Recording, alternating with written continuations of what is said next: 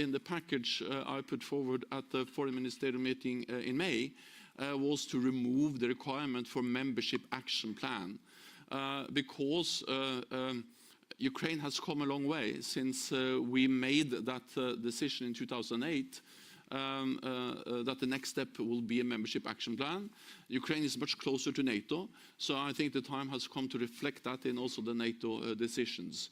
So all put together, including that we make clear that Ukraine will become a member, we remove the membership action plan, we make their forces interoperable NATO forces, we establish a NATO-Ukraine Council, all that together will send a very strong and positive message from NATO to Ukraine.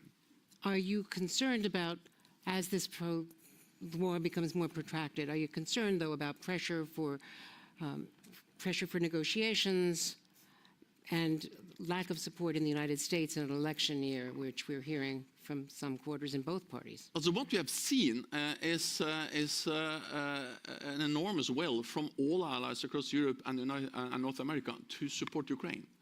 And if you look at the opinion polls, the support remains very high. Of course, it varies a bit between countries. It goes a bit up and down, but the main message is strong bipartisan support in the United States, but also across Europe and Canada to stand by Ukraine. And I think the support for Ukraine is strong, partly because people feel solidarity with Ukraine. It will be a tragedy for Ukraine if President Putin wins. But I think also people realize the very simple fact that if President Putin wins in Ukraine, it will be not only bad for Ukrainians, it will be dangerous for us. Because then the message will be to all authoritarian leaders that when they use military force, when they violate international law, when they invade another country, they get what they want. And that will make the world even more dangerous and we will become more vulnerable. So it's in our security interest to support Ukraine. And that's the reason why I also welcome the very strong support from NATO allies. Let me add one more thing, and that is that what we also see now is that allies are investing more in defense. We just published the latest figures a couple of days ago. 8.3% real increase in defense spending across Europe and Canada. It's the biggest in decades. And it shows that allies are now also taking this extremely seriously and investing more in defense to ensure both our collective defense but also our ability to continue to support Ukraine. I think we have a couple of minutes for questions from the audience. There are microphone stands, I think, on either side. Yes, sir, but please go to the microphone. Oh, it's in the center, I'm sorry. Yeah, hello, Oleksiy Goncharenko, member of the Parliament of Ukraine. First of all, thank you very much for all you said in support of our country. But the most important from the ground, I can tell you, millions of Ukrainians are looking to Vilnius today with hope. We want to see the word invitation or to invite from NATO to Ukraine. And I have a direct question to you. Will it happen? And because that will boost morale of Ukrainians enormously. If this will not happen, that will be really demoralizing. And I think thank you very much. And thank you, sir. I think we're just about out of time. If you could give a very brief answer, Secretary General. No, you would see the language in a few hours. Because we are now finalizing the communique. There we have the language.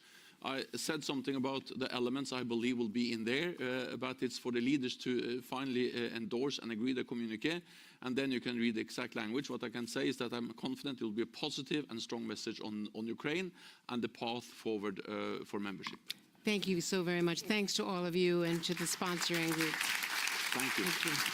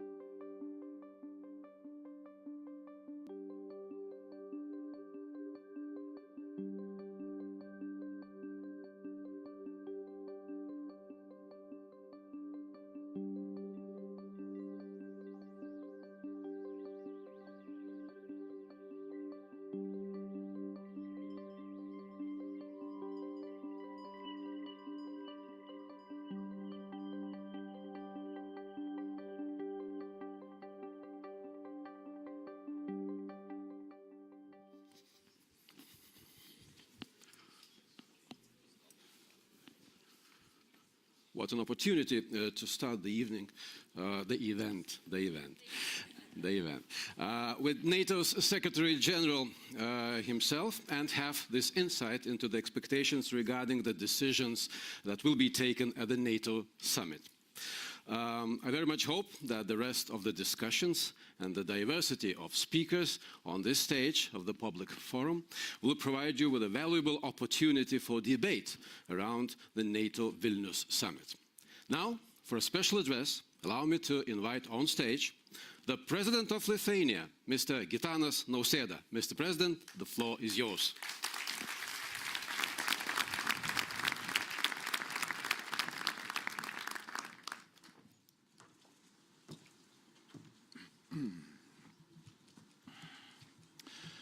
Distinguished participants of the forum, ladies and gentlemen, it's a great pleasure to address such a distinguished audience in Vilnius, the historical capital of Lithuania, celebrating its 700 years anniversary.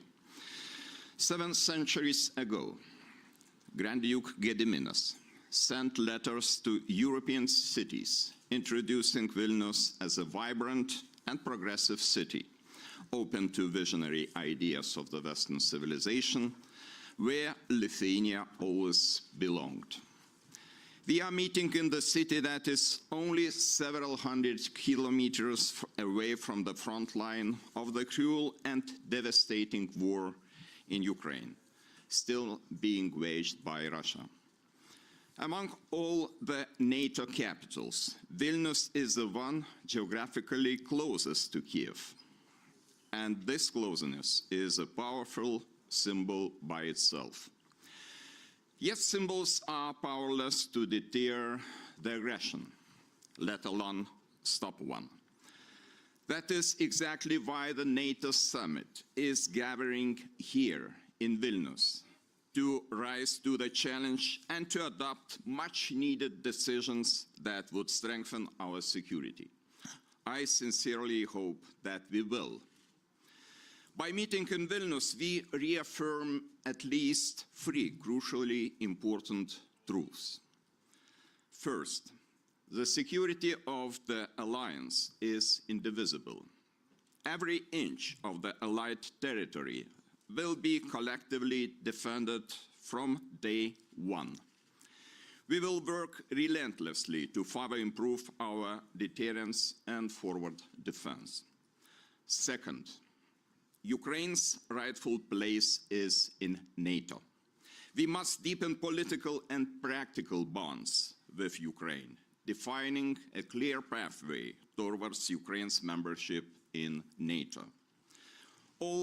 At the same time, we must continue providing uninterrupted financial and military support till the very moment of Ukraine's victory.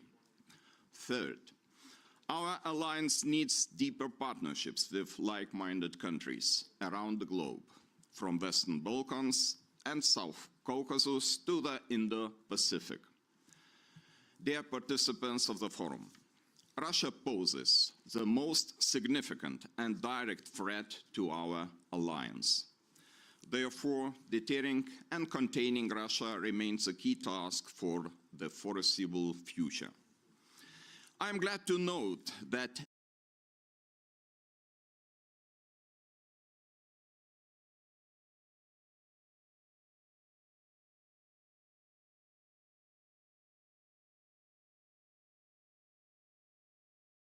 NATO is rising to that challenge. All allies stand firm and united behind Article 5 commitments. The alliance is already making history in Vilnius by approving the new generation defense plans. It is also vitally important to complete the assignment of the necessary forces and capabilities and make those plans executable by the end of this year. Scaling up military presence in the allied countries most exposed to threat and in the areas of particular strategic importance for the alliance is an existential necessity, not a whim. I welcome the announcements of Germany in this respect, and I am confident that by 2026, in place, a combat-ready German-led NATO brigade in Lithuania will become the best proof of Zeitenwende in action. A more serious approach to defense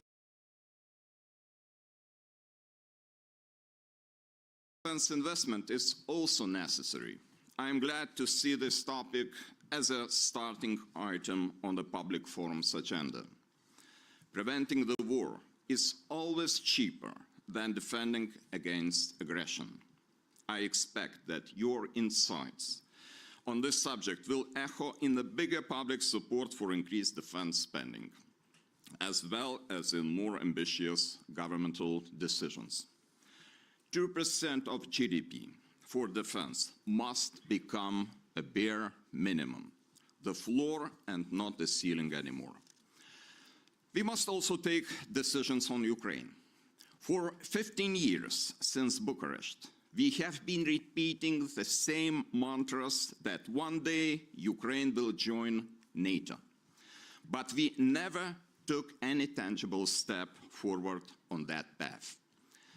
At the same time, Russia did not hesitate to take the initiative invading Georgia in 2008, illegally annexing Crimea, destabilizing Donbass, and launching full-scale military invasion in Ukraine. It is time to change the paradigm. There will be no security and stability in Europe unless Ukraine's future is clearly defined. A clear pathway to the membership in NATO is something we owe to Ukraine. Only Article 5 can provide real security guarantees, which would deter Russia from any future aggression. There are no other miraculous alternatives. Tomorrow, we will be having a first meeting of NATO-Ukraine Council, a significant upgrade of our practical and political partnership. I also hope we will pave the pathway towards Ukraine's membership in NATO, to be followed by the invitation as soon as circumstances allow. Nobody and no one, including us, should deprive Ukraine of their choice. Dear friends, we have no luxury of dealing only with one threat or challenge at the time anymore. The complexity of global security environment, and especially increasing challenges to the rules-based international order coming from authoritarian states, requires strengthening cooperation within NATO. The current NATO strategic concept has acknowledged China as a systemic challenger to the transatlantic security. I strongly believe that reducing economic and energy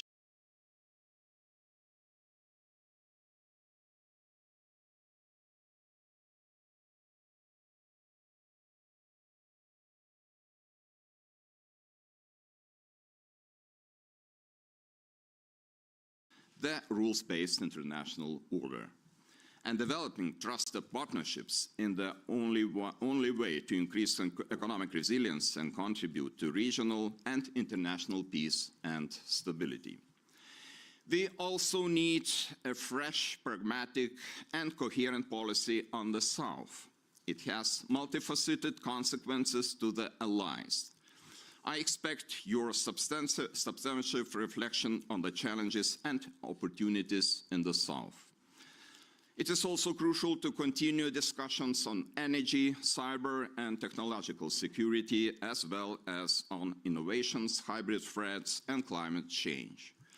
All these aspects that I have mentioned are essential pieces of the great security. Addressing them, we would empower the alliance and make it more capable to respond to any threat from any direction. Lastly, I expect we will end the summit in Vilnius as a summit of 32, with Sweden becoming a full-fledged member of NATO. Actually, it's already happening in front of our eyes. I wish you all great success in all your deliberations today. Let this public forum of the NATO summit contribute to the better teamwork between experts and policymakers, to better public understanding and awareness of the complexity of the threats to Euro-Atlantic security, and to our common responsibility to protect and defend it. Thank you.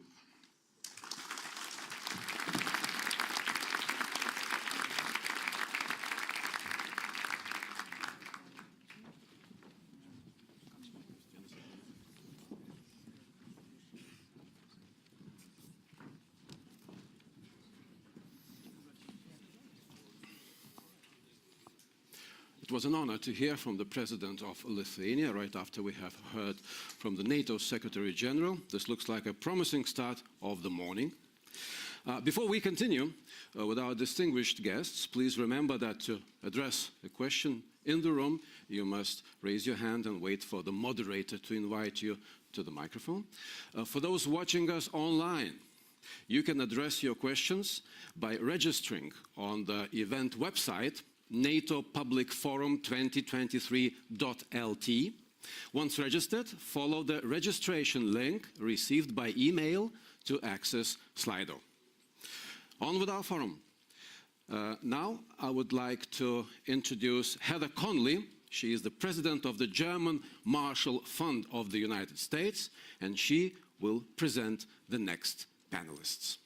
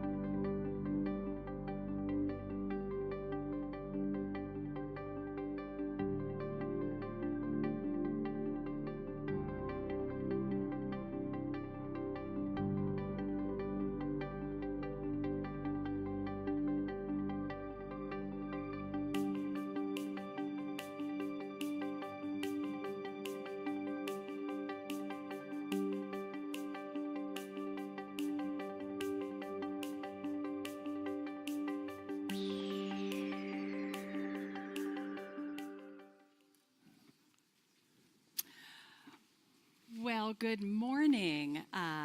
Welcome. I am so excited about this panel and the extraordinary panelists that we have assembled. If I can briefly introduce Prime Minister Justin Trudeau, Prime Minister of Canada, will be coming here momentarily. He's going to slot, yes, thank you, Prime Minister. That's the empty chair. We have, of course, Latvian Prime Minister Krišjānis Kariņš with us, Prime Minister Kaja Kallas of Estonia, and Admiral Rob Bauer, Chairman of the NATO Military Committee. I am going to take the moderator's prerogative. I'm going to actually change the title of this panel, and I'm going to use a quote from Prime Minister Kallas, that this panel is going to be entitled Defending NATO Territory from the Very First Minute. That was something that you said in May after the largest NATO exercises in Estonia, Spring Storm, happened in May, because it's not defending forward, it's defending every inch of NATO territory. So the Prime Ministers have given me a little bit of permission that I'm actually going to first turn to Admiral Rob Bauer to give everyone a 2-minute level set, and this is your challenge, Admiral, because since 2019, the Military Committee has been working on these regional defense plans, upwards of 4,000 pages of classified material. What I want him to do is just give you the 2-minute description of these 3 regional defense plans, the deterrence and defense of the Euro-Atlantic area, and then I want to bring our prime ministers into the conversation, what this means. I think this panel, with all due respect to the focus, the exciting news about Sweden that the Secretary General noted today, the important information about Ukraine, this conversation about defending NATO, this generational shift in thinking, I think is the most important thing we're going to talk about today. So there you have it. You, Admiral Bauer, 2 minutes or less. Tell everyone in the audience what they need to know about these 3 regional defense plans. Okay. We actually now have the plans in place for defending our alliance every inch. And that is basically going back to collective defense. That is the big change. It is based on 2 threats, Russia and terror groups. That is also a big change, that we base our plans on threats. And therefore, we are now working towards, so the regional plans basically look at how do you do that? How do you deter and defend against those 2 threats, given the geography of the different regions? High north in Europe and in the south of Europe. And so that is the practical work of the plans. Out of those plans come then a set of capabilities that you actually need to do the work with, which is the airplanes, the ships, the brigades, etc., etc. So that is the next step, that we talk about what is the set of capabilities we need in all domains, cyber, space, maritime, land, and air. So the set of capabilities is the force structure requirement. The next step is then, how do you command and control these forces once we have them? And the challenge for the next couple of years is that the nations that have agreed to this in this summit, to all these plans, to this force structure requirements, to the command and control adaptation, are going to do what is necessary in terms of getting more people at a higher readiness, more soldiers at a higher readiness, getting the capabilities, buying the systems that we need. So it is more investments. It is investments in infrastructure. It is investments in enablement of, good morning. It is investments in enablement to make sure that we do not only have the fighting forces, but also that we are able to have the logistics in place, that we are able to support the fight as we now see in Ukraine is so difficult. So 3 regional defense plans, high north in the Atlantic, the central plan, which covers the Baltics to the Alps, I think is how you've described it, and then Southeast Europe. Those 3 regional defense plans. Prime Minister Trudeau, welcome. Good morning. Apologies for No. I call this perfect timing because I'm going to throw the first question to you. So no rest for the weary. I'm sorry. Admiral Bauer just described these 3 plans, and really, you just arrived to Vilnius from Riga, where you made a historic announcement about an additional 2,200 Canadian forces that will be in Latvia, a 2.6 billion Canadian dollar contribution. So this obviously has huge implications for Canada's role along the eastern flank, but the regional defense plans also have implications for Canada in the high north and the North Atlantic, a huge area of protection for Canada. Help us understand what these regional defense plans will mean for Canada, and how do you as Prime Minister, convey this to your citizens, how important this is to their security? Well, I think one of the things that our citizens across all our countries are understanding right now is the world is changing, and not necessarily in reassuring ways. The aggressive posture, not just of Russia in its invasion of Ukraine, but the rise of authoritarian powers that are trying to push the limits of the rules-based order, challenge in every function that they can, try and make might right once again, means we have to be absolutely unequivocal in standing up for them, and bringing our citizens along. There's no question that in Canada, like everywhere, inflation's a challenge, housing prices are a challenge, labor shortages are a challenge, the hangovers from the pandemic, worries about climate change. There's so many things going on that additioning to this geopolitical instability as something we also have to step up and spend on requires explaining, but not that much explaining. Canadians understand deeply how if Russia is successful in redrawing lines on a map in Ukraine, then everything else around the world becomes more dangerous and more destabilized. And people are now fully convinced that what happens on the other side of the world does have an impact on them. So Canadians have been extremely supportive of the close to $8 billion that we've invested in military, financial, and humanitarian support to Ukraine over the past short while. And they're also very enthusiastic about what I was announcing with Christianis yesterday, which, as you say, is a doubling of the Canadian contingent in Latvia as we move towards brigade side, along with others, because holding and strengthening NATO's eastern flank against Russia is unbelievably important. But just last summer, I was up in Cambridge Bay, Nunavut, which is one of our more northern communities, with Jens Stoltenberg to talk about the posture around the Arctic and how Canada is continuing to make investments in not just in military in the Arctic, but in Arctic sovereignty, which for us goes through the people who live in the Arctic. Infrastructure, communities, economic opportunities, protection of the climate, presence, and active use of Canada's Arctic as part of how we're going to make sure that as, unfortunately, the Arctic becomes a more and more accessible theater of operations or of interference or of exploitation, Canada and other Nordic countries are very much connected. I say other Nordic countries because a couple of weeks ago I was in Iceland with the Nordic Council talking at great length about what we were going to do to continue to work together to protect our Arctic. But the world is changing. Canadians get that, and I think people throughout the alliance as citizens understand how we need to step up, as Rob was pointing out. Absolutely.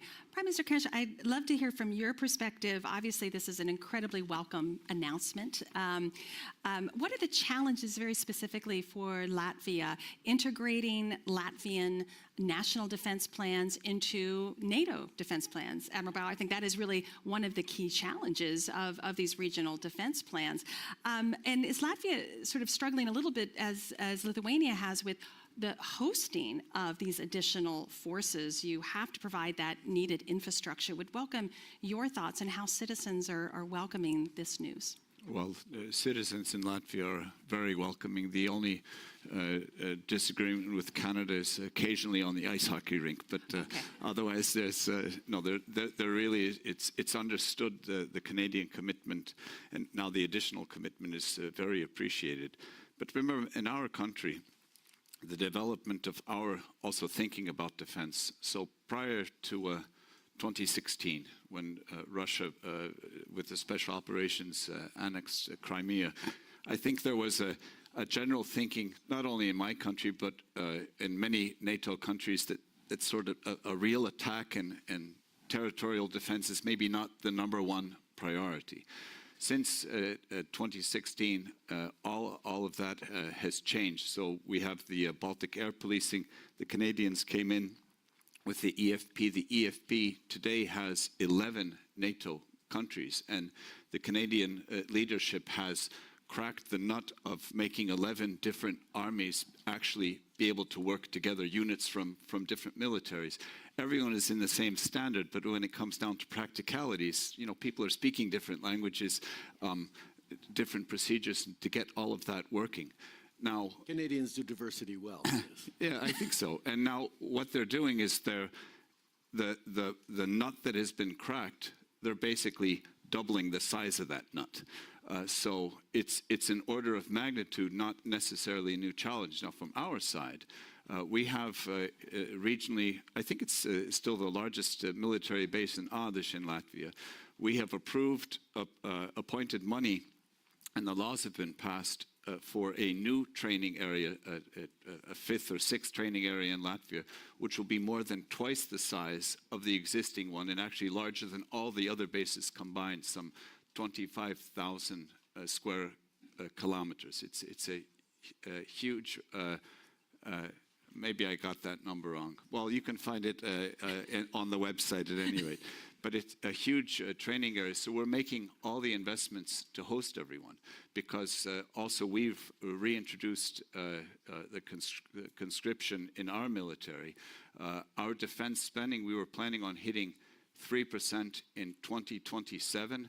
Now we've moved forward with the conscription, with a purchase of air defense, with purchase of coastal defense, and with advanced purchase of the rocket artillery, the HIMARS systems.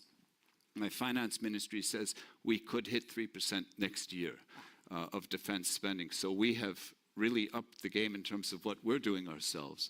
The Canadians are, of course, taking a great leadership position here, and we will have additional training areas. So it's sort of doing everything that we've been doing for the past 5-6 years and doing it on a grander scale. And pressing the foot down on the accelerator, absolutely. Prime Minister Kallas, as I mentioned, Estonia has a 183-mile border with Russia. You've been exceptionally articulate and outspoken about NATO's laser-like focus on defense. In May, Spring Storm, which was the largest NATO exercise in Estonia's history, I mean, how does these these strong regional defense plans, what are the impact for Estonia? Would you like to see a larger British presence there? We had, obviously the UK had 1,500 forces for that exercise. Do you want to see a more beefed up physical presence? What do you think is missing, if anything? What are the challenges that Estonia faces with integrating these forces? Yeah, first of all, I must say that I'm super happy that we got so strong decisions in Madrid, and now we have the plans that are actually the implementation of those decisions.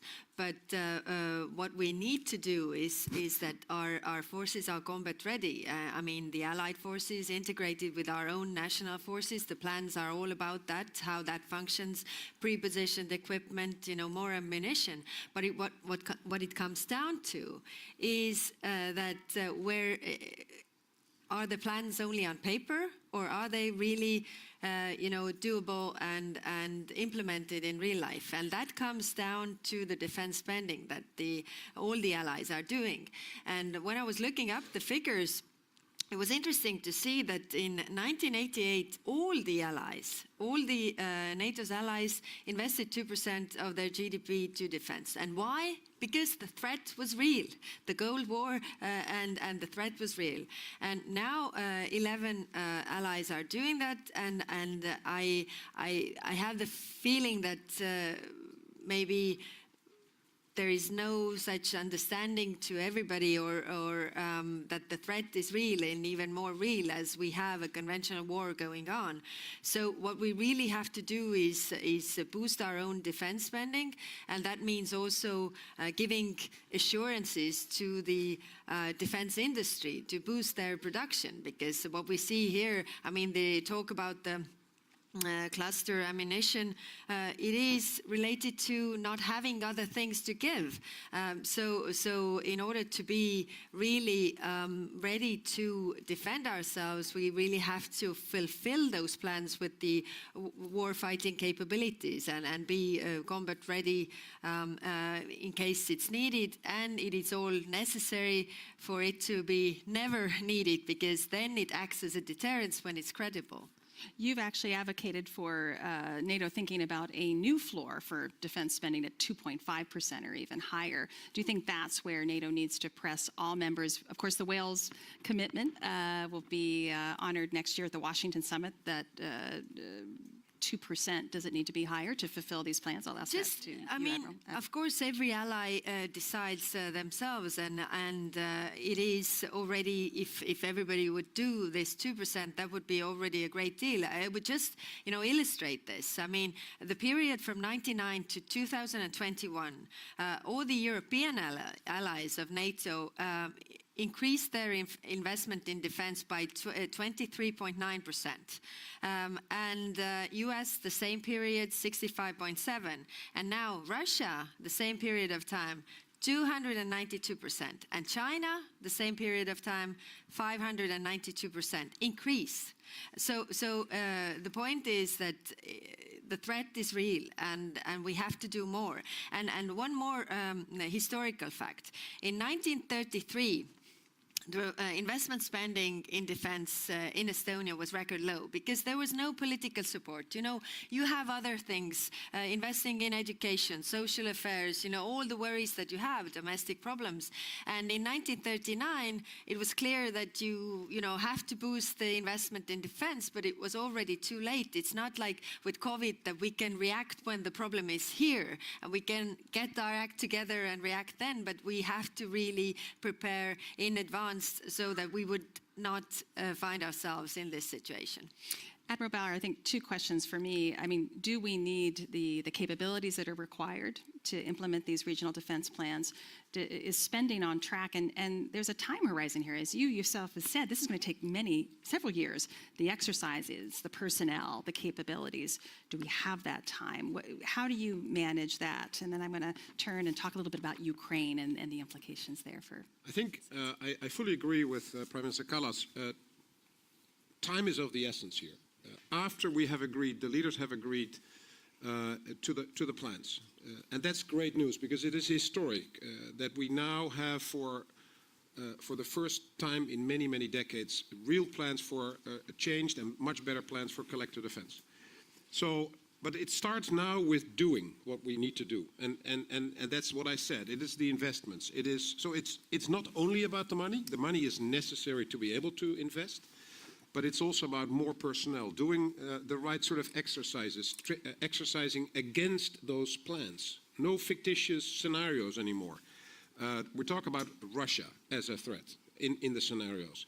And so we need to do all these things as soon as possible, but it will take time because recruiting more soldiers, building infrastructure, and it's not only in defense, it's also military mobility in Europe. It's still a problem. That is not easy to move things through Europe if it comes to the military and ammunition. And in a war, you want to move ammunition as food through Europe. And it's not easy. It's still a lot of restrictions. So we need together to feel the urgency to actually make it work. And it's not only about the money. There's a lot of work to be done.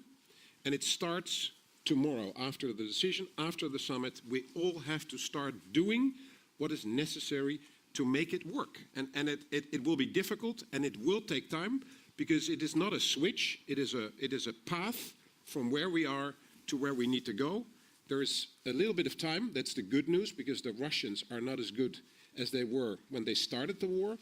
So we have a bit of time because the plans are based on the strength of the Russians when the war started. So if they reconstitute to that position, we're still in a good position with our plans. But we need to do everything that is necessary, and Prime Minister Kallas talked about the industry. That is a serious issue still, that we have to find the right people to connect and to make sure the money becomes available for investments, that they start to invest and to make larger production facilities. It's simple as that. I know you've been working since 2019, but the work begins today, and that urgency, that's the clear message. Prime Minister Trudeau, I'd like to change slightly, but it's the same thing. Ukrainian Foreign Minister Kuleba wrote in Foreign Policy a few days ago, he was making an argument that let's not think what NATO can do for Ukraine as we contemplate the packages, but what Ukraine can do for NATO. And he was suggesting that a Ukrainian brigade is going to be defending NATO's eastern flank, a hardened, capable Ukrainian military. Are we not thinking sufficiently about how the Ukrainian military, when they're in NATO, will actually be a huge additive to protecting NATO's eastern flank? And I really would love your reflections as we go down the panel, and then I'm going to add a second part to that. We've witnessed an extraordinary extraordinary historical moment within Russia the last 2 weeks. Prigozhin's mutiny, we're still trying to ascertain what that means. But the shift in Belarus, does this now start arguing for different thinking along the eastern flank? Because Belarus now, with Russian tactical nuclear weapons, we may have Wagner very much engaged in Belarus. Does this change any thinking? Please. Well, first, in regards to Ukraine, when Russia invaded Crimea in 2014, Canada was one of the countries that decided to step up right away and start training the Ukrainian military. And from 2015 onwards, we trained up till the beginning of the war about 35,000 members of the Ukrainian armed forces, and since then have only stepped up. I was actually just meeting with some Canadian military trainers in Latvia who are doing a senior officer and a middle officer corps training exercise in Latvia, and for Ukrainians. And what we've seen is, yes, we all knew that a large Soviet-style army gets to defeat a smaller Soviet-style army, but the Russians, who have a large Soviet-style army now, are not able to defeat what was a small Soviet-style army in Ukraine, but is now actually a modern equipped, but more importantly, modern trained military. And the way they're using the officer corps, the way they are actually smarter about modern warfare has been a huge part of that holding off of the Russian effectiveness. But the really interesting thing that I've talked with our trainers about is, even as they are training up on all sorts of advanced tactical and strategic points and equipment use, the immediate feedback from the Ukrainian fighters and leaders who are testing this right away on the battlefield, who are seeing how they work in different tactics, who are giving a fresh perspective on very strong theory, has been an incredible symbiosis. And what we are learning and drawing on from this very real war that's going on right now is feeding in not just our need to, as Rob said, continue to step up on more ammunition, on more procurement, on better preparation for what's next, but actually understanding what is most impactful and effective. And there's an expression that everyone's always preparing the equipment they wish they'd had in the last conflict instead of looking towards the next one. And that's where the hybrid warfare, the disinformation, the misinformation, the cyber capacities, all the different things that are coming together, even responding to the ecocide that was the destruction of the dam. These kinds of things are coloring everything we do and everything we have to think about what could be coming next. Absolutely. Prime Minister Karas, how do you feel about Ukraine being an additive to your defense? Absolutely. I mean, as Justin was saying, today we're training Ukrainians, and I'm convinced that tomorrow they'll be training us, because which army in Europe has now the experience of actually fighting the Russians? It is the Ukrainians, and they're learning. They're surprisingly, or maybe not so surprising, they're fantastically adaptable to all kinds of weapon systems. Imagine the complexity. They're getting all kinds of different equipment, and they're able to train up to use many different. So within our own armies, you have one type of system, and everyone learns that one type of system. They're adapting to all the different systems that we have, which is actually a challenge in terms of simplicity of platforms that we have to think about in NATO. But they will be eventually training us. But the point of NATO and Ukraine's future role in NATO is remember that Russia only understands strength and power. And the reason they're fighting the war in Ukraine is because they wrongly but perceived Ukraine as being weak and an easy target, because it was in the gray area of not in NATO. So NATO's value add is, of course, our preparedness and the fact that Russia understands that preparedness. Now, regarding Belarus, we in Latvia have been it's 2 years now that we have daily experience with hybrid attacks physically on our borders. So the Belarusian government organizes planes full of people from third countries and physically moves them to the border, tries and sometimes succeeds in cutting the fences and encouraging, if not forcing people to illegally enter into the European Union. So they have effectively helped us to train ourselves to have a seamless interaction between the border guard, police, and the National Guard with surveillance, et cetera, where we're fully aware of this. So the threat is very real. The threat of disinformation, the threat of cyber is real. In Latvia, we have the Stratcom Center of Excellence. In Estonia, it's the cyber, and it's maybe no coincidence that in our countries we have these two centers. These are very real threats. But with Wagner coming into, or potentially coming into Belarus, I don't think that anyone seriously thinks that even 5,000 or 6,000 soldiers would now be a direct military threat to NATO. But imagine even 500 well-trained, ruthless mercenaries attempting the migrant route, and what would they do if they came into Europe? So our awareness on the border in Latvia, in Lithuania, in Poland, all of our services, they're in constant contact and observing the groups who tend to try one place, then another, then a third place. So there's very well situational awareness on our side, but we need to keep that heightened because that threat is not going anywhere. And with Prigozhin and if anyone thinks that, Putin is now weak, maybe on some level, that is, if there are two bulldogs fighting and one is weaker, it doesn't mean the other one is a poodle. It means the other one is still a bulldog.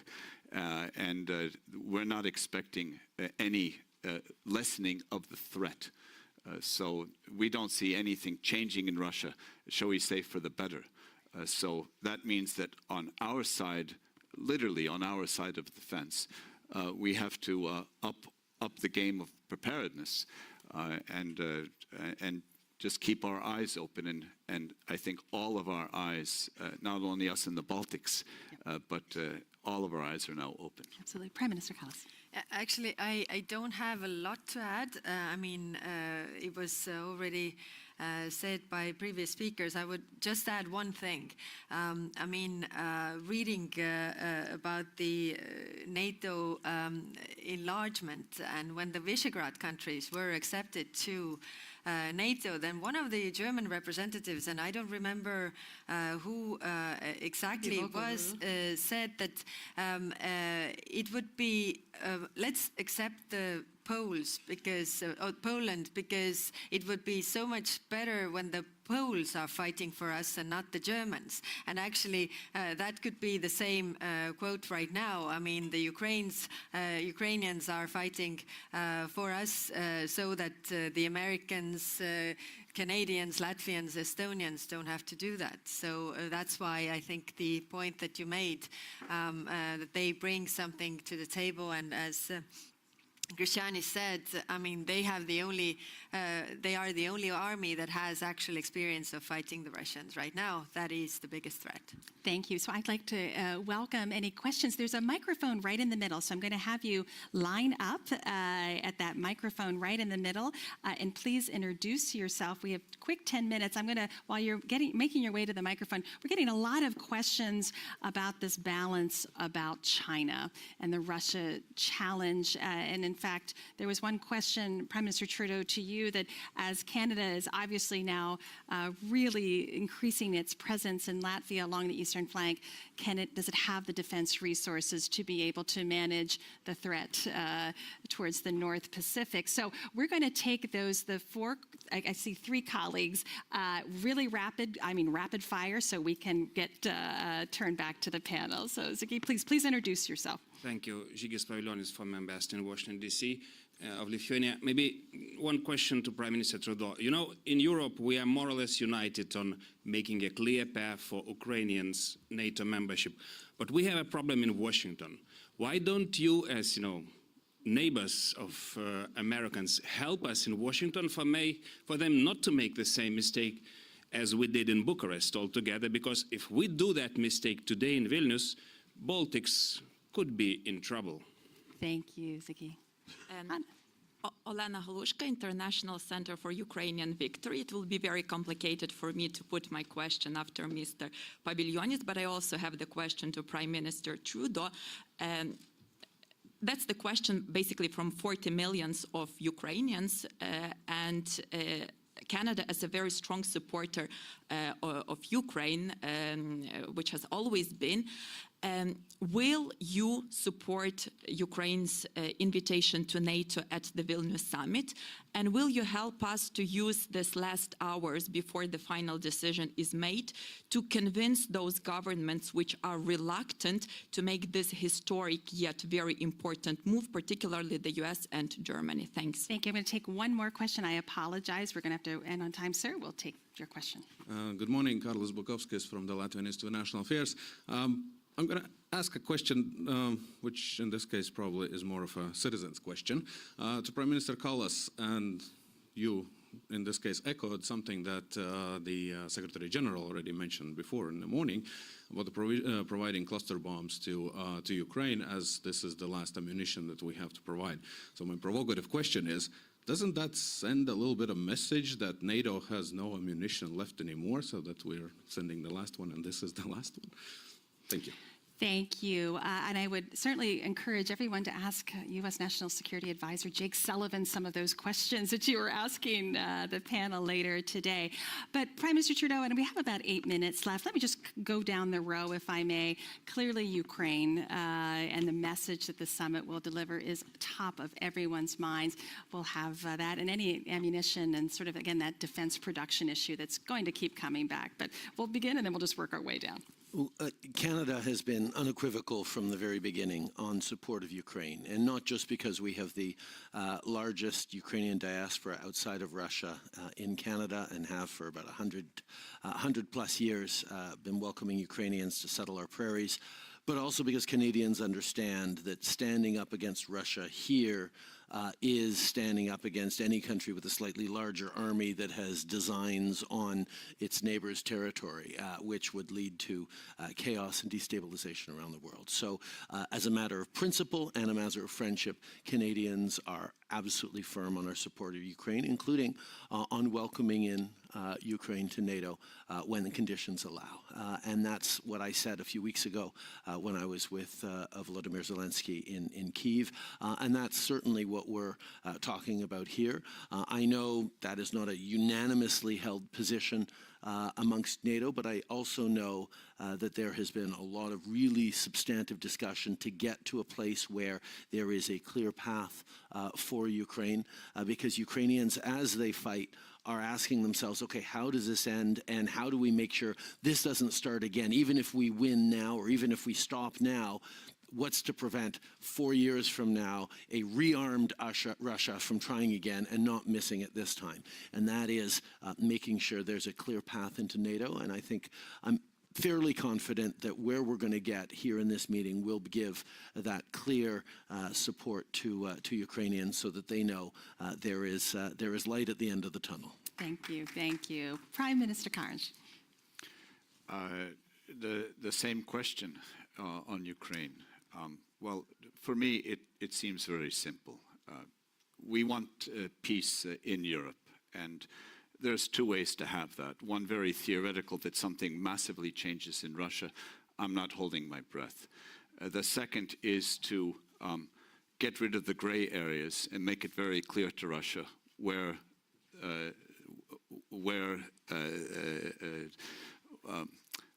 their limit is, and that is NATO. So only when Ukraine will be in NATO will we be able to have a stable peace. It's not a complete peace, because Russia will still be there, Russia will still be a threat, but it's only then. So to me, it seems very obvious this has to be the exit of this conflict, that an independent, a liberated Ukraine becomes a member of NATO. The only way for a stable peace.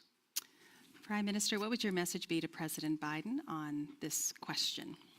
Well, we have been sending those messages, and we are talking about these things. I think fundamentally we have the same view. And again, I mean, going back to Clinton and Gore, who said that we, when the NATO was enlarging, that we can't leave Ukraine out in the cold with a furry neighbor besides them. So I think we have the obligation, but as Justin said, for us it is very important that that we have the path, we have concrete steps that we agree how this is going to happen. We understand that it can't, happen while the war is going on, but concrete steps by moving closer to, steps like having this constant review, seeing that the systems are interoperable, all the things that we can do, and when the opportunity window opens, then we can do this in order to stop this. Because I'm of the belief that that the only security guarantee that is the cheapest and that really works is NATO's membership. I mean, our countries are a living example of it. Now, coming to the question that was directly addressed to me, then of course we have our stocks, we have enough to defend our countries. We all do. I mean, we give what we can give so that we are not left defenseless. And this is all the talk, because it is all the talk about what we can give so that we don't let our guard down, because the threat is still real. And having, that we have given so much, then it also has to come from somewhere. And then it comes to the production that hasn't really doubled or tripled while we are giving everything away and ordering new things, and the production or the procurement deadlines are way too long. So how can we really shorten those? And I totally agree, it's not about the money, but what we do with the money and where we invest the money. The collective defense, thinking about defense regionally, not every country, their own, but like we do with Latvians. We have agreed that, our threat can come through Latvia. So that means that our forces can also be protecting and defending Latvia, and that's why one thing is helping Ukraine, and the other thing is also boosting our own defense. Absolutely. Admiral Bauer, I'm going to provoke and say, honestly, there's 4 regional defense plans. Ukraine, in many ways, is its NATO's regional defense plan as we strengthen their military capabilities, as we train them, as we create and help support their quest to liberate their territory. How do you, moving from this day forward, with those regional defense plans in place, all the work that you have to do, how much are you adapting to Russia's reconstitution? And they are learning on the battlefield as well. How much are these regional defense plans living in response to Russia's adaptation of its military? Yeah, it's a living document, these plans. And I think everybody needs to understand that if the threat changes, then we will adapt those plans. And then we will have to respond to the change, and that is what we will continue to do. As I said, and that is important, the plans are now based on the threat that was Russia before they started the war, the full-fledged war in Ukraine on the 24th of February 2022. So I think we are, for now, we're good if we do what we have agreed in the plans. So it is now to all the nations that they have to implement the changes, invest in the capabilities, get more people, be readier, because otherwise it still doesn't work. If the Russians will reconstitute and in certain areas will become bigger, better than they were, then we will respond to that. As I said, this is the most important part of the NATO summit you may not hear as much about, but this is where we defend every inch of NATO territory. With your applause, would you please kindly thank our wonderful panelists for a great discussion.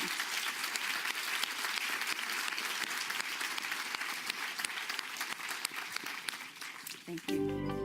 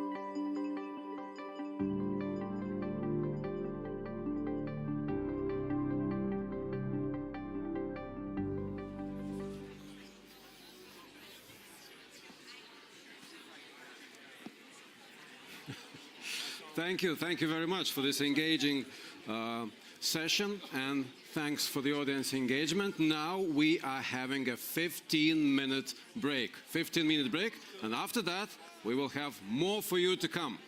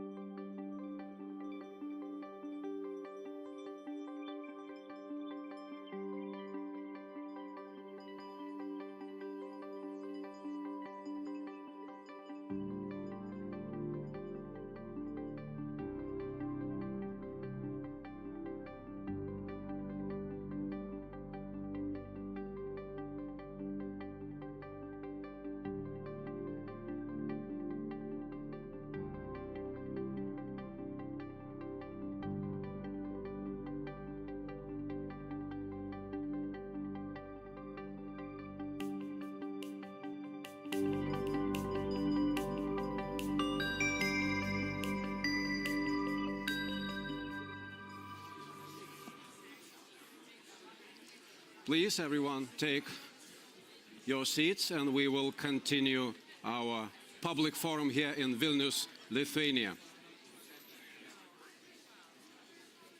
The next section will be in the spotlight with another distinguished NATO guest, the NATO Deputy Secretary General.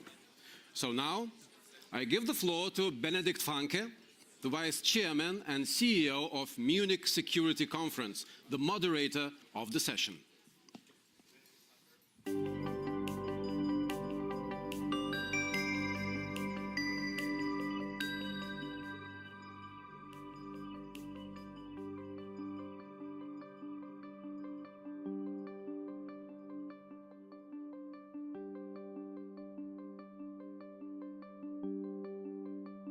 And not only a proud co-host of this meeting, but also the number 2 at our institution. And who better to interview on stage than the number 2 at NATO? Great to have my good friend, the Deputy Secretary General, with us today. I've been given 2 pieces of instructions. A, use the whooping 20 minutes that we get to talk about everything that the Secretary General didn't talk about. And make sure that you understand one thing, and it seems to be very important. Please don't line up behind the microphone. Go to the microphone once I point at you directly. We'll practice this in a minute. Because we're such good friends. But it's good to be number 2. It is brilliant to be number 2. Yeah. The number 1 sits there, NATO. so I'm a happy number 2. And thank you for lending Boris Ruge to us.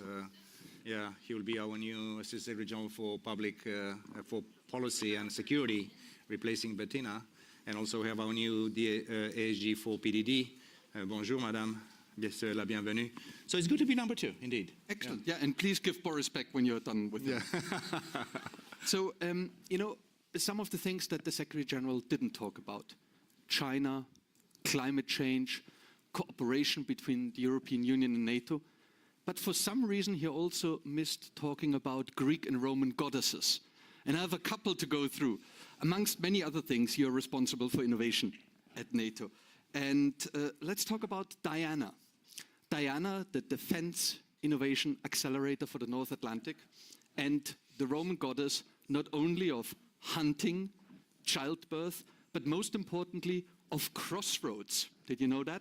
So we at NATO, we in the alliance are certainly at crossroads when it comes to innovation. And I'm wondering, are we taking the right turn? Are we going in the right direction? Are we learning the right lessons on innovation from the war in Ukraine? Oh, thank you so much. You know, I chair the innovation board in NATO. I'm very happy that with the Munich Sicherheit Conference we have this partnership between our advisory groups. There's nothing more fundamental for our alliance and for the free world than to maintain our technological edge. It's the essence of who we are, the essence of our economies, of our militaries, and in the end, this is something that NATO is doing. So, to be honest, I'm also pleasantly surprised how fast allies have moved and we moved on this one. So we discussed about Diana just 2 years back, I think. Now it's up and running. The first challenge is up for startups and innovators that would like to work with us. More than 100 test centers and accelerators across our great alliance in Europe and North America. Universities, research centers, the best and the finest. Because if you look to what NATO countries do possess, we are basically in an ecosystem of innovation that has absolutely no rival. And this is why we are working on Diana. And it goes hand in hand with the other total innovation. We have launched the NATO Innovation Fund, which is the first ever multinational sovereign venture capital fund. Sounds like a contradiction in terms? No, because we also feel the need to put a little bit of seed money into the startups that are using Diana. Smart idea. We help the young innovators from all over the alliance to cross the valley of death until and unless, of course, they will go to the real markets and the real venture capital world. So yes, we are doing good. We're working with our partners. I remember inviting an Australian cyber/quantum company to brief us. We are talking to Korea, to South Korea, to Japan, to many of our partners. So yeah, technological edge is the underpinning of everything we do in defense, in economy, in society, in democracy. So I would like everyone to know that we are really doing our best to move forward on that one too. So Diana, as a goddess, I think should be pleased with NATO today. Excellent. You mentioned money first. Let's turn to another god, Plutus, the god of wealth and abundance and defense investment, I have you know. As we pointed out in our wonderful report that came out last week, sorry for the advertising here, defense sitters. We make the point that a lot of us in Europe are still sitting on the fence when it comes to defense, particularly when it comes to investment. So how do we get more Plutos, particularly in Europe? How do we increase investment in innovation? You did mention that we put a little money into the innovation fund. How do we get more money in there? Listen, we don't want NATO to be a substitute for what national governments and private sector are doing or academia are doing. We think and we are acting as a catalyst for harnessing the innovation ecosystem across our great alliance. So in a way, we are sending a demand signal. As we are sending a demand signal to our defense industrial base, through the NATO planning processes, through the new regional plans that our leaders will be adopting in a few hours from now. We're also sending a demand signal to the technological world when it comes to NATO. As you know, we have Allied Command Operations in shape, led by General Cavoli, and also have Allied Command Transformation in Norfolk, led by General Lavigne, who is also working on DDA, defense planning, but also the capstone concept, which is the technological angle from NATO. So what we are also doing to governments, and this is also we are trying to help allies avoid a false dilemma. Because until the war in Ukraine that Russia started so brutally and aggressively, there was lots of people thinking that the next generation of warfare and technology should be only high-end, and less let's say, more substantive forces. So now we have basically a situation you have back in Europe, high-intensity warfare, so you need to invest more to have conventional and multi-domain forces, and also to invest in high-end technologies. So what NATO does is making sure that we avoid, for allies, the false dilemma of saying I should do either technology, high-end, or conventional deterrence and defense. No, it's one thing, it's multi-dimensional, it's multi-domain, as we call it. And again, NATO is an aggregator and an organization that sends a demand signal to our governments, to our private sector. So we don't see any fracture, which would be, I think, artificial and counterproductive between having strong conventional deterrence and defense forces and high-end space, cyber, sensors, integrated issues. So that's the beauty of NATO, that we are the great aggregator. And I think also Greek mythology is helping us with finding the role for NATO. We are doing this actively, and this summit in Vilnius will be nothing short of exceptional.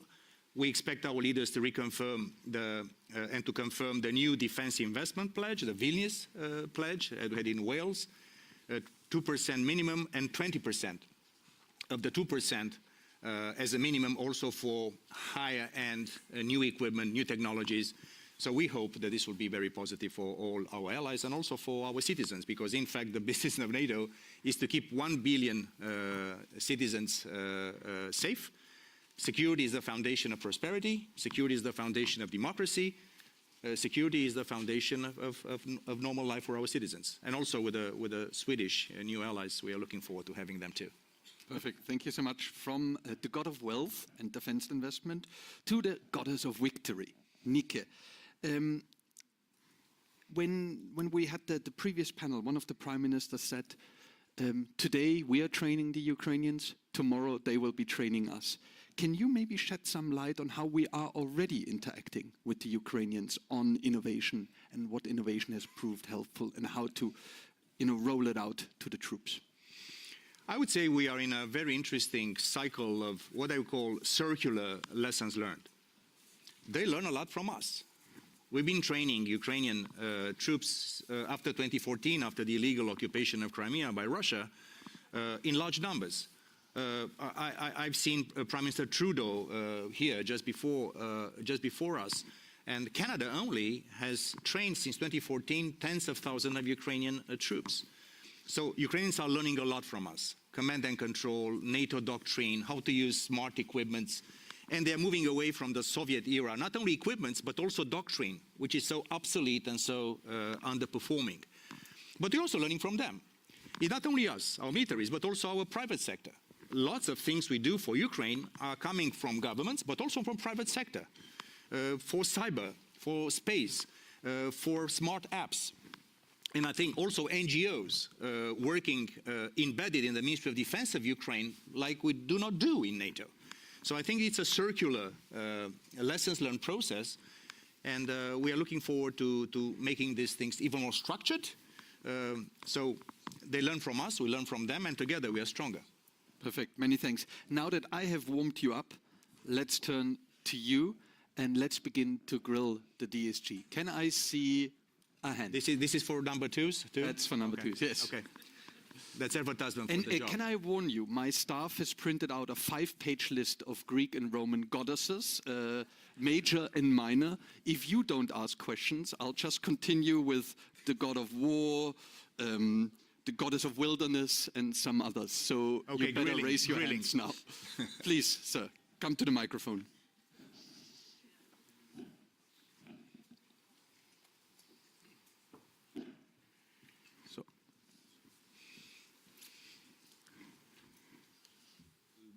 Hello, Tomasz Smura, Kazimierz Puławski Foundation from Poland. I've got a question which was not asked in previous panel.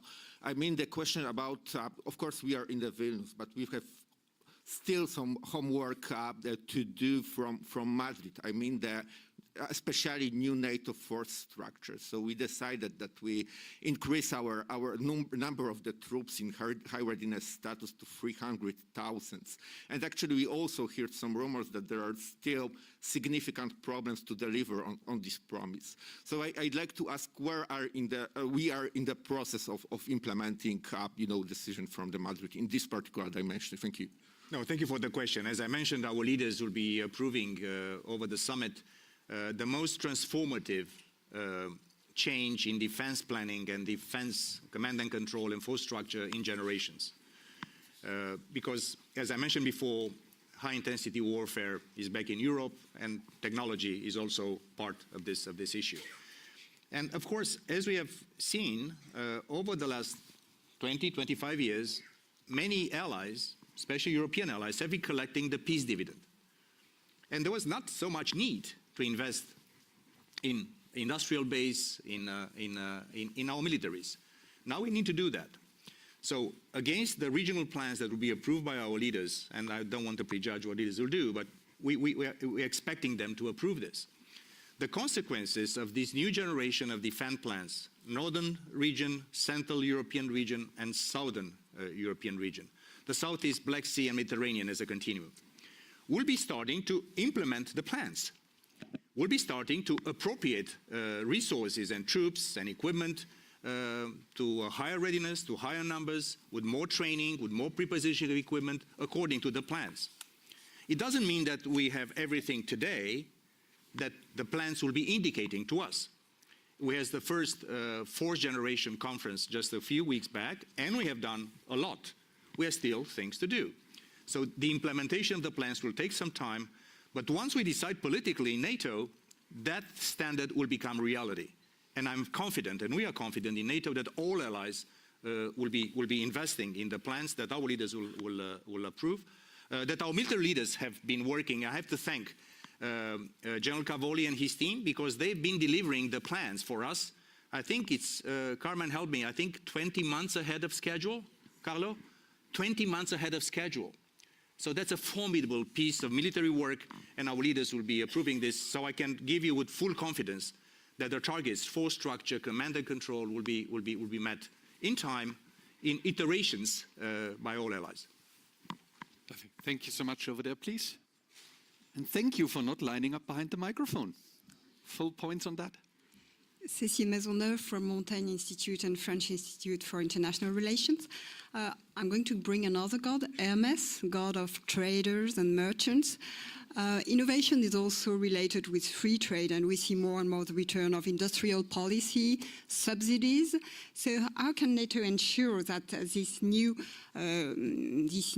return of sovereignty, of industrial policy, doesn't challenge innovation and free trade, which is also a basic of our multilateral order? Thank you. Thank you so much for the question. There is a new geopolitical and geoeconomic reality around the world, not only in Europe, around the world.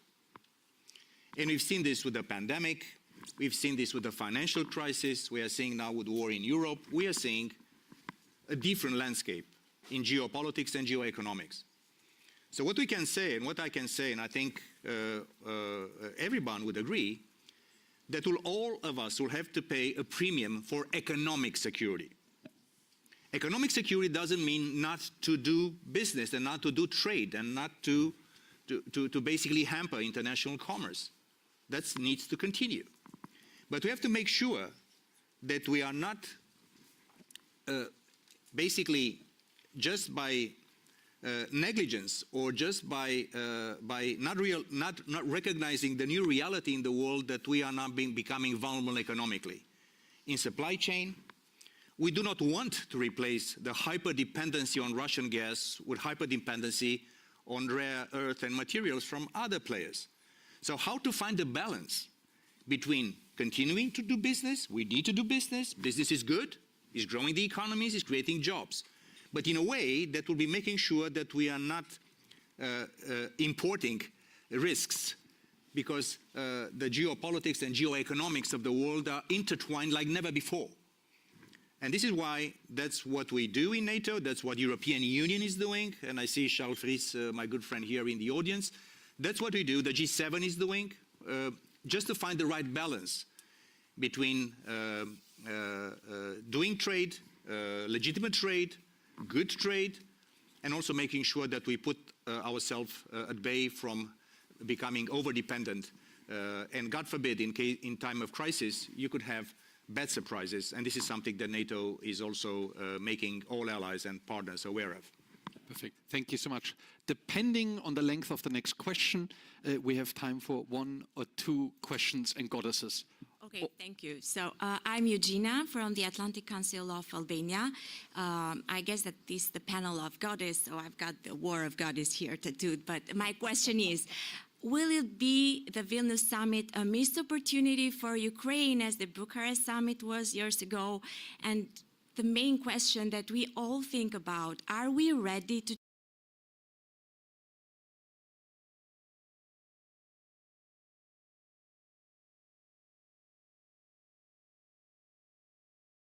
trigger Article 5? Thank you. An easy one.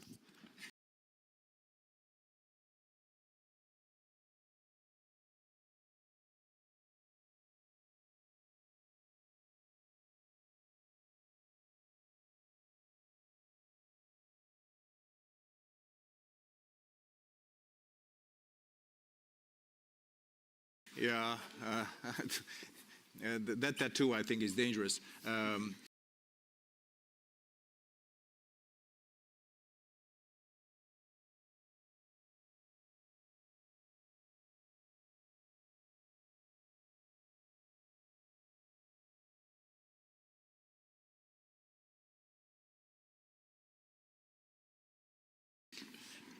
Listen, I cannot prejudge what our leaders will decide in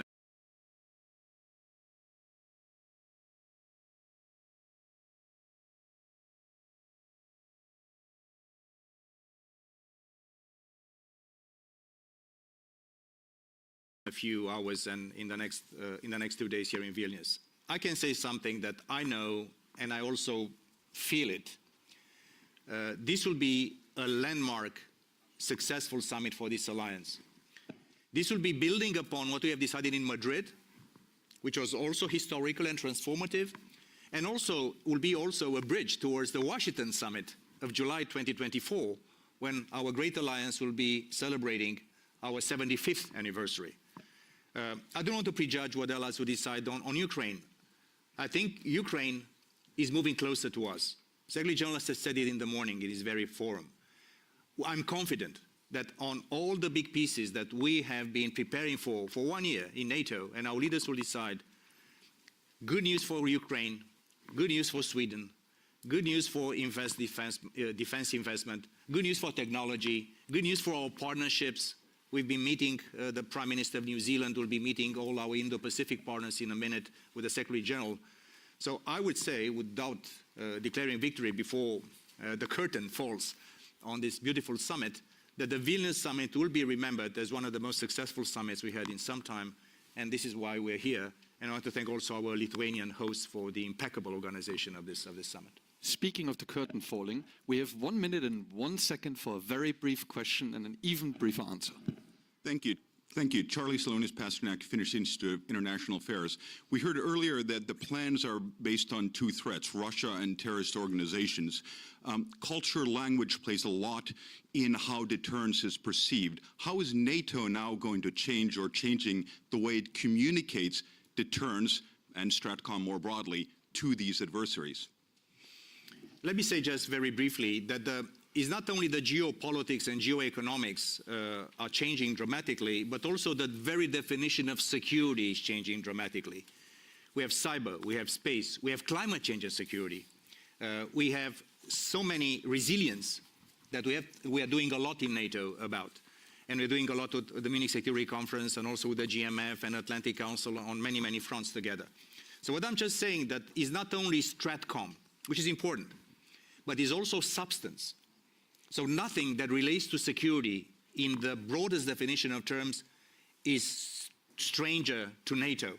We have the obligation to do the bread and butter, deterrence and defense, making sure that we resist these aggressions from all over directions. but also the business of NATO is to make sure that we are always adapting to a changing definition of security in a changing world. And that's why NATO has been labeled until now, and that's not StratCom or marketing, not even for number twos, the most successful alliance in history. Why? Because we showed unity in times of difficulty, and we have a gene of adaptation inside NATO. And before closing, because it's last second, I would like to thank also the audience, not in this room. I'm very happy to see my friends from Aspen, Romania, and others. I know that this public forum is a great success, and I want to thank my colleagues, the organizers. Carmen, you're coming here. I think we should give you a round of applause too. Let's give a round of applause to Carmen. And like in every good action movie, our timer stopped with 1 second to go. Thank you for joining us. A great number two you are. Good luck for the summit, and thanks for being such a loyal guest and friend. Thanks, everyone. Thank you.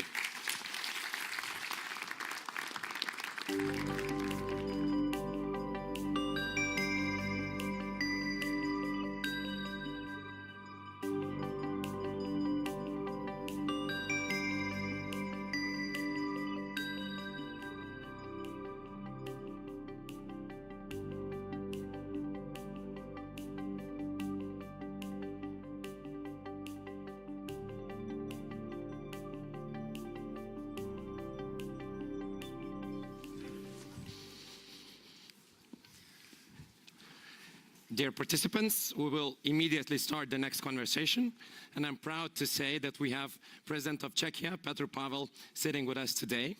Actually, this is the second time I've met President of Czechia. I've once had a selfie with him at the Munich Security Conference. We were trying to get into the room, and I've managed to, get this photo. It got a lot of likes, so thank you very much, because I think this is going to be even better. President, we have a topic, standing up for our values. We'll continue in the following way. The President will make a brief introduction, then we'll continue with the follow-up questions from my side, and then obviously we're going to invite you to come to the microphone and ask some questions. So, Mr. President, thanks again for being here. Please, the floor is yours. Thank you very much. Good morning to all of you. I have to admit that I feel a little bit embarrassed to talk about values to such a distinguished audience. It's like preaching to the converted. So I will limit myself to a couple of introductory remarks before we get into a discussion.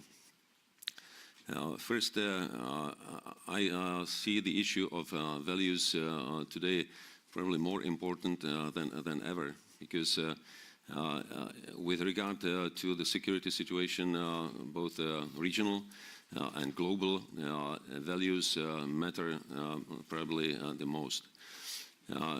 What we see ongoing in Ukraine is not just a regional conflict between two countries having a territorial dispute. It's about what and how we see the world working. If we see the world working along respect to the rules, the norms, if we see the world based on some common values, or if we see it as a world where bigger stick matters more. Ukraine is in a similar situation that my country experienced many years ago. Ukraine just wanted to be free in their decision to where do they want to go, where do they want to belong, which way of life they want to live. If anyone told me and my compatriots 30 years ago that we are not allowed to join NATO or join the EU, we would get offended, because we thought at that time it was our right to take a choice. Of course, with respect to the organizations of which we wanted to become members, but of course we wanted to have a sovereign right to decide on our own future. And now when Ukraine wants to do the same, many people say, well, let's look at the security interests of Russia, because they have justified arguments to protect their close neighborhood.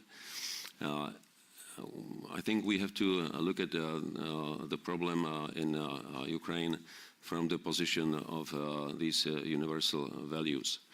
We may not like Ukraine, we may not like Ukrainians, we may have a number of concerns about corruption, about oligarchs, whatever, but if we just accept that they have the same rights as we want to have, then it becomes a matter of principle. And that's why I think it's our obligation to assist Ukraine in their fight against Russian aggression. Because if we allow Russia to prevail in this conflict, we would corrupt all the foundations on which our societies are built. One more comment. This issue is not only linked to the conflict in Ukraine. It is much broader, because what we see globally, unlike in the past when we saw the confrontation, ideological confrontation between East and West, today what we see is a global competition of the systems. On one hand, democratic countries, wherever they are. On the other hand, different types of autocratic regimes, being it China, North Korea, Iran, Russia, and many other countries in Africa that are closer to autocracy than to democracy. All these countries follow a different set of values. And their argument is that the West, the democracies, have developed the existing world order to fit their interests. And now the time has come to change the world order to fit more to this multipolar vision of the world. The argument goes, especially from Russia, that Western, mainly liberal democracies, are rotten, are in fact beyond the horizon. And now they are the true protectors and the saviors of Christian values. Or, like Chinese put it, they suggest that their civilization, being much older than Christian civilization, is in fact superior, and their system is much more efficient, resilient, and thus designed to dominate the world in the future. If we don't like that approach, the only way how we can prevent it from being superior is to protect and promote our values, not only against our opponents, but also against our own internal problems that we have. Sometimes we can call it populism, sometimes extremism, but there are also some internal enemies that erode our system of values. If I stay with my own country, when we got rid of communist rule 30 years ago, there was a lot of enthusiasm, excitement about freedoms. But as some cynical political observers put it, many people at that time actually didn't care too much about democracy, because they didn't know what democracy was about. They didn't experience it in their lifetimes. They only wanted to have more freedoms and to have better lives.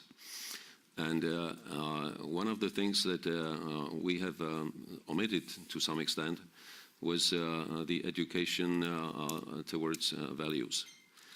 So that whatever we do it well based in understanding of balance between freedoms and responsibility that goes beyond our own country, also to develop a sense of solidarity with other like-minded countries based on the same system of values. And that is bringing us back to the situation that we will probably be discussing most these 2 days. And that is that we are all responsible for how our region, Europe, will look like, what will be a European contribution to global security.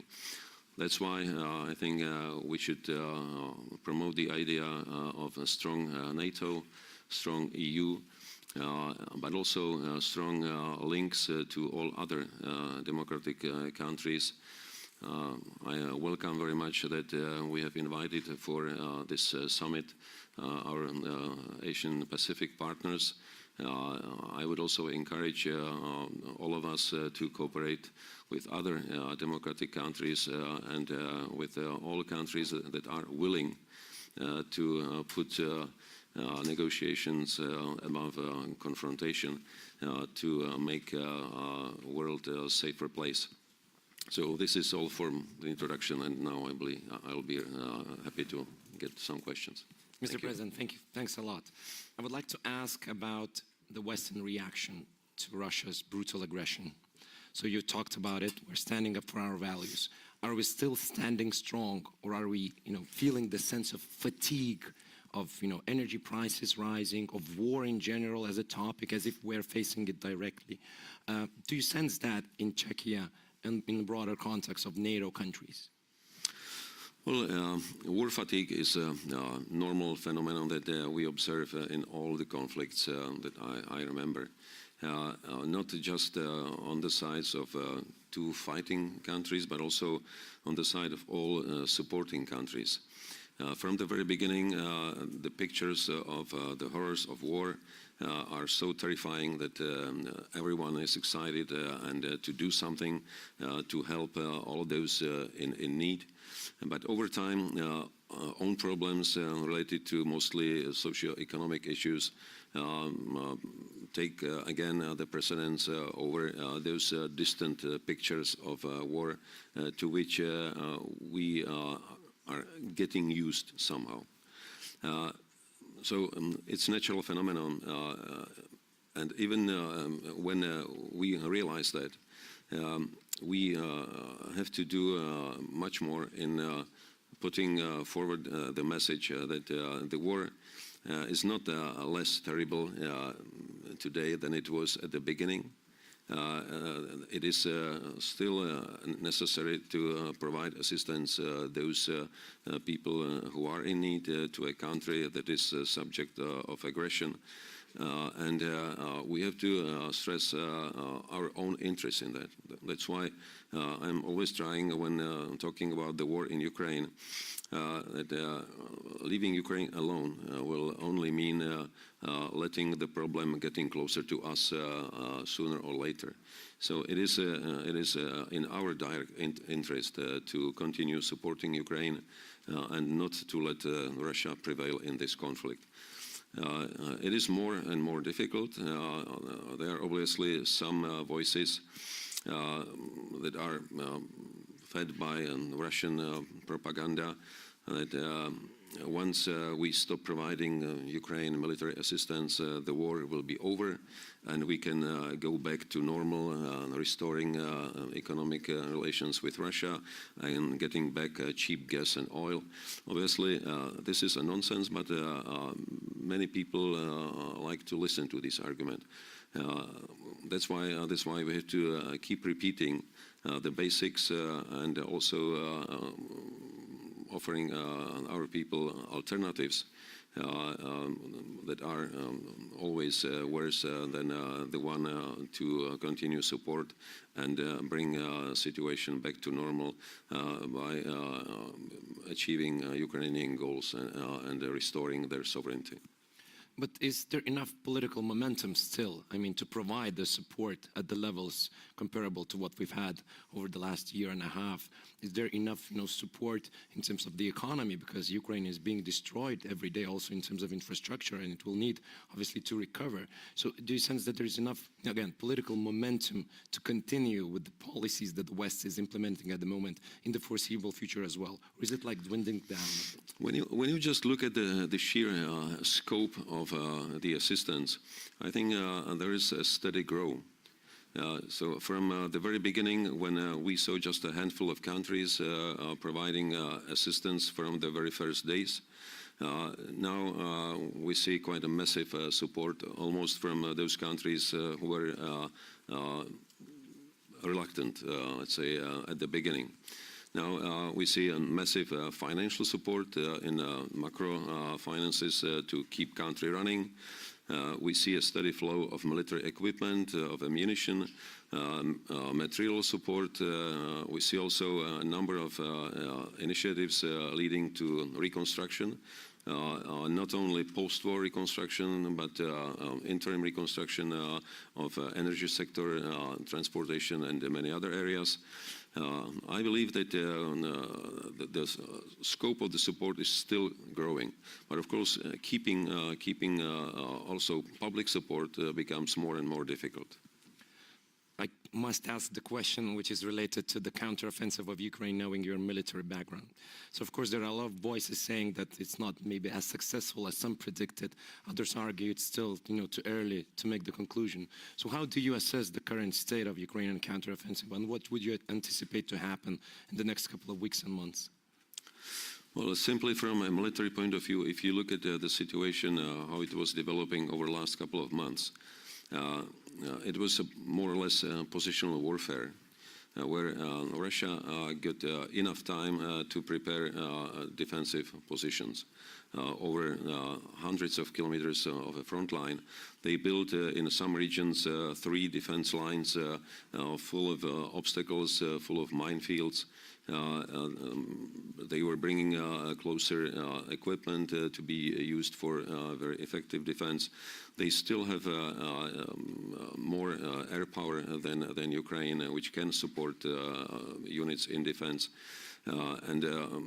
Despite all the problems that Russia has, preparing for defense and leading successful defense is always a little bit easier than to conduct successful offensive operations. On the other side, Ukraine is definitely much more motivated. They are better equipped with more modern equipment. Unfortunately, with far too many types of equipment, which creates a lot of logistical challenges. They do not have enough air power. They do not have enough ammunition to be really effective and pushing through. They don't have enough mine-breaching equipment. We can ask the question ourselves: have we provided enough resources to Ukraine to run a counteroffensive that would be more successful? That's obviously the question, but what we see now is that Ukraine is slowly getting ground. They are probably still looking for weak points in Russian defenses. They still haven't committed major forces that they prepared for the counteroffensive. So we will see more over summer. But at the same time, we also have to see realistically the window of opportunity that will more or less close by the end of this year. Not only because of winter conditions, but also because of upcoming elections in Ukraine, Russia, United States, and we'll also we'll see another decline of willingness to massively support Ukraine with more weapons. So all these conditions will probably lead to a conclusion that whatever is achieved by the end of this year will be the baseline for negotiation. And how would you see the negotiation even starting? Because, of course, Ukraine is certainly trying to push the occupiers from their territory. And it's hard to imagine that, real political negotiations could take place unless significant breakthrough is achieved. But from what you are saying, you're not expecting a significant breakthrough until the end of the year. Is that right? Well, obviously, I would wish to our Ukrainian friends the best possible solution. That means full restoration of their territory occupied even in 2014. But reality will most probably look different. And when I just quote some comments of President Zelensky from his last interview to the American media, he suggests that they would be able to get control of a territory up to the border of Crimea, which would create condition for possible negotiations. Because once... Is that achievable until the end of the year? Well, it might be achievable under some conditions, and we'll see what will be the reality. And in terms of NATO and Ukraine relationship, of course, this summit is very important with regards to that. So what would you see as, the most important aspects of what could be decided here in Vilnius to make this relationship a pathway towards a full membership of Ukraine in the foreseeable future, in the nearest future, actually? I think what Ukraine needs beyond equipment, ammunition, money, is encouragement and assurance. Because this will maintain high morale of Ukrainian forces. They need to see the light at the end of the tunnel. They need to see and feel motivation. And they also have to feel that one day they would be welcome in a family. And we can give them such an assurance by simply saying, once the war is over, we will start accession process. This is what they would like to hear, and this is what I would wish them they would hear. Do you sense there is a consensus among NATO countries on this here in Vilnius? I've seen some reservations from several countries, even up to recently. We'll see what will come up in these 2 days. Thank you for a very diplomatic answer. Let's bring the audience questions, please. Yeah. Yeah. Marius Vashchega, European Commission representative to Lithuania. Mr. President, you are from the military and NATO background, and now, of course, in the civil background, and you mentioned in your introductory remarks the link between stronger EU and stronger NATO. So what do you see the biggest synergies, in fact, between the EU and the NATO? What should we do at the EU level to make NATO stronger? Okay, I was struggling with this question for all of the 3 years that I spent in the position of chairman of NATO Military Committee in an effort to bring EU and NATO closer together, at least in the issues of defense. We know all the difficulties, but at the same time, it doesn't mean that we should stop trying to bring these two institutions closer. We talk about complementarity for a long time. We have set, I think, 74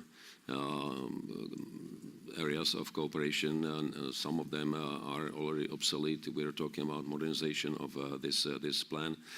But what really matters is that we don't look at these two institutions as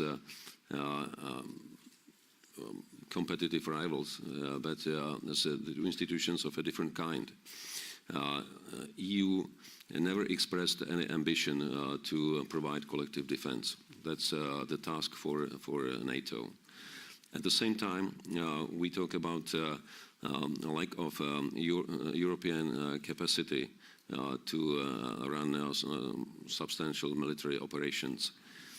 So the way ahead would be let's strengthen European pillar of NATO, let's make it probably more institutional to be used for European operations, probably even without Americans, wherever Americans wouldn't like to be part of it, because there might be a time when United States will be much more concerned about Indo-Pacific than Europe.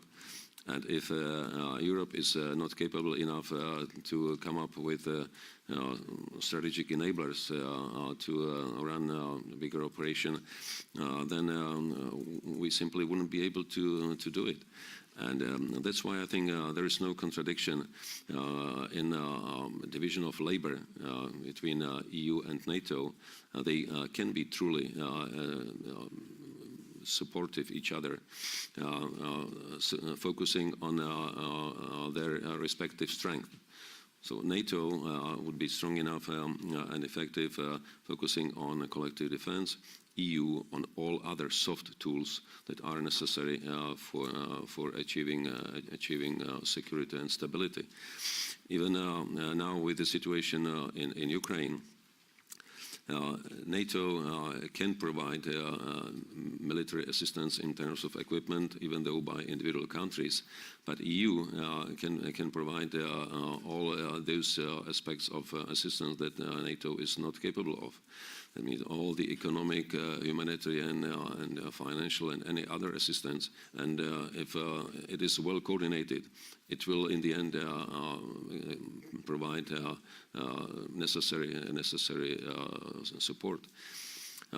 So I think we have to be pragmatic and always keep trying, bridging these gaps that exist in EU-NATO cooperation. Thank you. Let's have the lady and then the gentleman. Thank you. Yulia Smolovska, Director of Globsec Kyiv office. I just wanted to ask, when you're talking about the defending of values and international rule of order in particular, it's always important how do you set the punishment system for those who break these rules. And in this case, you know pretty well that Ukrainians are arguing for the case of setting up special tribunal for Russian political leadership for crime of aggression. What is your assessment? Do you see the resolution of the member states to pursue with this case, and how do you plan to extend this advocacy campaign to get more democratic countries on board in wider global sense? Thank you. This was one of the major topics of Council of Europe recently in Iceland, where we all agreed on the necessity to support International Criminal Tribunal and to punish all of the war crimes committed in Ukraine by Russia, as well as to brought all those perpetrating crime of aggression to justice. Because without that, there will be no justice, but also no deterrence against committing another aggressions. So we have to be very consistent and press on bringing all those responsible for war crimes to the court. Thank you. Let's maybe try to pick two questions in a row, if you don't mind, President, because we're running out of time. So please. Thank you. Alexei Goncharenko, member of the Parliament of Ukraine. Dear President, my question is to you, both as a president, as general. Two, Russia is continuing its nuclear blackmail, and we see these nuclear threats, and deploying nuclear weaponry, maybe already has deployed nuclear weaponry in Belarus, means just tens of kilometers from where we are here now. So what should be the answer of NATO to this? Isn't it the time to for deployment of nuclear weaponry in the Eastern Europe? Thank you. Can we just pick the second question as well, please? Mr. President, my also question will be related to your previous position. Please introduce yourself briefly. Vaidotas Malinionis, Colonels Association, Lithuania. So my question is, as a president of the Czech Republic, what are your priorities for the security building I mean, anyway, change is needed. Every country is understanding because security environment is changing. So what are your priorities and the vision? 2 minutes, perfect. Okay, it will be short answers. When it comes to nuclear blackmailing, I don't think that we have to always apply the same answer to the action of our opponent. We base all our efforts into deterrence. I think nuclear capability of NATO is a significant deterrent effect, and there is no need to deploy it closer to the border, because that would only escalate the situation. What I would rather argue, let's be more outspoken in declaring that we have the same capability. When we heard from President Putin threats of using nuclear weapons, our answer should have been, but we all have nuclear weapons. We have them at a state of readiness, and we are ready to use them if we will have to.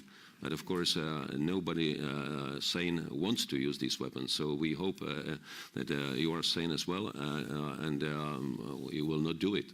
So we don't have to escalate, but just remind that we do have the same capability and the same willingness to use it as the last resort. And as for the priorities of strengthening security, I think clearly we have to fulfill all our commitments that we have made with regard to collective defense in NATO. To meet criteria of at minimum 2%, meet criteria of spending at least 20% on modernization and main equipment, to provide all necessary forces within the fourth generation to meet requirements of new plants, to commit our forces to exercises, because it is also a deterrent factor, and to be a credible partner meeting all our commitments. That is all what we can do for effective defense. Mr. President, I don't know how to ask this, but can we have a second selfie together, because our time is up. Please, the round of applause for the President. Thank you. Mr. President, thank you for coming. Thank you. Thank you. Maybe let's have a selfie if that's possible.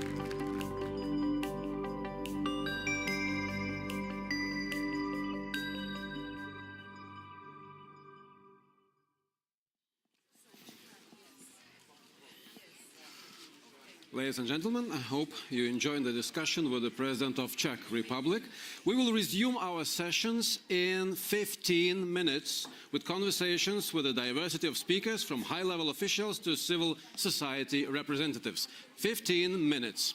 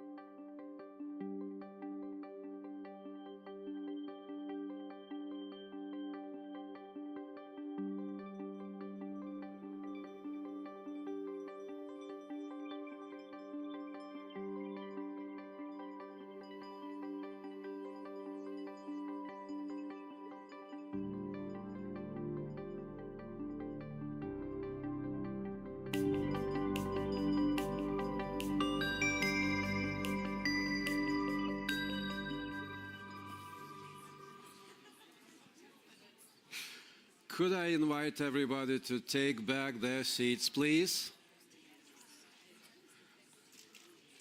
Because now we are back with another high-level conversation. Please take back your seats.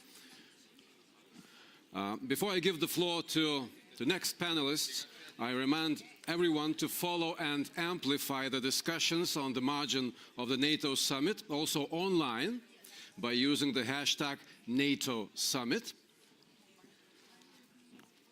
And now, allow me to invite the next panel. It will be a moderated conversation led by Katarzyna Pisarska. She is chair of Warsaw Security Forum.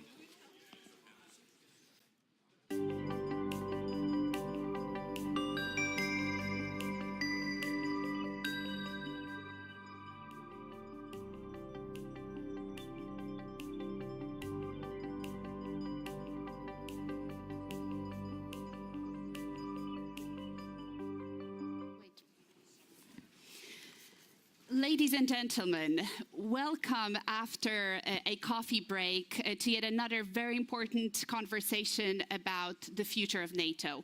With me here, a person I don't think I have to introduce, NATO SACEUR General Christopher Cavoli, who has been doing an incredible job putting, the plans that politicians and our decision makers make into practice. So General, we have 15 minutes, and I really wanted for us and the audience to give the sense where NATO is today. We had yesterday a quite historical, in a way, decision regarding the regional plans of defense against Russia. How does that change your work, but most importantly, NATO as a collective defense organization? I think that's an extremely important question, because the plans are really the blueprint for the modernization of NATO's collective defense system. So during the Cold War, we were focused on collective defense. After the Cold War, we started to focus on out-of-area operations for crisis management. Very different requirements from the military force, and Allied command operations optimized, and many national militaries optimized for that sort of cyclical out-of-area deployment, usually on a schedule, very anticipatable. Collective defense is much different. So there's been a need to modernize our collective defense system, rebuild some of it and modernize some of it. And that's what the regional plans are about. They're geographically specific plans that describe how we're going to deter, and if necessary, to defend all of the territory of the alliance. And these, therefore, give us the ability to have a force structure requirement so that nations can direct their investments in a fashion that serves the alliance as well as their national needs. It will give us a new readiness system, new readiness expectations. There's a new force model, as you know. We'll adapt the command and control arrangements of the alliance. We'll have a new exercise program. So this is really the foundation of a very, very important rebuild of our collective defense system. And it's a very exciting time. It's very good that we've got the plans in place now, and there's going to be plenty of work to do going forward. Absolutely. So good news, really good news for NATO. Last year, as you've mentioned, in Madrid, we were talking about the new force model. We were talking about 300,000 of troops that are in high state of readiness. That gives you, as the SACEUR, an overview of what is available to NATO at a given moment. How does that fall into what's happening here in Vilnius? So where are we with the preparations when it comes to the new force model? Because 2023 was the year of implementing the model. Right. So the new force model is implemented, and now it's being elaborated and detailed through the force sourcing process, which is where you units and organizations up against the conceptual parts of the model. The Deputy SACEUR, General Tim Radford, just concluded a couple of weeks ago the first official force sourcing conference, and the results have been fantastic. In fact, there's more than a 700% increase in the number of troops available to me as SACEUR based on the new force model and the new force sourcing. So we're very excited. There's some work left to be done. We have specific areas that we want to build up more forces in. But overall, I think it's a great reorganization of the way we had been doing business. Is there any area you feel there's still challenges or things to do here? Sure, there are always challenges, things that we have to do better. One would be our logistics systems. We probably have to optimize our logistics for large-scale, simultaneous maneuvers. That's not the sort of logistics system we needed during Afghanistan, for example. So things like that will have to be updated. Fantastic. So let's now move to the question of Ukraine, and specifically, what are the lessons that we have learned watching on the one side the war itself unfold? What are the lessons for NATO? What are the lessons for the West? What are your lessons for you personally that you take away from this year and a half of the war?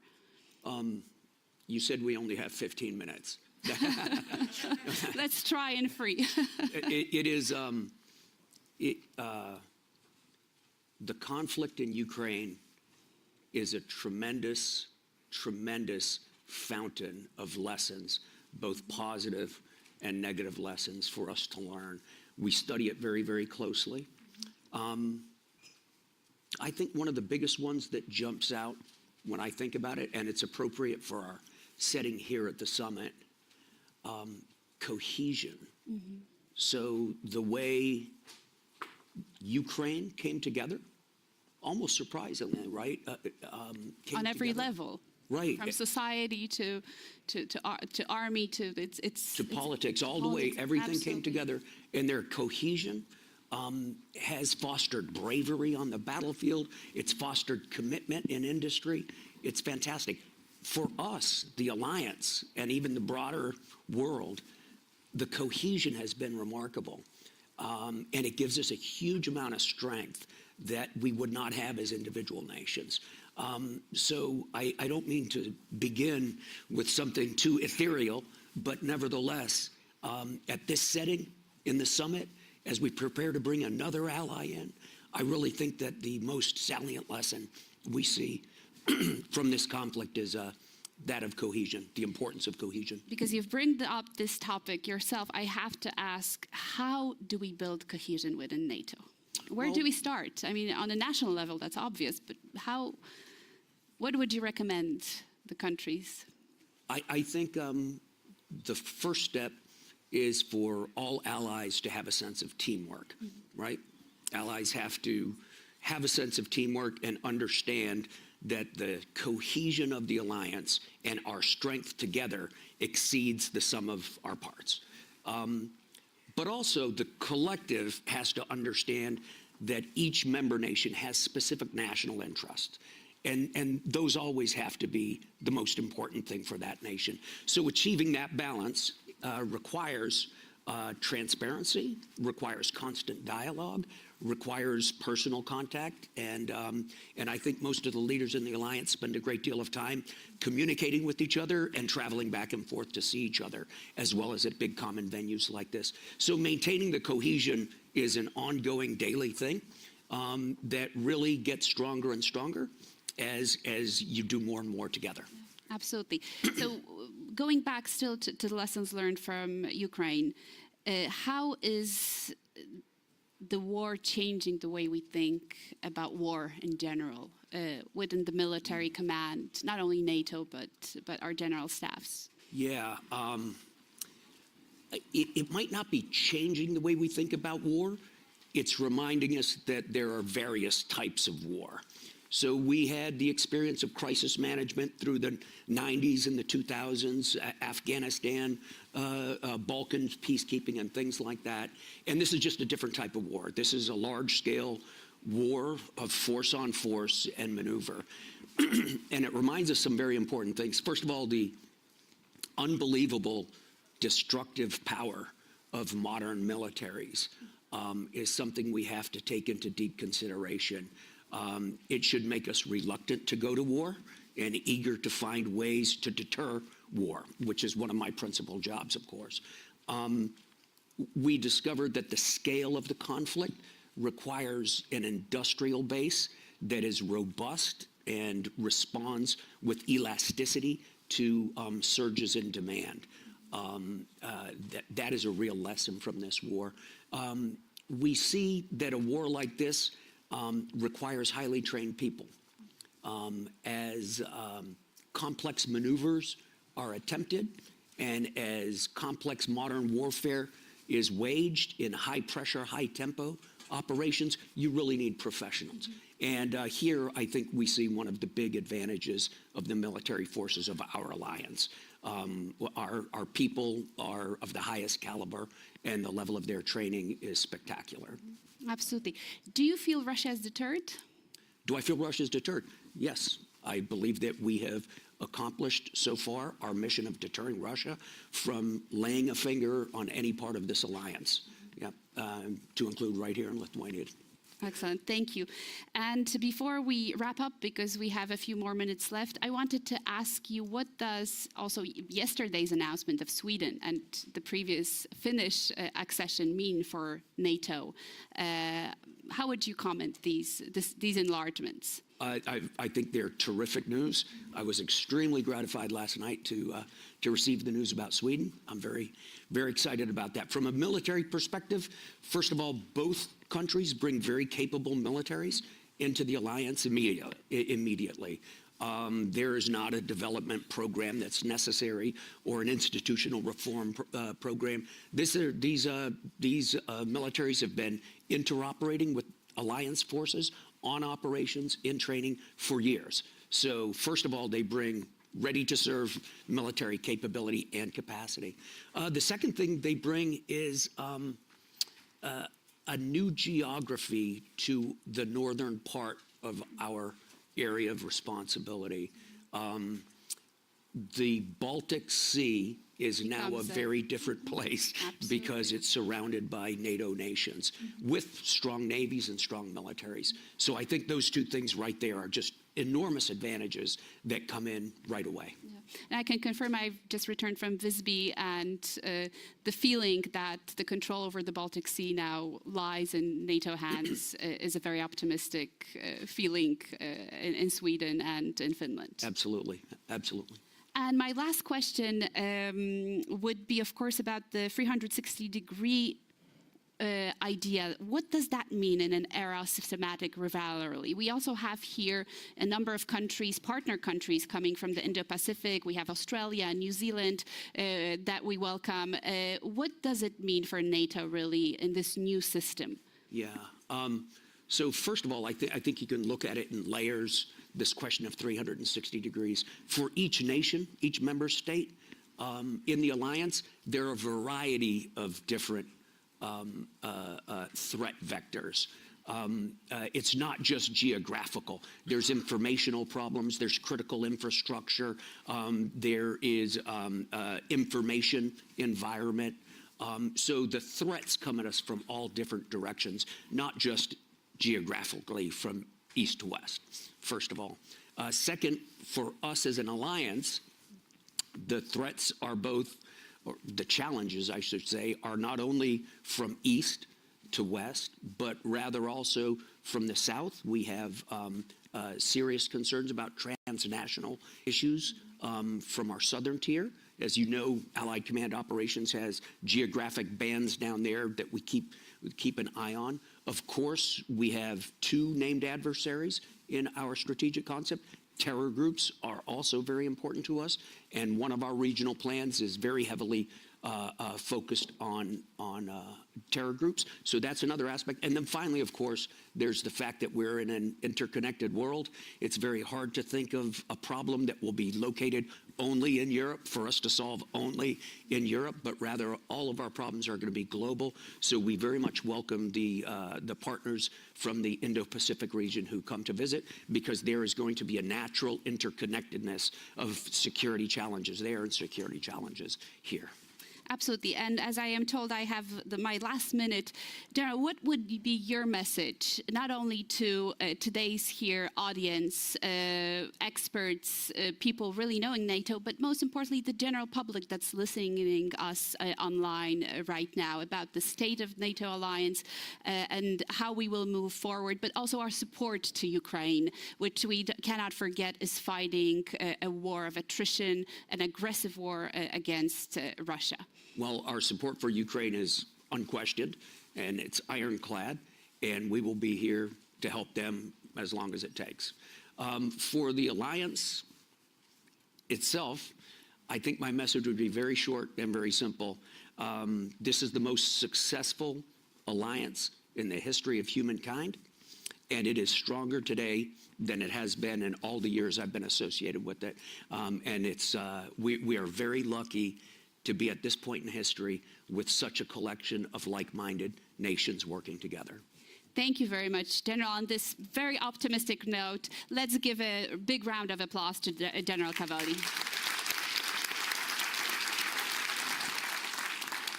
Thank you so much.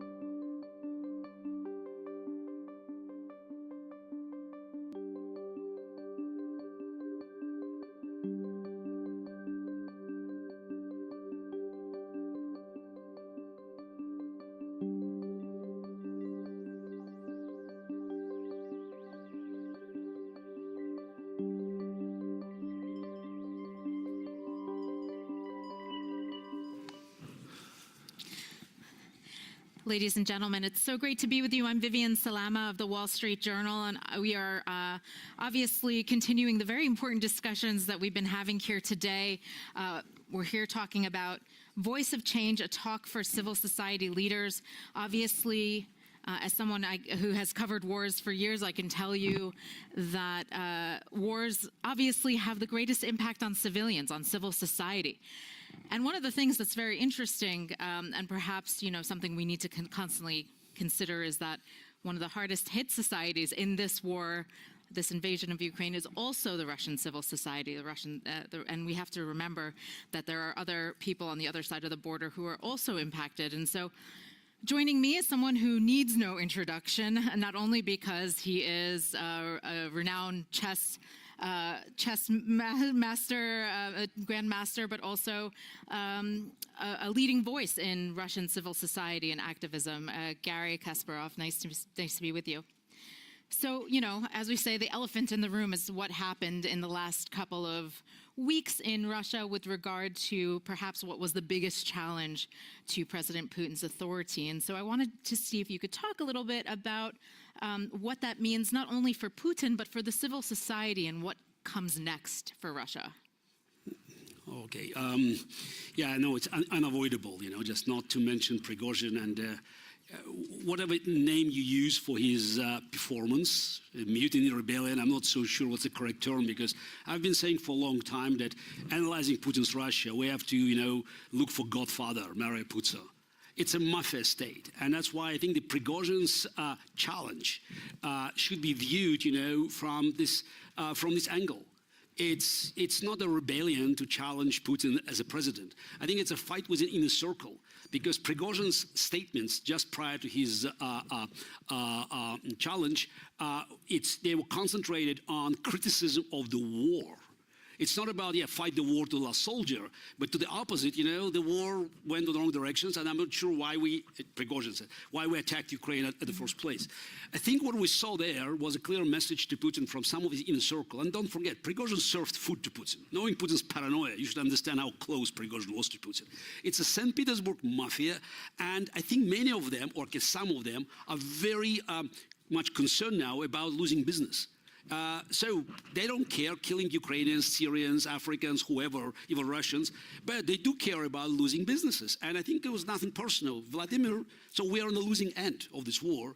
And it's still a fight within Putin's inner circle, because some of them believe that they can win the war of attrition.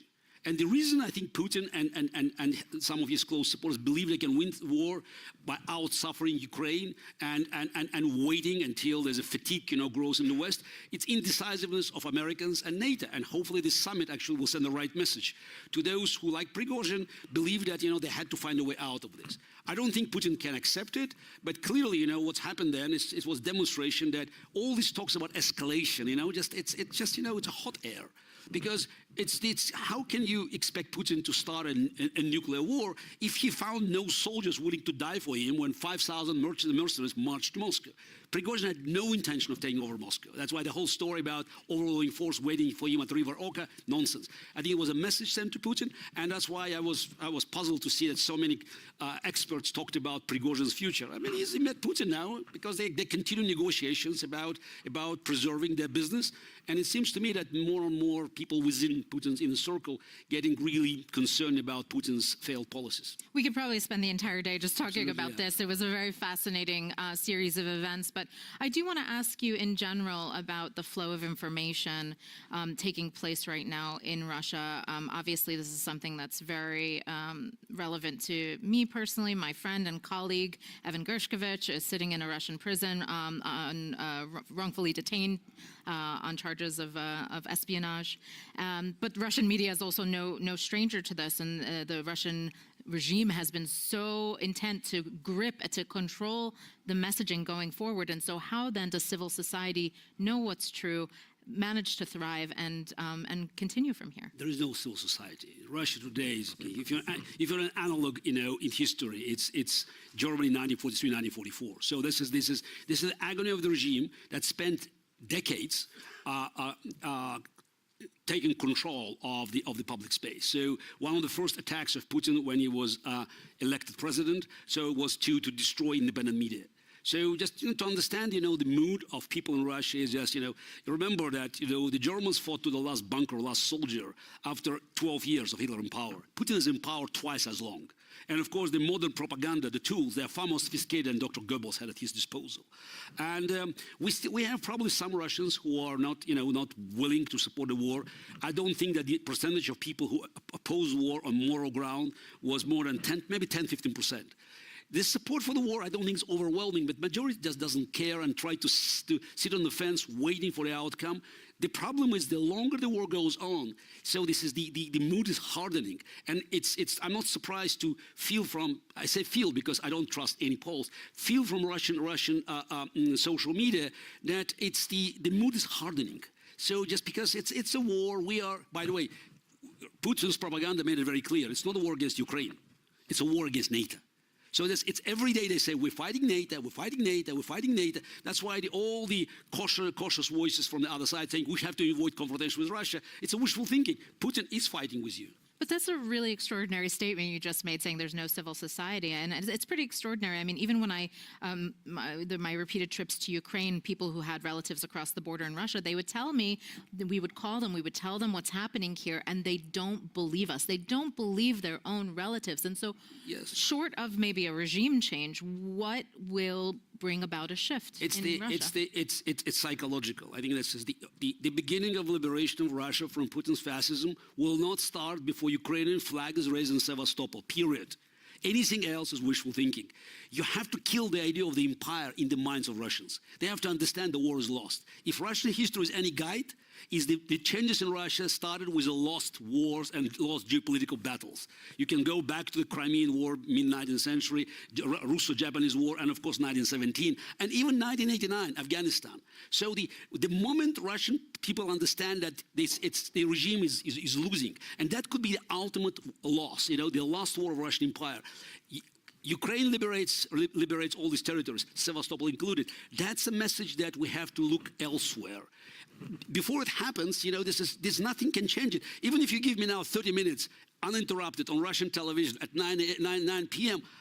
Prime time, I don't think I can tell anything before the map or the front line is still stable. But is there no group, organization, or even individuals out there that are starting to raise questions when these young boys have one-way tickets to the front lines in Ukraine? Look, people who marched with me peacefully on Russian streets, either in exile, most of us, or in jail, like Alexei Navalny and Karamurza and others, or killed like Boris Nemtsov.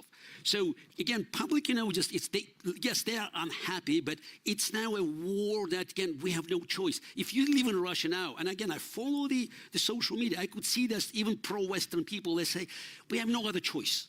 So again, it's only decisive Ukrainian victory, and sooner better will give us a chance to actually say, you know what, we have to start thinking otherwise. And also, it's very important to start, splitting Russian elite. And it's not going to happen unless, there's a very clear message about the end of the war. And I'm expecting here to hear the statement: Ukraine must win. And it's people I represent, the Russian Action Committee, the group I founded with Michael Khodorkovsky last May. We clearly say Ukrainian victory includes three things: liberation, reparation, and justice. Full liberation of Ukrainian territories, reparation, and justice. Justice is very important because that's the way to split Russian elite, to send a very clear message that all war criminals will be brought to justice. Because all Russian elite, they are thieves and thugs, but very few of them are murderers. So you have to make sure that governors, who are just not the most pleasant persons on this planet, again, thieves and thugs, they will have a chance to see their future separate from Putin and his military commanders and inner circle that are responsible for this horrible war. What role is the Russian diaspora playing in all of this? There are powerful voices like yourself who have been calling for change, who are not based in Russia and immediately subject to the dangers. Yes, and that's another problem. So I have to say that, unfortunately, I represent minority in Russian diaspora, in Russian political opposition. And the big debate here is whether it's Russia's war or Putin's war.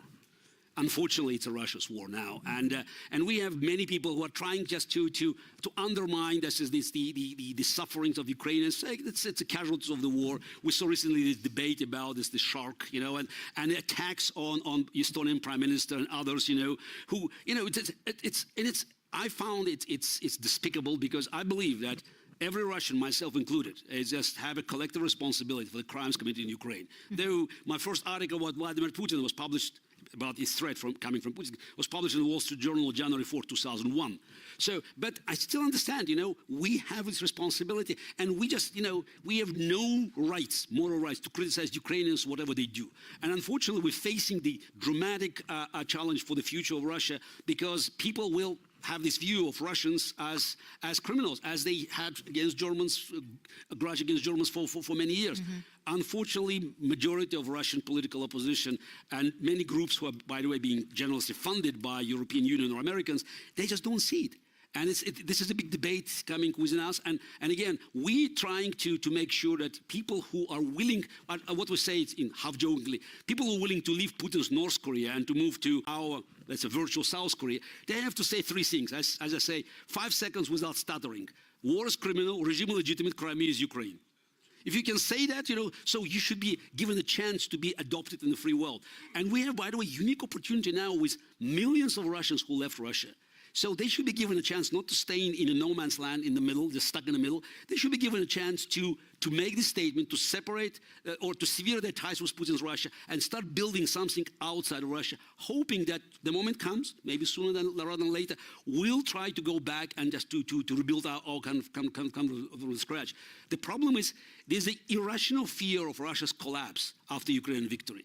And let's be honest, that's the main reason why Americans are not willing to give all the weapons, because they see Ukraine wins, Russia loses, Russia collapses, China getting stronger, and that's geopolitical nightmare. Without having a comprehensive vision about what comes next in Russia, how we can play, using all these cards, including these millions of Russians in exile now. So we're not going to finish the war and also to offer some future for the whole region, not only for Ukraine. I mean, we have an extraordinary collection of global influencers in the room and here at the summit. What's your message to them? What can they do to kick the can down the road for Russian civil society and help them to be free? Again, I said it's mandatory. Ukraine wins. So sooner Ukraine wins, better chances for Russia to not to collapse completely. So it's a very good chance, and I think it's a tragedy that some of the Russian regions may decide to go on their own. Tatarstan, Bashkortostan, Chechnya, not a big deal. So it happens, it happens. We have to make sure that Russian transformation will be a peaceful one from an empire into the confederation and parliamentary republic. Is it possible? Yes. Because if Russia loses the war soon and Putin regime collapses, and it's inevitable, you have many Russians looking, east and west and recognizing the dilemma is simple.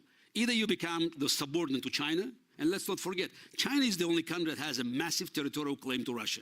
Just the size of territorial claim is 1.5 million square kilometers. The entire piece from Vladivostok, which is called on Chinese maps now Han-Shen-Li, to Irkutsk. So, and it's based on the old maps and old treaties between Russian kingdom and Chinese empire. So if China is one choice, Europe another one, majority of Russians will move in this direction. I say, don't expect my compatriots, unfortunately, to accept values of the free world by heart, but they do it by stomach. So this is a way to be cynical about it. So and also the war. This war is a war about values. So that's why it is good that we talk about civil society. You see the difference between the war being conducted on two sides. Ukrainians are trying to avoid casualties. Russians deliberately attack civilian population. So that's why the whole idea that you can negotiate peace is impossible. Not every war ends at negotiating table. War on values cannot end at negotiating tables, whether it was a World War II or American Civil War. Thanks God it was not negotiated. So this is because there's no negotiated outcome if you have two very opposite set of values. Putin wants to bring the world back to the might is right. Ukrainians fighting, just the only war NATO was built for, which is defending free Europe. And that's why I think, again, is recognizing that, you have to find the right algorithm to kill this irrational fear about collapse of Russia, and helping Ukraine win as soon as possible is the only way forward. We have only about 30 seconds left, but I want to quickly ask about sanctions and its impact on Russian society. Do you feel like it's it's penetrated at all or if it's had a negative impact? Sanctions are biting, but again, Russia knows how to evade them. And it's unfortunately, while we have 11 packages of sanctions in Europe, so the mechanism of forcing them is not there. You have to start showing teeth and punishing companies that are helping Russia to survive. Yeah, it's nice to read, that business is flourishing, that Raiffeisen Bank quadrupled its profit in 2023, but that's how Putin regime gets their hopes alive. They believe that somehow they can win this war of attrition, psychological, financial, and then maybe a miracle happens. Trump wins, something else happens. We have to kill these hopes by demonstrating that the West is united, free world is united by helping Ukraine to win, and it also means forcing sanctions to work. A very short but informative conversation. Thank you so much, Gary Kasparov. Thank you so much, everyone.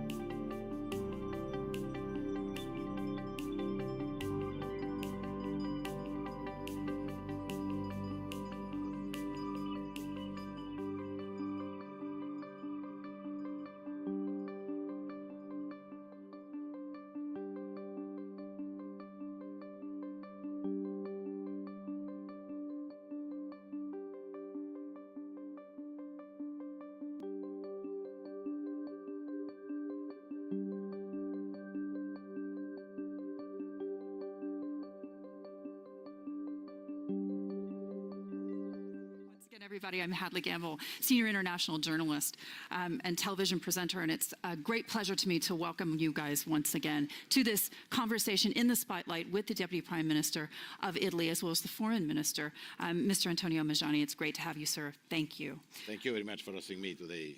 My first question would have to be off the back of a meeting that you had earlier today with the head of the IAEA. You were discussing what could potentially be a catastrophe for Ukraine, and that would be Russia's targeting of their nuclear facilities at Zaporizhia. For the Italian government, it is very important to protect Zaporizhia because it's very dangerous to fight against Zaporizhia because we risk a disaster, not as Chernobyl, but more and more complicated. For this, we are supporting the strategy of Mr. Grossi. I send a clear message, count on Italy. We are pushing also in front of the United Nations in favor of a free zone around Zaporizhia. It's not easy, but we need to talk on this. We need to push in this direction because it's a good step also for starting for a new season, for talking on peace clearly in this zone, because I think it's very dangerous. Do you believe that nuclear catastrophe is imminent? Exactly. Also this idea to use nuclear weapons by Russia is a big mistake because we need to push in the corner the nuclear weapons if you want to work for peace, because we are defending Ukraine because we want peace. Peace is injustice. Peace with justice is the freedom of Ukraine. This is very clear, but we want peace.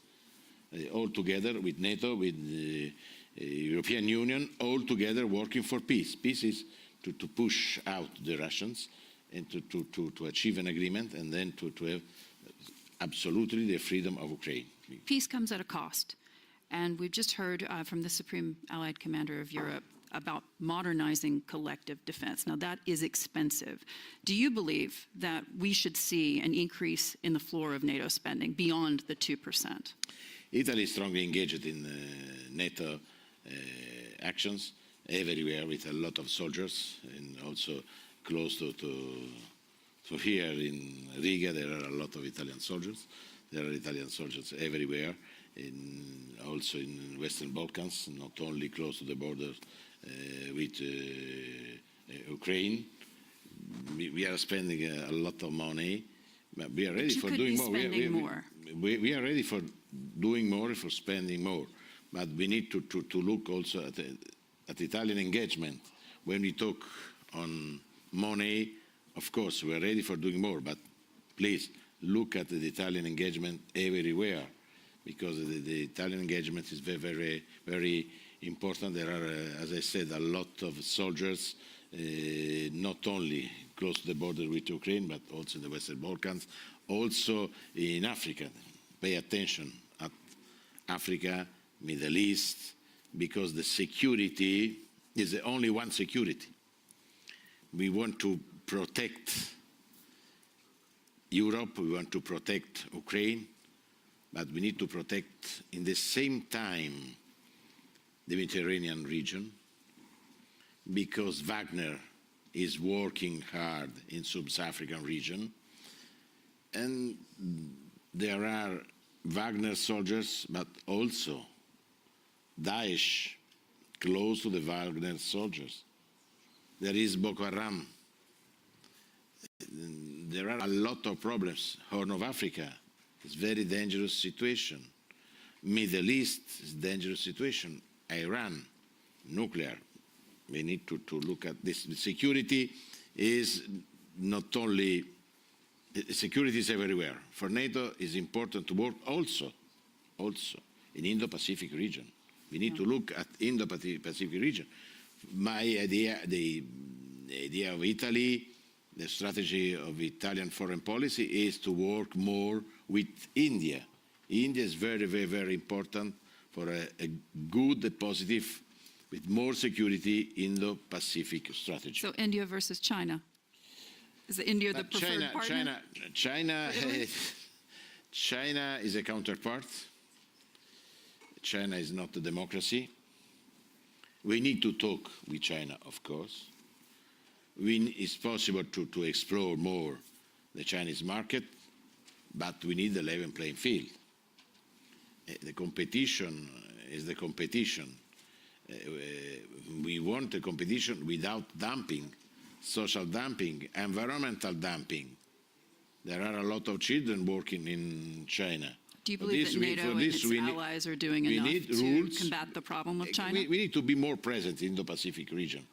On Taiwan, we want the status quo. Our policy is one China policy, of course, but as I said, level playing field is very clear position. We want a level playing field. To be part of the public procurement in China is difficult for an Italian or European company. For the Chinese, it's easier in Europe or in Italy. This is the level playing field. We want to talk with China. It's okay. Also, the trip of Mrs. Yellen to Beijing is a positive. The dialogue is very important. Do you think that China should be brokering a peace between Russia and Ukraine? I think as has been suggested by Beijing? China is very important. If China decides to push in the right direction, we will achieve good results. The peace project of China is not good because we don't have a clear position on the Russian army.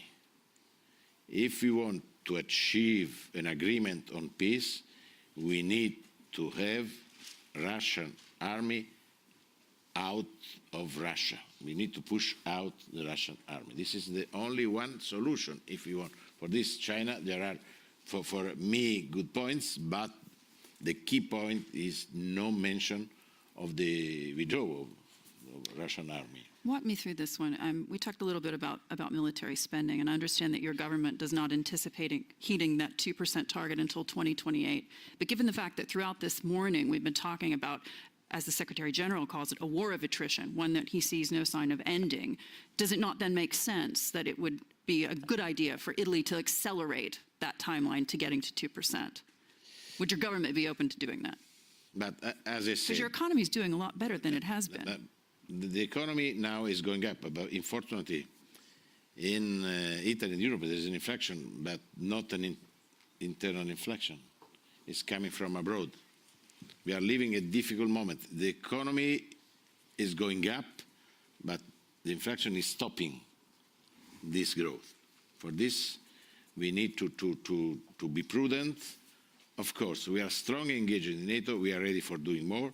But please, we need to look at Italian engagement, because to have a lot of Italian soldiers everywhere, this is not easy. We pay a lot of money. There are, for example, the Italian Navy, the Italian Guardia di Finanza, the Italian Coast Guard, strongly involved in the Mediterranean Sea. This is an action in favor of security. For example, there are a lot of Guardia di Finanza soldiers in Albania, working against drug traffickers, human traffickers. This is a military engagement or not? For us, it's a military engagement because they are working for the security. The first idea is a police action, but really it's a military action because it is in favor of security. Because if we want to stop the human traffickers, the drug traffickers, the weapons traffickers, this is for our security, for security of the Mediterranean Sea. The Mediterranean Sea, we need the Mediterranean Sea as a market, a free market, without Russian invasion. Why we are supporting Tunisia in this difficult moment? Why we want to achieve an agreement in Libya? Because we want to push out the Russians and to have a good link between us and North African countries. Of course, Morocco and Jordan are very good friends of us. Also, Egypt is a good friend of us. But we need to do more because the danger is Russia is, as a condor, ready for... Well, frankly, I mean, you're at the front lines of NATO's southern defense, and you say we're in danger as an alliance of not doing enough to combat those threats. What do you see, though, is the greatest danger? Is it the migrant flows? It's a cocktail of dangers. Migrants, terrorism, climate change, health problems, poverty. For this, we need a strong European engagement in Africa. I think the Marshall Plan, European Marshall Plan, in favor of growth. Because, as you know, the farmers leaving agriculture because climate change, they are the new soldiers of Al-Qaeda or Daesh. This is the danger. For this, we need to look at the Mediterranean Sea, looking at the security. Yeah. Also, the climate change is a problem because the desert is eating agriculture. In Niger, for example, Niger is a good country. They want to stay with us. But there are problems also in Horn of Africa. Terrorism, piracy, everything is a problem for our security. NATO is a political organization, not only an organization for defense. Yeah. Before there is the political decision, then the defense. For this, we need to study a strategy, European and NATO together, also with the Americans, of course, with the United, for Italy. The two most important points of our policy is transatlantic relations and the European Union. For this is clear, the American engagement for us is very, very important to work with the Americans for strengthening the security in the Mediterranean Sea. But the Mediterranean Sea is part of our strategy for security. Of course, Ukraine, Middle East, too, Iran also on nuclear. Your government's been very positive in the sense of bringing Ukraine or fast-tracking Ukraine into the NATO alliance. But we've seen hesitancy. We see it from U.S. President Joe Biden. Do you believe that's a mistake? But I think it's important to protect Ukraine, to strengthen Ukraine. But I believe the American position is a good position. We need to work step by step. The first step for having Ukraine part of NATO after the end of the war is NATO-Ukraine Council. Is a political council, military also council, for working together, not only on Ukraine, but talking with the Ukrainians on our security in the world. This is an involvement, Ukrainian involvement, very important, is a very important step. And then after the end of this war, there is another important step for having Ukraine inside NATO. This is, for me, is a good message to Ukraine. We believe in Ukraine. We want to strengthen Ukraine. We are ready for doing more for the defense, not only for the reconstruction of Ukraine. Our engagement is not only a military engagement, it's a political engagement, because Ukraine will be part of the European Union. Ukraine will be part of our internal market. For this, it's crucial for us to work for the construction. I organized with the Italian government a big event in Rome with 1,000 companies, Italians and Ukrainians, for paving the way for the first reconstruction. Starting today, reconstruction is crucial for sending a strong message by NATO, Europe, by us to Ukraine. For this, we believe in Ukraine. They are our best friends. We are working hard at European level, at the national level. With Ukraine, the position of Italy is very clear. I think in Europe, Italy is a key point in defense of Ukraine because we are engaged, because we are So you defending don't our believe the values, American position is our that values. they're slow-rolling NATO membership for Ukraine? You think that timeline and the hesitancy that we're seeing coming I from the think, White first House of is all, okay? there is a good result today. Sweden is part of NATO. For this, I want to thank Turkey because they decided to vote in favor. This is important message. Europe. But they got F-16s. Yes, but but I think we want to. They got a take-home gift. Yes, I think it's important to work step by step. I am pragmatic, and I want to be optimistic. This to have Finland and Sweden today in NATO, not as guests today in video, but as part of our political and military organization, also with the agreement of Ankara. This is a political point, very, very important. After a long debate on this, finally the conclusion has been very, very, very positive. Then we need to move on, all together for the security. But security is a strong instrument for living in peace. We want to live in peace. But as the Roman Empire said, si vis pacem para bellum, we need to have a strong defense if we want to protect peace. Our goal is peace. We are not engaged against Russia. This is very clear. We are engaged in defense of Ukraine, in defense of the international rules, in defense of democracy. Because at this moment the problem is between democracies and the different regimes in the world. We are part of democracy. We are part of freedom. This is a point very important, values. It's very, very important. It's not an engagement for power. It's an engagement in defense of our values. Two questions on that one. Would your government then be open to extending military authorization for weapons to Ukraine beyond 2023? Do you believe that that's going to happen? Because as of right now, that stops at the end of the year. We are ready for doing what we need to do. We are supporting in every sector Ukraine. Of course, our weapons are weapons for the defense of Ukraine, because I underline another time, we are not anywhere against Russia. we are engaged in defense of Ukraine. We want to push out the Russians, but our engagement is not against Russia. Our weapons are for the defense of the freedom of Ukraine. It's completely different. I noticed that you're hesitant to call out Russia in terms of, you call them other forms of government. You hesitate to call them a dictatorship. The West and NATO's response to this conflict has raised a lot of eyebrows beyond the West, and I'm talking about in the Middle East, where you have other forms of government.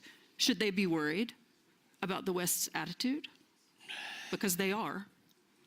Yes, the situation in the West, I think, is positive. That we are working in defense of the freedom.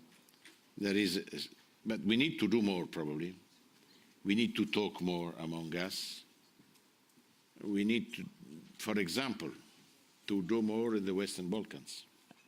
Italy is strongly engaged in this region because without a strong European but also NATO engagement in this region, we will lose many important countries because Russia and other non-European countries want to be present and to put the umbrella for the protection of these countries in the Western Balkans. Our engagement is to talk and to work for peace, for example, between Serbia and Kosovo. The Italian soldiers are in the middle between Serbians and Kosovo, working for peace. Also in Bosnia and Herzegovina, we are strongly engaged for peace. There are the Italian soldiers in Republika Srpska working for peace. Also Albania is very important, Montenegro, North Macedonia. I will organize in Italy before the end of this month a very important meeting between Albania, North Macedonia, Bulgaria and Italy for talking on growth, on transport, for building the new European corridor from Europe to the Western Balkans. This is, I think, an important engagement. We need to invest. We need to be present. We need to do business with these countries.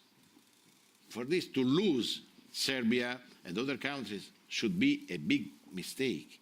It's important to have these countries with us and not against us under Russian control. This is very, very important. For this, we need to work hard in this region, as we need to work hard in Africa. But the strategy is the same. The border, more or less, is the same. We start from here, and we go through Ukraine to the Western Balkans to the Mediterranean region. Economic Also in the diplomacy. Pacific, so through Suez, there is the Pacific Ocean. This is very in the Indian Ocean. This is very, very important to be present also in this region. For this, I underline the importance of India. India is crucial. We need to strengthen the cooperation between us and India because India is the most important democracy in this region. And then there are a lot of Indian people. This is very, very important. Foreign Minister, thank you so much for joining us. Thank you very much. Thank you.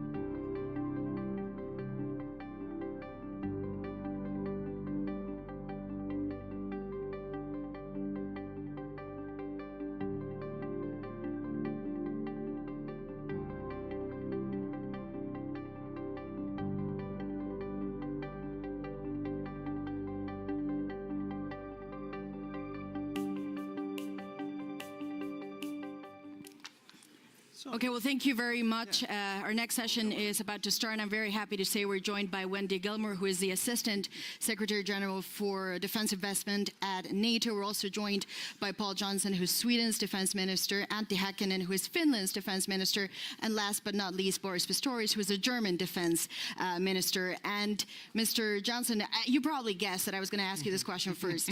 How are you feeling this morning? I feel very glad, I can assure you. No, Why is that? No, but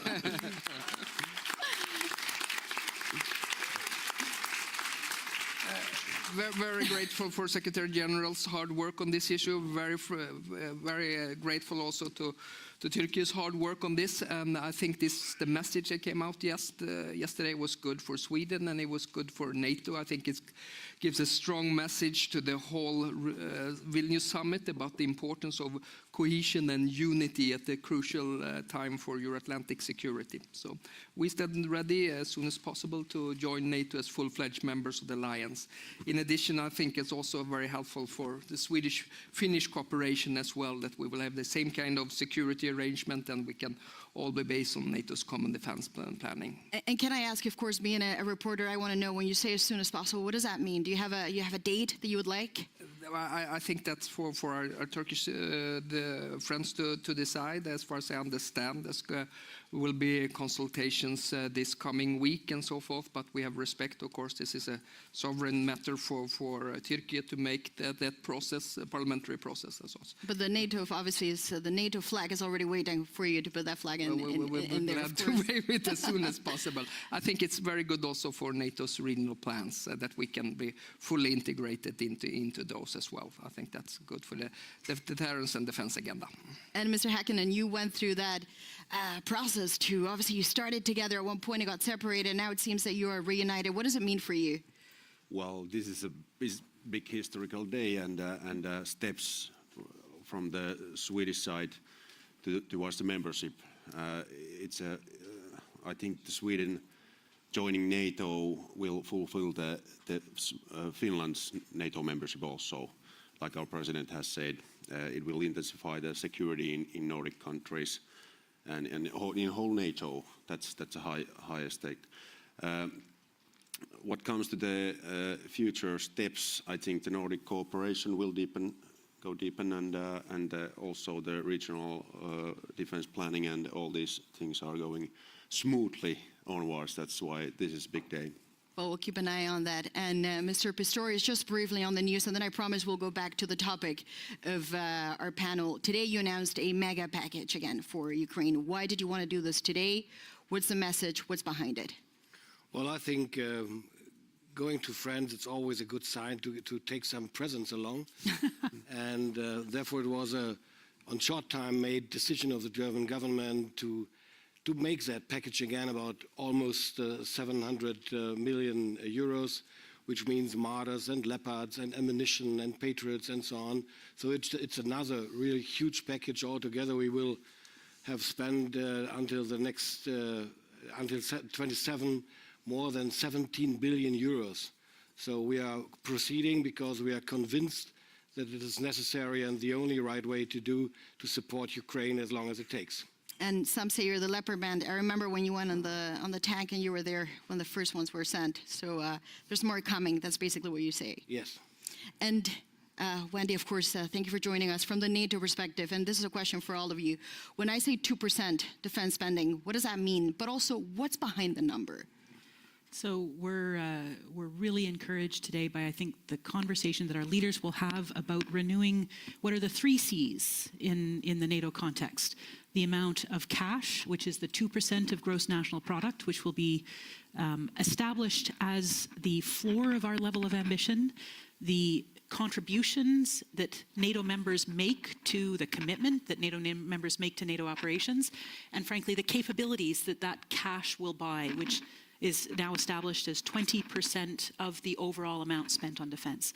And these 3 elements together are really important as we renew the deterrence and defense agenda, which is crucial. And we're also really looking forward today to their leaders considering a defense production action plan, which is all about the action of how it is that we're going to work together as an alliance to address the capabilities that are needed and to get those capabilities into service as commitments. And that's a crucial point to the production, but also even replenish the stocks here, because the war is very active, but you also need to have a strong army yourselves. So in terms of that 2%, what does it mean for you, gentlemen? Mr. Johnson, if we want to start with you. As Wendy said, this is a floor, but not the ceiling. Sweden is going up. What's the ceiling for you? Well, as high as it takes. But what we said is in order to You're getting a lot of applause from making Europe secure. I mean, if we don't get it now, this is the worst time in European security since the end of the Second World War, whenever we're going to be doing the defense investment. So by next year, Sweden is going to increase defense expenditures 1 year about 2 billion. So we're going to go up to 2.1% of GDP. And then we have a trajectory up to 2.2, 2.3, in line with the principle, to be significantly over 2%. I think it's absolutely necessary in order to make the credible investments that you need for the defense and deterrence agenda. And for you, Mr. Häkkinen, what's the 2%, and what do you feed into it behind it? Because it's not just a number. There's also an idea behind it. There's a system, perhaps some models. We talk about the European defense industry, how to build more, produce more. What's behind it for you? I think the big philosophy is here that Europe is taking much more at their own, higher responsibility of their own security matters, and that's why we have to invest more in security and do it fast. But we have to do it properly with quality, and that's the challenge now. And in Finland, we are now investing a lot more in defense. It's over 2% now, 2.3, and of course we have this conscription system, which is still it's quite cheap and effective, and that is also taken into account. And in future years, we are investing much more. But we are still looking quite strictly that the quality is the matter, not the spending only. And that's why we have to have the quality which brings the capabilities. You have to use the euros wisely. And value for money. And Mr. Pistorius, Germany, the 2%, at times complicated. When I say 2%, what does it mean for you now? 2%. The 2% defense spending. 2%. It means 2%. It means 2%? Well, I come from Lower Saxony, which is a quite flat region in the northern part of Germany. And people in Lower Saxony are said to be very firmly and strongly standing on the ground, on the base. So I rather prefer to say we are standing on a firm base of 2%, everybody of us. And then we have to try to reach any ceiling we don't even see. I don't believe that we should, to say it the other way around, I would rather prefer not to talk too much about a ceiling. We should talk about the base, a really strongly committed base, because that is a serious problem. We have to be honest. In Germany, 2% pledge would mean at the moment more than 75 billion euros. In fact, actually, I have a budget of 52. So together with a special fund I got about 100 billion euros last year, I will be able during the last years to reach a 2% pledge by spending that 100 billion special fund. No problem about that. But the years afterwards, we have to reflect and to think about how are we going to achieve the money of 20 billion. We have to be honest about that. Therefore, I really don't want to talk about 3% or 4%, because we have to tell the people in Germany, in Sweden, in Finland, in France, and everywhere else, what is the price of security? Sure. What is the price of what we are doing here? What is the price of deterrence and defense? Because 30 years, for decades, we were not used to spend money for deterrence and defense because we thought there is no enemy outside any longer. So now it's necessary to do that again. And it's not a process of just a couple of weeks or months to explain that to the people. It is a totally change of the mindset. It's a shift in the public opinion, and no need for a follow-up question, because I could see you both nodding. Do you want to add any extra comments on this? I think it's not, and I agree completely, it's not so much talking about a ceiling, it's talking about spending what we need to spend in order to assure ourselves of the deterrence and defense of the whole Euro-Atlantic area. And one of the things that this leaders will do today in Vilnius is consider a new family of plans that NATO is putting together to deliver what it is that's needed. And that family of plans has commitments attached to it. It has capability targets. And again, one of the things that we need to do, bringing it to the subject of this particular panel, is figure out what is the defense industrial base in the Euro-Atlantic area that we need to deliver to those plans, and then to make sure that we have our industry partners and our government partners working together to do that. And if I can just, one more little thing now, is that one of the ways we do that is by helping, as NATO, helping nations work together to spend the money as wisely as possible. And we do that through understanding the defense industrial base. We do that through applying NATO standards so that we are interoperable with one another. Yeah. And we do that by working together, by aggregating demand and making sure that we have the economies of scale and the efficiency so that we're getting best value for our taxpayers. And Mr. Johnson, do you want to add on that? Well, I think the mood has fundamentally changed, just as Boris said. The power of example of a war going on. And I used to say that security is a bit like air. When you have it, you don't really miss it. But when it disappears, there's nothing is as important as getting back like that. So I feel there's a completely different mood. People are willing to invest, and we're gonna have to invest because many of us are starting from a low level of underspending for decades. So it's gonna take time. Now, money is gonna be good, but it's not gonna be enough. What we have to do is to build capabilities, and that takes a little bit of time. It demands interoperability, it means training, it means stocking up on our warehouses and so forth. Just last point, which I think is very important also, what Wendy was talking about, our defense industrial base. And a strong defense industrial base is actually part of credible deterrence. I mean, that's a lesson learned from the war in Ukraine. This is a war of warehouses. You have to have an industrial base, not just for peacetime situation, but you have to be able to ramp up production now when we have a large-scale war going on in Europe. And that has been quite challenging. I spent a lot of time with industry myself doing this, and that's why I'm happy also that NATO is launching an initiative on it, and we've been working during the Swedish EU presidency with this, something called ASAP and EDIRPA as well. And I think this is something where I would like to see EU and NATO working very closely together as well. And you mentioned the industry. I work for Bloomberg, so we talk to a lot of CEOs, and one of the things they say is, we can do it, we can get to work, but we want to have visibility and we want to have long-term contracts, and this is not a story of 1 or 2 years. Is that an area where you're willing to go? You're willing to say, yes, we're ready to sign 10-year contracts. We're ready to do it now. Have a relationship with those CEOs, because they still say that they don't have that clarity. Well, they should be able to have it because they know it. Well, they don't have, of course, all the contracts they would love to have, but they know there is a security that we will spend the money because we are obliged, that we are forced to spend the money. There is no alternative for us to do that. So they can, of course, increase the capacities of production. And they could have done that already a couple of months ago. But anyway, now they get the contracts they need. And of course, you are right, we need contracts of framework contracts of 5, 10, 15 years.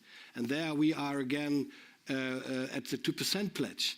We can only give that security, that planning security for the companies of the defense industry, if we have the 2% pledge, if we have a budget which is reliable for the next decade. Otherwise, we are not able to make contracts, framework contracts, for example, for ammunition, for aircraft, for tanks, or whatever else. And by the way, another very important point is not only the capacity of production, it's also what you mentioned, the interoperability, the interchangeability. What we learn now is quite unbelievable, at least for me, being in office only for a couple of months. But I learned we have at least like 120 different kinds of 155 ammunition, which is quite ridiculous. Is that something that you say that is useless? We have to just look at what we have and become more compatible between us. Absolutely. It's a waste of money when we can't use what we have, essentially. Exactly. So you say it's not so much maybe the contracts, but it's actually get better contracts that apply to both. It's both. It's a matter of contracts, of course, but the contracts has to have, or it needs, a base, which means reliable budgets for the next years. Otherwise, we are not able to close the contracts. Mm-hmm. You want to? You both want. Yeah, just a couple of notes. We are doing in Finland kind of long perspective defense planning earlier, before NATO, and now at the NATO time, and it's at about 10 years, 15 years planning what kind of capabilities we need and where we are going to get those, and the procurement processes are just about 7 years, 10 years. And this is the problem now. If you're lifting or ramping up your defense now, it will take several years, or either it will be very expensive, or even though you have the money, you don't get the equipment now. And that's why we have to do the right decisions now, fast, but the results are coming afterwards. Yes. And like Boris said, it's highly important to message this to the people. We are living in democracies. The people, why we are changing this European mode of our own security now. It is changing now. Long perspective, but decisive conclusions now. Cooperation between European Union is highly important. And of course, there's 3 layers that the national decisions, everyone needs security of supply. For example, in Finland, we live kind of back there at the Baltic Sea, and we have, of course, the Nordic land road, but that's why the security of supply in military things is the highly important thing for us. It's crucial. We have to live in a crisis, and that's why we have to have an industrial base at the Nordic countries. But the cooperation in EU, NATO, that there's a smooth cooperation, that's the key point. And go ahead. I was just going to say, I mean, one of the critical elements, first of all, as a member of the armaments community, it's music to my ears to hear 3 very influential defense ministers saying we have to spend more time thinking about procurement and making it faster and making it more conscious decisions that prioritize capability and prioritize, frankly, at this point, schedule, in that we need those capabilities delivered quickly.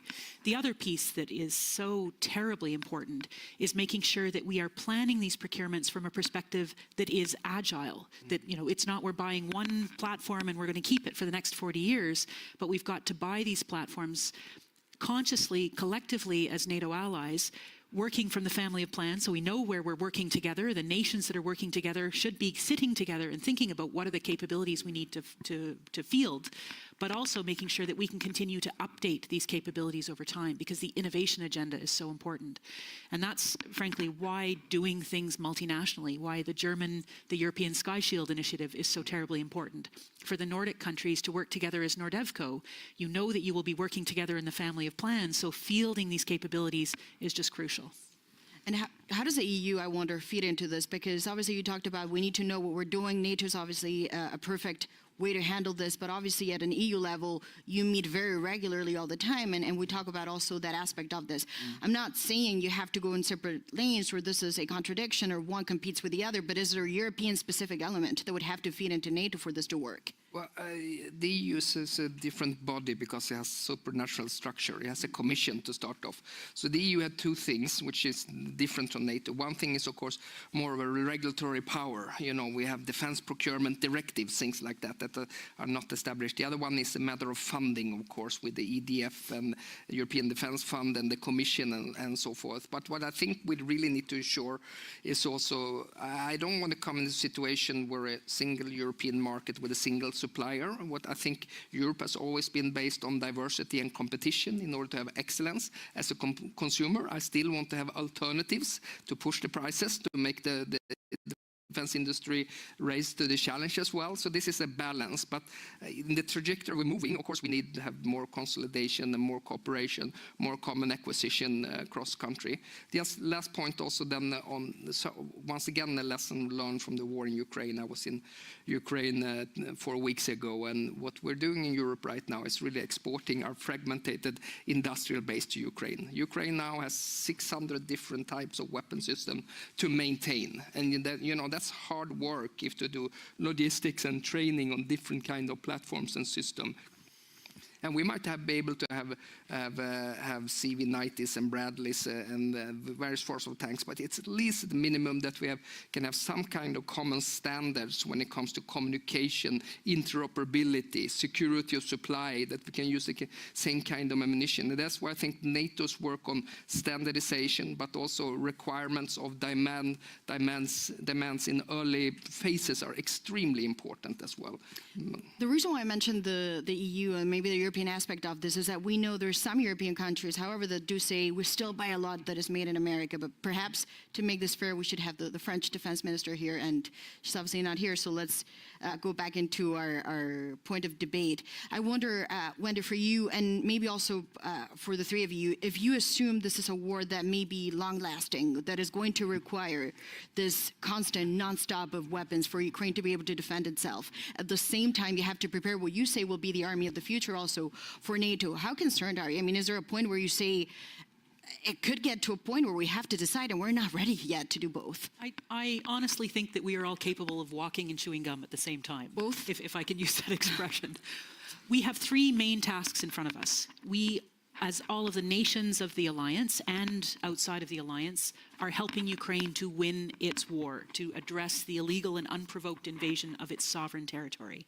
At the same time, as we are assisting Ukraine, we have to replenish our own stockpiles and make sure that we continue to have what is a credible deterrence and defense for our own areas. And at the third time, we need to make sure that we are planning for our military capabilities that are agile, that are integrating innovation into the overall mix. And that's absolutely doable. And it's doable. Is it all of it doable? Or is there an element of wishful thinking? Ultimately, there's a lot of pressure. I think there are really intelligent planners at the NATO level.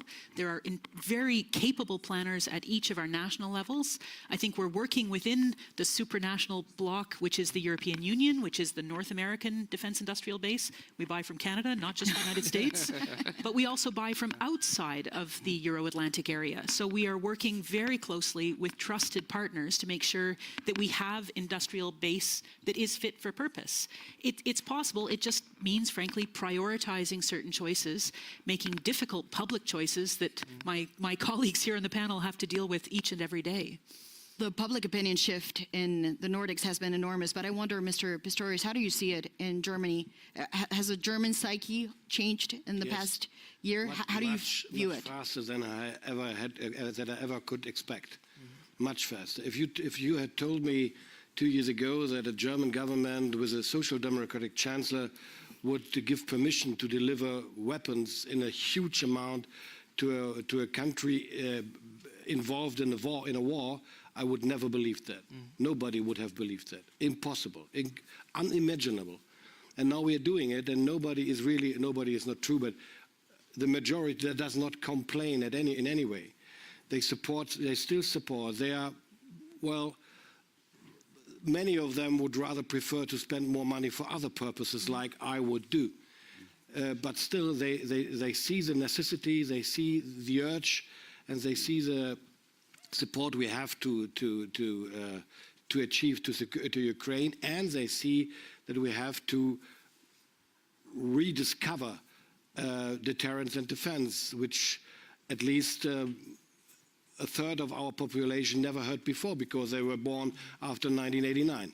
And can I ask you, before I put questions to the floor, just out of personal curiosity, and we talked about this at the Munich Security Conference, the two of us, the Russian almost Kremlin propaganda machine has a fixation with you. And they say, here's the worst German defense minister. And yet, when you look at the German public opinion, you're one of the most liked. But here's the thing, if they say you're terrible, but the Germans say you're one of the most liked politicians in Germany, is that the best compliment we could give you? Well, when I started in this job in the 19th of February, I never planned to become the most beloved minister in Germany. I didn't either plan to become the most hated man in Russia. So this is not what I came in office for. I came in office for to organize a Zeitenwende and to rebuild the Bundeswehr and to do what is to do. And which is, it's nice to be the most beloved, and it's not so nice to be the most hated in Russia. But anyway, some of those guys offered me the lips of elk some weeks ago to eat because as a punishment. Well, I never tried it, and I won't try it. Well, on that note, we have questions from the audience, many, in fact. If we could have a microphone, and then if you could stand up and introduce yourself, that would be great. And address the question to the person that you prefer. Olana Halushka, International Center for Ukrainian Victory. This panel was dedicated to speaking about investing in defense and security, and I would like to twist the topic a little bit and ask about the security of investment, because international partners are very interested and speak a lot about the reconstruction, recovery of Ukraine. We've seen a lot of conferences, with one held in Berlin in October by the Chancellor Scholz, but the elephant in the room remains how to basically convince those private investors to go and put their money into Ukrainian economy if they do not have the guarantee about the sustainable and not a temporary peace. And inviting Ukraine into NATO would basically send the best signal to Germany and to all of the other Western companies, businesses, to get prepared and to be ready to invest in the reconstruction and recovery. And I have the question to Minister Pistorius. Will Germany today send the signal to their businesses by making the decision on the invitation of Ukraine into NATO? Well, the easiest answer would be, please ask my Chancellor. Because they negotiate that at the moment, or had been negotiating during the weekend. Well, I think it is not really, to be honest, a matter of concrete and like that expressed invitation, because everybody already said and emphasized several times during the last 1.5 years, the future of Ukraine is in NATO. There is no doubt about it. It's only it's only a matter of an issue of the way to go there, and not the time to go there, the way to go there. There are certain preconditions to be refilled. There are certain circumstances we need to make that step. And of course, I'm, at least from my point of view, I'm convinced this track for Ukraine might be faster than for others, but still there is a track. So the future of Ukraine is in NATO, there is no doubt about it. But Mr. Pistorius, she makes a very good point, because some could suggest this mega package on Ukraine, aid for Ukraine today, has been presented today because this formal invitation may not come, and this is a way of saying, okay, the invitation formally is not ready yet, but you also have this. Is there a connection, or there isn't?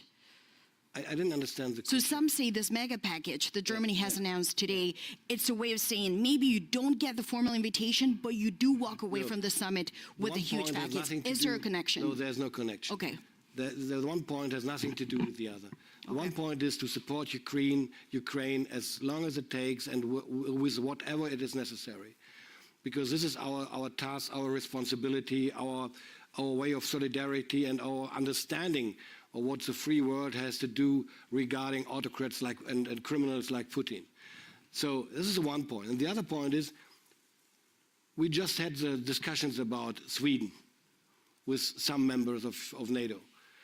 And we have to convince every member of the NATO at the point when the decision has to be made.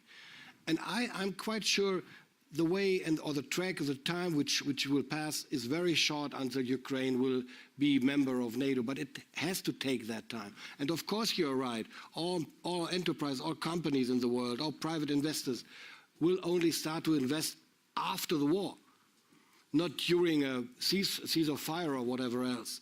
They will start investing when the war is over and they can rely on peace.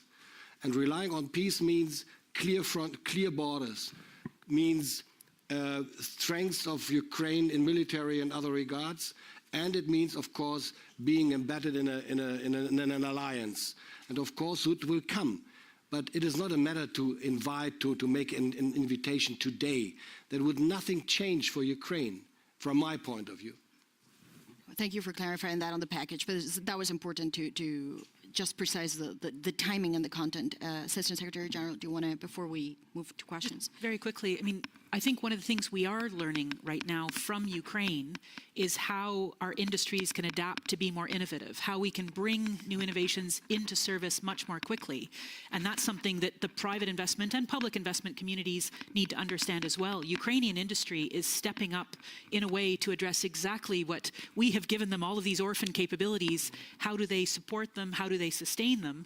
And so that's innovation which is driving interest, and it's frankly helping us to learn better as well. I really think we also, because our stocks are not unlimited when it comes to the transfer of bilaterally military equipment, we really need to get our defense industrial base going, working for us, also supporting Ukraine. So the Ukraine has the possibility to procure new defense equipment as well. And we have the European Peace Facility, and we have the International Fund for Ukraine, which I think are helpful, and NATO cap and things like that. And I think one of it is also sorting out the issue of export credit as well, so the Ukrainians are able also to get access to new defense equipment. I think that's absolutely crucial for having a sustainable support for the Ukrainians. Oh, and obviously they would say they are probably at this point the most combat ready in Europe. Do you want to go ahead? Sergei Sidorenko, European Pravda, Ukraine. I'd like to reflect what Minister Pistorius said, that not everyone is happy with huge investments that allies have to do in their military capacities, which is quite obvious. How do you see is there a real possibility that due to that, pressure of some part of the society, Germany and maybe other allies would see that they have to decrease their military spending and spendings to Ukraine? And if you see that this possibility is there, what can we do in Ukraine and what can other allies do to prevent that? Thank you. Well, I would rather suggest to make a special panel for that question, because it's a very complex question. Of course, we have parts of our society in Germany, and I'm sure in Sweden or in Finland or in France or in Great Britain too, which are not happy with that. For example, the far right-wing parties in France and in Germany, they oppose against it every day. They say Russia is not guilty and Ukraine is not to be supported by us. It's not other war, or like Twitter memes, we are not in war against Russia, or whatever else. It's going on, of course, but it's not yet a majority, and I don't see it's getting a majority. But I cannot swear it, because the longer it takes, the more dangerous the public opinion might be, because in the same moment we approach to elections, it's getting even more difficult and more difficult to make the stamina. Yes, that's very, very, very problematic for us. For example, in Germany, in the eastern part of Germany, the far right-wing party AfD is now in the polls more than 25% or even 30%. It's the strongest party in the eastern countries of Germany. So, and they are against the war. So what we have to do, or we have to achieve, is that the democratic parties in Germany do stand with Ukraine and commit with Ukraine and with the support, which is very important. Expensive too, of course, but not defending freedom and security in Europe by supporting Ukraine would be even more expensive afterwards. So that we have to convince the people about, and that is our task as politicians in Germany and other countries. So let's continue. The ministers do have to leave, so I will ask you two very quick questions, and then they will have to go to their meetings respectively. So go ahead, sir. All right, thank you. Charlie Sloan, Pasternak, Finnish Institute of International Affairs. I actually would like to challenge the ministers about world when Tehran can stop it. Tomorrow he will decide to do it in Baltic Sea, somebody else will decide to do it South Chinese Sea, and we know that the grain deal is expiring next week. So my question is, are you ready as NATO to make a military convoys in order to restore commercial navigations in Ukraine and to save millions of people in the world from starving if Putin will again blackmail with the world with the grain deal? Thank you very much. So Black Sea and those long-term contracts, which again, we'll go back to this idea of who's willing to sign this today. You have a minute. We have it's a challenge, I know. Show together. If you want to. I mean, you're very compatible already, so why not? Okay, this is about sharing risk. That's what you mean when you, and how do you share risk? Well, the industry wants long-term commitment. We did exactly, Charlie, what you talked about in regard to artillery ammunition just a few weeks ago. We announced a big package, but that also means that we're going to challenge competition sometimes, because it means that we're going to direct our procurement to a specific company. But they need to know for the long haul, it's a strategic interest for Sweden to have production and manufacturing of, for example, artillery munition in Sweden, in Finland, or in Norway, for example. So I think that's also a case where we work on security supply on a Nordic basis. But it means sharing risk, and it means also that you have to direct your procurement process vis-a-vis specific companies. We have done those long-term deals, and we are now planning to do much more of those long-term plans. And I think the mode of our governments has to be towards the citizens that this new age of security needs much more spending to defense, and that is taken off from somewhere else, from your wallet or from some other services. And like in Nordic welfare countries, we have a lot of to spend in everywhere. And that's why this is a huge political dilemma, that we have to change the attitude in the elections and everywhere. Well, to make it brief, what you asked about the grain transports or whatever else, it is not a question which NATO has to answer. It's not a task of NATO. It's a task of nations, or even United Nations, by troops gathered by or achieved by member states of United Nations, but not of NATO. Second question, I don't consider your question as a challenging one, because in Germany we really speeded up during the last month.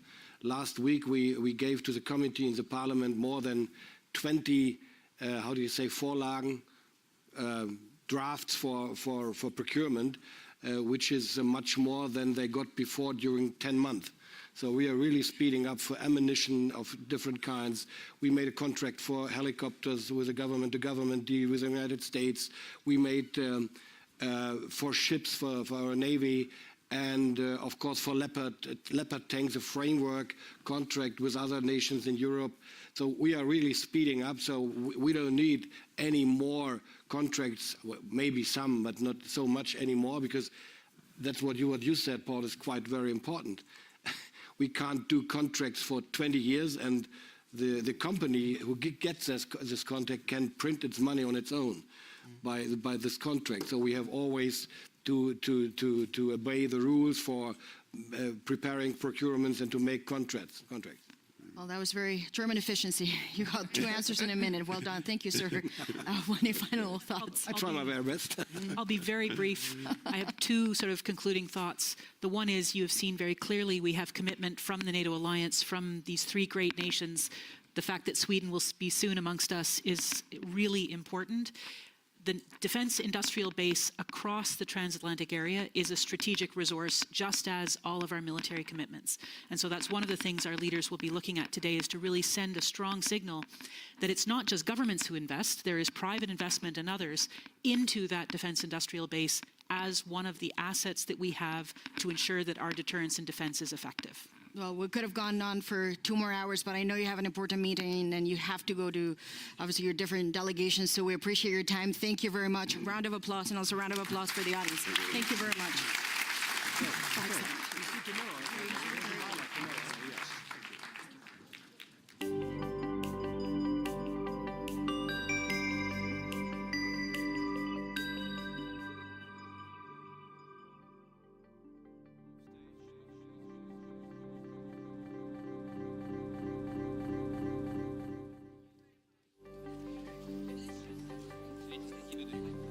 Посаки когда?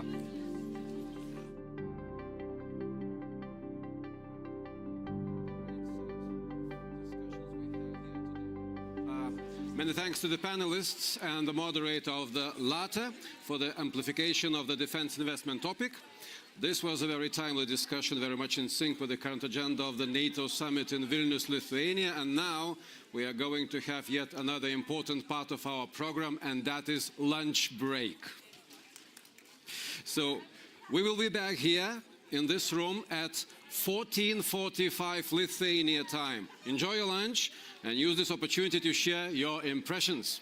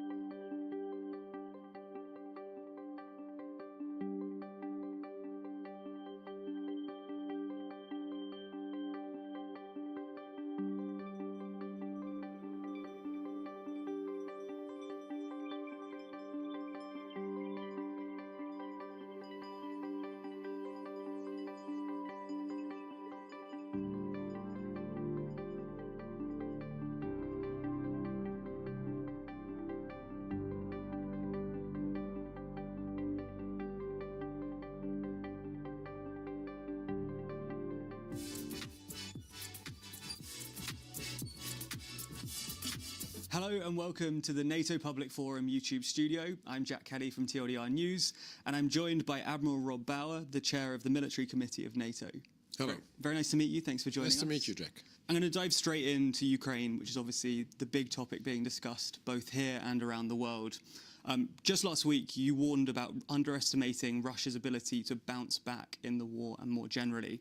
How do you think NATO's new plans help to protect against the continued threat of Russian aggression?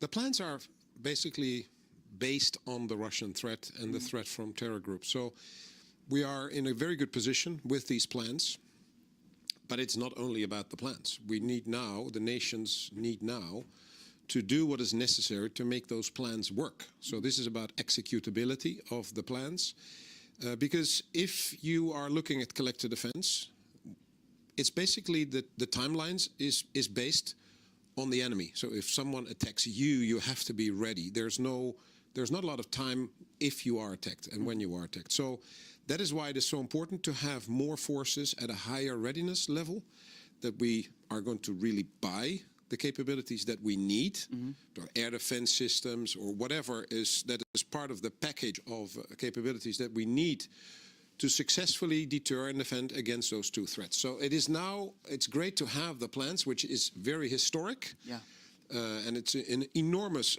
amount of work to get there, but it is now time to make them executable. And part of that obviously is involving kind of spending targets around the world. NATO members collectively increased their defence spending by 8.3% in real terms last year, which is a record level of spending. But there are some NATO members that are still below the 2% target. Do you think that NATO is doing enough to guarantee security for the future? And is there anything more that could be done there? So the good news is that since 2014, when the first discussion was on the Defence Investment Pledge, the decision in Wales then was we're going to move towards 2%, and then 20% of the defence budget invested in capabilities, and no more lower budgets in absolute terms. And I think that has been a success in a way that NATO has seen a huge increase in the defence budgets across the board. Some are moving faster than others. And I think part of the discussion here in Vilnius will be, what is the new defense investment pledge? Is 2% the ceiling or is it the floor? And I think we are moving towards 2% as a floor, and that then helps us to actually have the money available for all these investments that are necessary. So I think the decision that will be taken in the coming days are very important again, because they basically assure that there is sufficient money to do the things that are necessary. But we cannot do it alone, because there's another factor that is very important, and that is the defense production capacity. So the defense industries in, let's say, Europe and North America. And we've seen, again, with a war, as we saw with the pandemic, that just in time, just enough, which has been driving our economies for decades, is actually too late and not enough. And therefore, we need to ramp up the production capacity, but it is it's a private sector. So we need to talk to financiers. We need to convince people to really invest more in defense industry, so that the armed forces get the capabilities faster when they order them. And I think that is parallel to all the things we do in NATO. We need to work on that as well. Absolutely. We obviously heard massive news yesterday that Turkey's President Erdogan would be ready to ratify Sweden's accession into NATO. I'm interested on your perspective of what Sweden will add to NATO's collective security.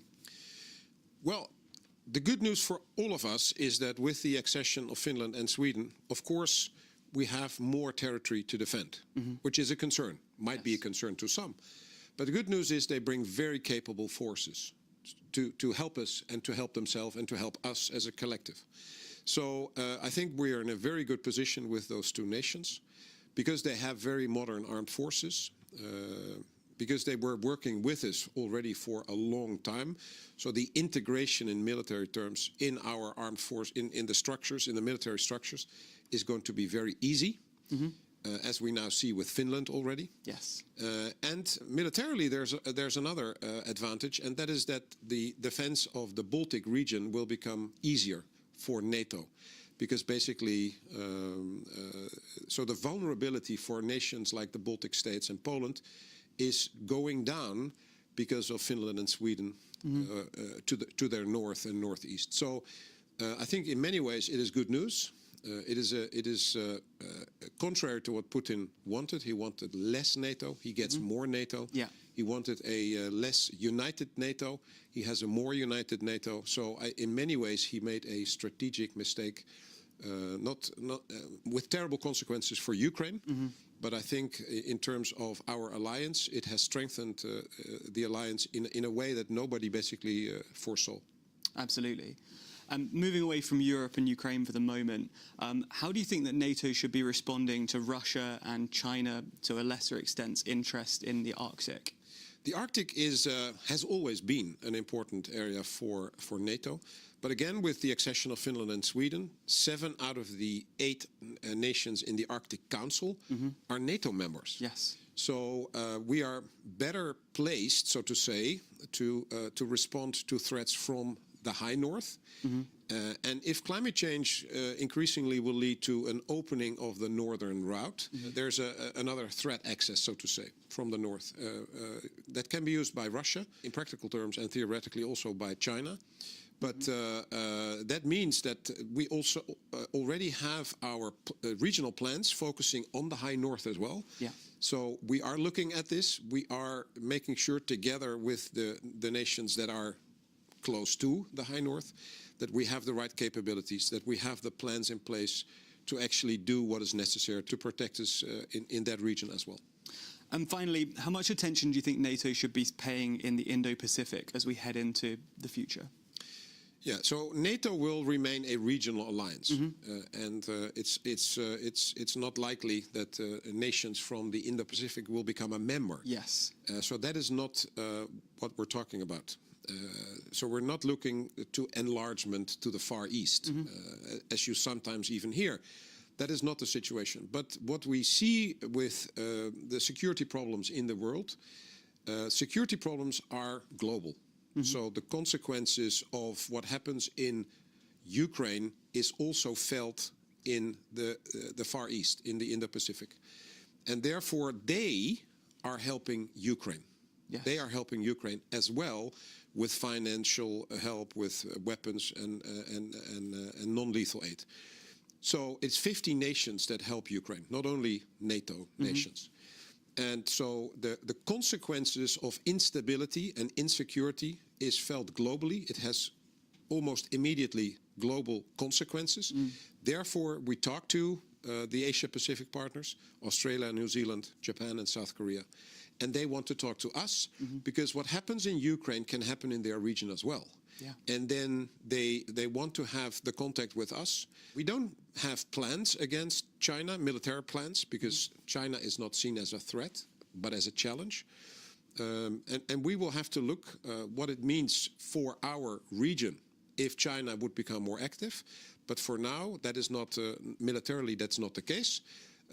But the discussions with the Asia-Pacific nations especially is about how we cooperate in general terms, how we learn from each other, how we can help each other, both on the political and the military levels. Very interesting. Thank you so much for your time, Admiral. Okay. Thank you. Pleasure.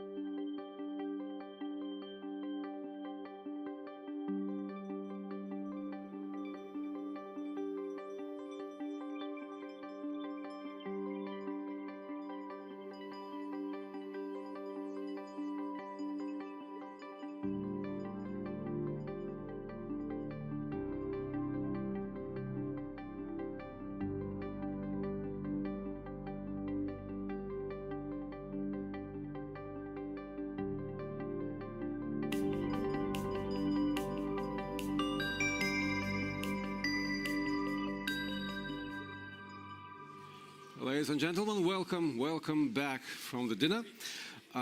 Please take your seats.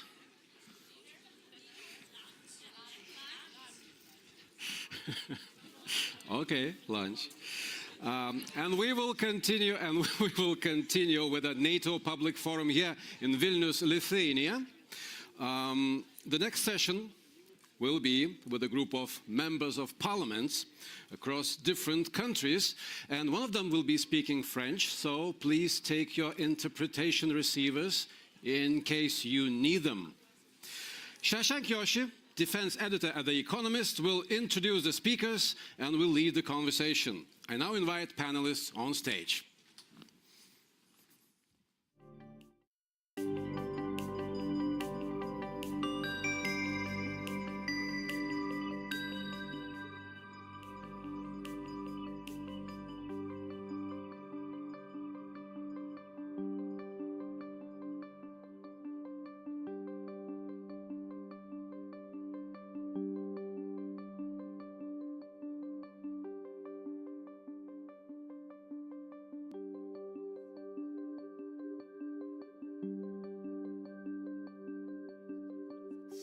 Please take your seats. Thank you very much for joining us in our afternoon slot. Well done for making it from lunch. Well done for staying awake. Congratulations. We have an excellent panel here. I'm Shashank Joshi, defense editor at The Economist. A lot of the issues we've been discussing for the last several hours, whether that's Sweden, Turkey, defense spending, defense investment, deterrence and defense, these are all intimately connected to popular opinion, popular will. We have 4 elected representatives here who can talk about the role of parliaments and also the role of public opinion and public attitudes in their respective countries and how that affects all of the topics we've been addressing. And please let me briefly introduce all of them. We have the Honourable Victoria Chmielita Nielsen, who's the Speaker of the Lithuanian Parliament. Hi. Pleasure to be here. The Honourable Joël Garriaud-Maylam, French Senator, who's the President of the NATO Parliamentary Assembly. The Honourable Jean Shaheen, US Senator and co-chair of the US Senate NATO Observers Group. And the Honourable Tom Tillis, Senator, who is co-chair of also the co-chair of the US Senate NATO Observers Group. Just to kick us off, Madam Speaker, could you begin very briefly just by giving us a sense of whether or why parliaments matter in all of this? I mean, a lot of these are issues where the executive branch dominates, decisions are taken by defence ministers, prime ministers. What is the role of parliaments? Are they relevant at all here in what we're doing? I certainly believe so. And when today we live in the circumstances with the war in Europe, with Russia's brutal attack on Ukraine, it is obviously not just a regional problem. It is not just something that could be limited to 2 countries or, let's say, this area of the world, but it is an attack of the well-established rule-based international order. Among other things, it is also an assault on parliamentary democracy. And given the fact that parliaments are the ones that ultimately vote on defense budget, parliaments are the ones that make decisions on sending the soldiers overboard to other countries, I believe that, well, the role of parliaments is as important as ever, and definitely it would be a mistake and it would be impossible to understand if we would just stay behind and not engage more actively than ever. So parliamentary dimension has been very important since the war on Ukraine began. And I believe that this parliamentary diplomacy has also served good purposes and should continue to serve that as long as we find ourselves in very extraordinary circumstances, as we definitely do today. Thanks very much. Senator Garriaud-Maylam, could I turn to you, please? And we'd just like to ask you a question about popular perceptions of NATO, particularly in an era in which the European Union has also been assuming more strategic responsibilities, doing more on strategic autonomy. Can you talk a little bit about how you see those differences and how they manifest in your work? I mean, obviously, first of all, let me say how much I agree with what Victoria has just said. I mean, the parliamentary dimension is so important, and that's what we do at NATO Parliamentary Assembly. We work with all parliamentarians for every country to try to reach a consensus, which we have reached in supporting Ukraine, which is very important, and we've been totally unanimous. And in fact, I presented our decisions to the heads of state just a few minutes ago, because that is so important. Regarding NATO and the European Union, obviously there has been a lot of strategic discussions about that issue within Europe, but there is a really growing support for NATO. As you know, in Europe, we have a history.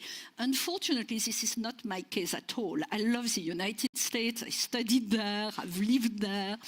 And so it's not my case, but there has been sometimes some resentment coming from the leftist parties, especially. But more and more, everybody recognizes how NATO is important. But we want to develop our European defense, but within the framework of NATO. There's no other possibility now. We need to work within NATO, but we need as well to spend much more on our defense spending. For instance, our Parliamentary Assembly has recommended that we spend 2% of our GDP on budget, and that it should be the minimum, because it's extremely important to make sure that we have enough security for all our territories, all the member states of NATO.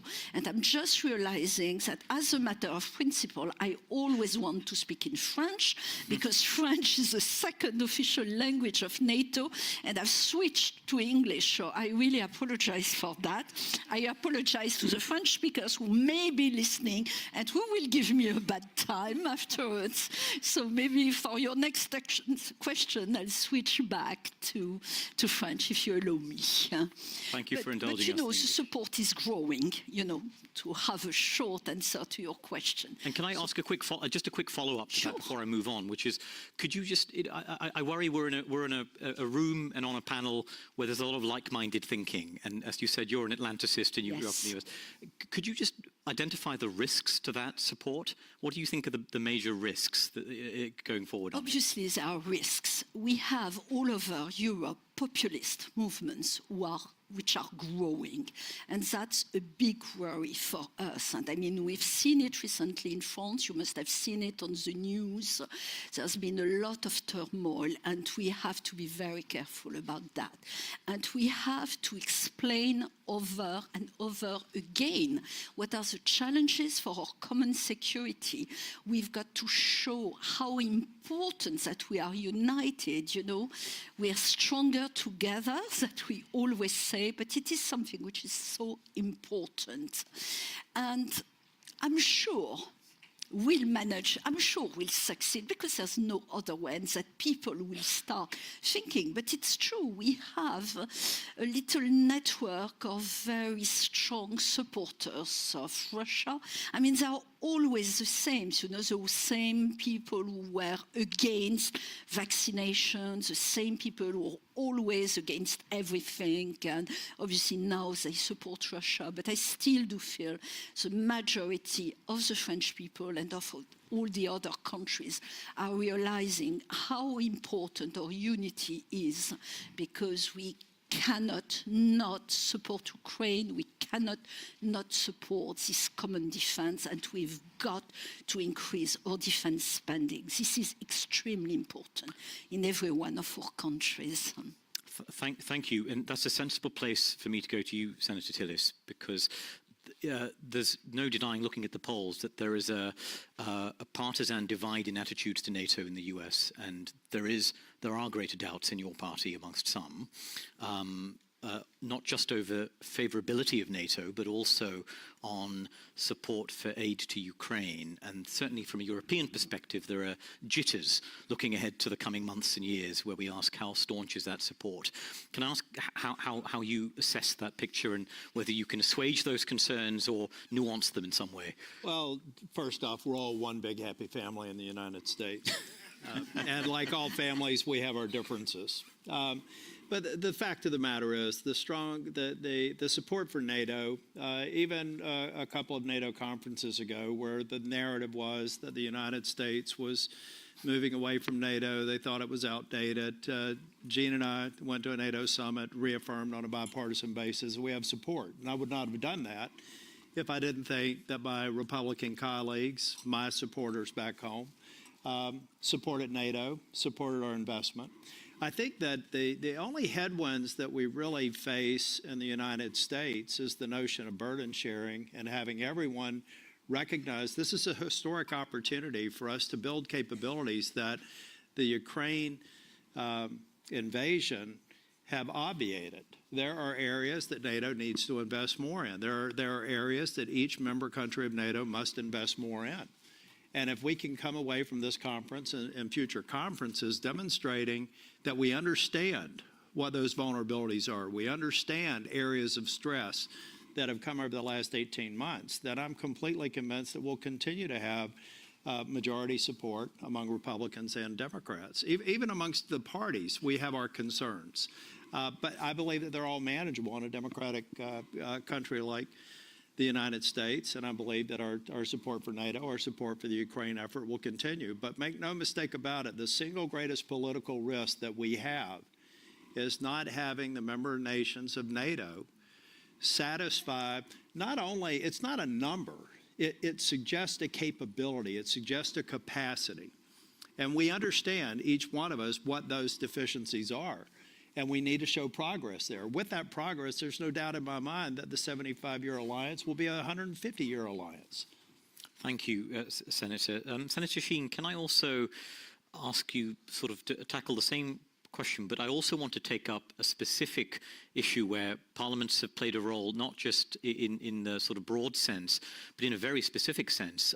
We know that one of Turkey's requests was congressional support for F-16 sales.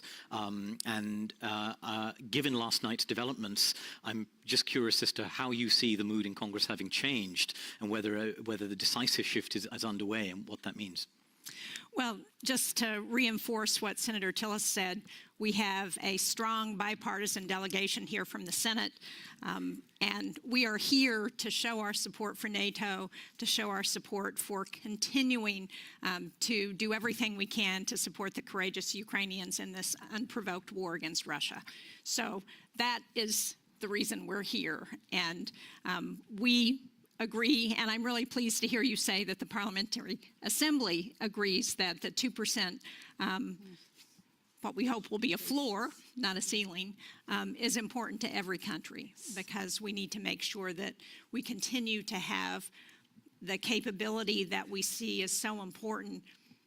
You know, after the fall of the Berlin Wall and the dissolution of the Soviet Empire, I think we had what we called a peace dividend. We thought, well, we don't have to prepare to fight anymore. We don't have to prepare for conflict. And what this Ukrainian war has shown us very starkly is that that is not the case, that we do have to prepare.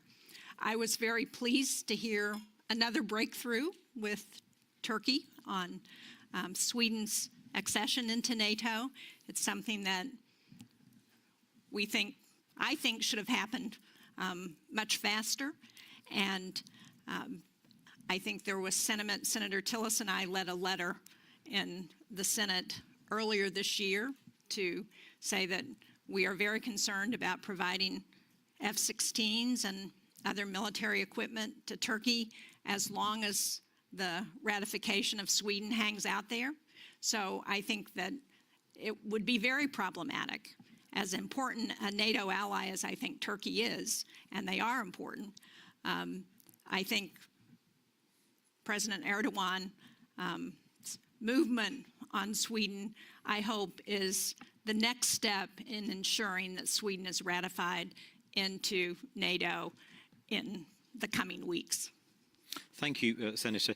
I'm going to, in a moment, turn to the floor and I'll select questions by hands up in a moment. But so think of your questions. But before I do that, I want to just very quickly address a rather simple question to all of you, and it's the one that is here on my iPad from our virtual audience. But it's also the question that's kind of hung over every panel here, which is, when do you think Ukraine will be able to join NATO? And the question I have is, we don't know the precise language we'll see in the communique, but I think it's fair to say we have a sense it may not go as far as Ukrainians and their sort of advocates would like in terms of extending an invitation and offering a concrete, specific, rapid, credible pathway.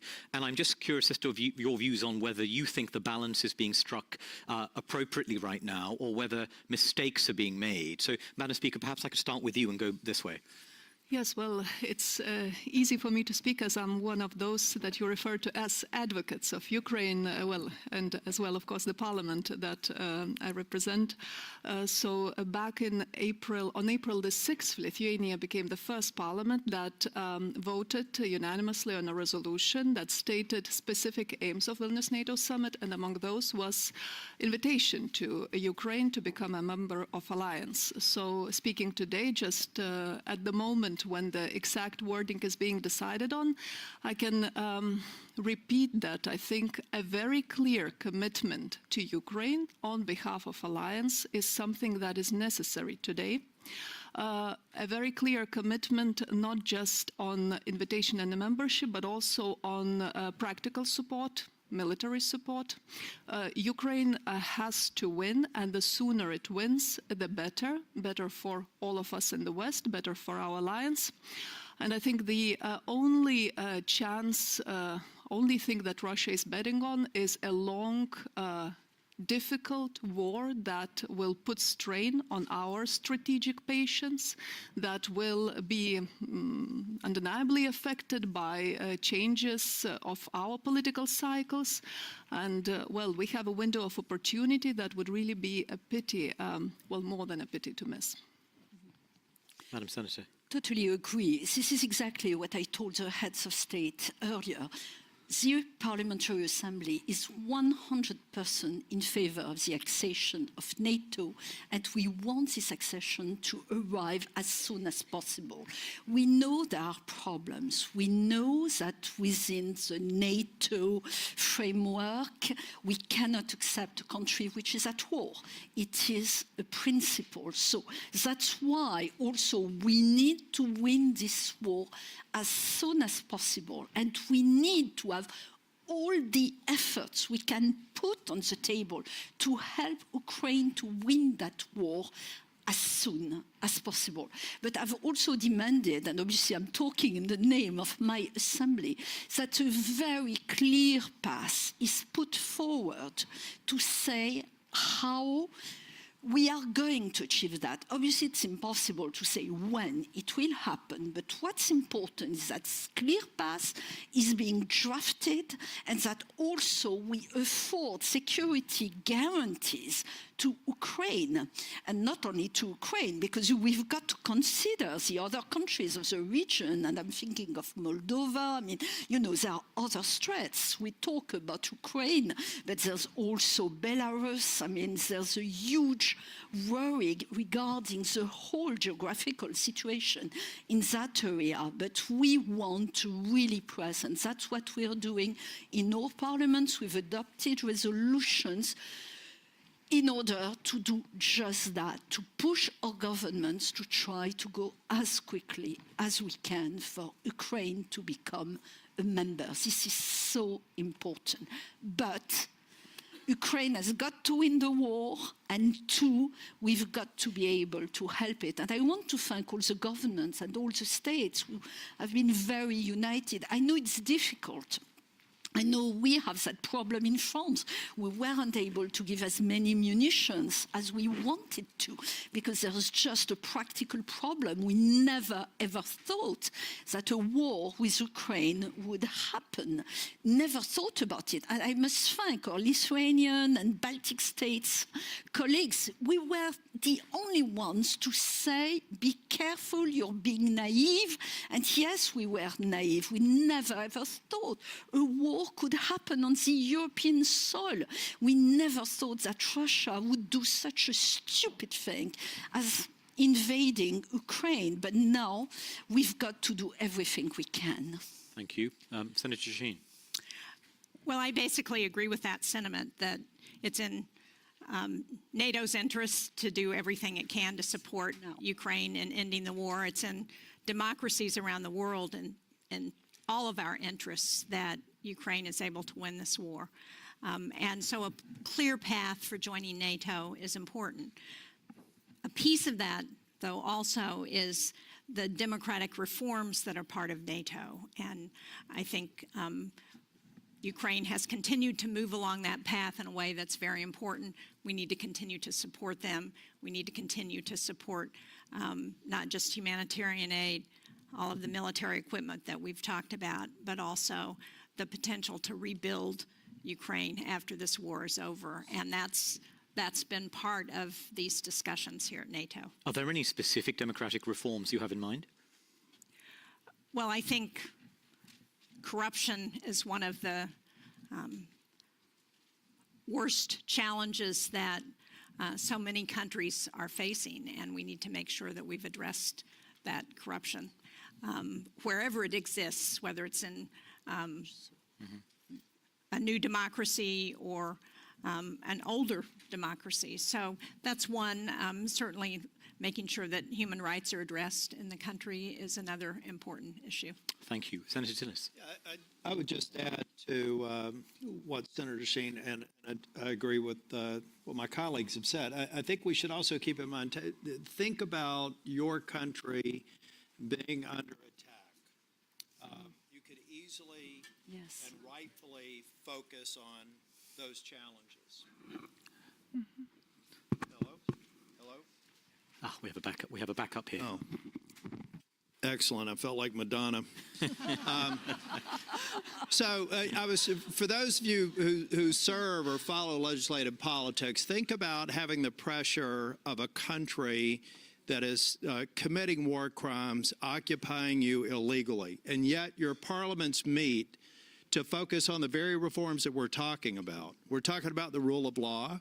We're talking about corruption. We're talking about separate, co-equal branches of government, the sorts of norms that we all expect. The fact that they're taking up that legislation when they're under the threat of being attacked demonstrates to me Ukraine's commitment to achieving exactly what they need to be a member of NATO. There's work to be done, but in spite of the fact, for a year and a half they've been occupied, and in spite of all that we know that's gone on there, it suggests to me that we have government leaders who are committed to the very reforms. So here we have to continue to sustain the effort. We have to beat Putin. We have to support Ukraine. We have to sustain that, and we have to make it very clear to Vladimir Putin that NATO and the family of countries, nearly 50, that are supporting the effort now are here for the long term. And that's not a proposition Putin can win. Thank you very much. Okay, I will now take questions. I'll do them in 3 at a time. So there's one at the back over there, one over there, please. If you could make your way to the microphones. And was there any from over this side of the hall? Yeah, over there, please. Domitilla, I think that's you over there. Thanks. Please go ahead. Thank you very much indeed, Shashank. Benjamin Tallis, German Council on Foreign Relations.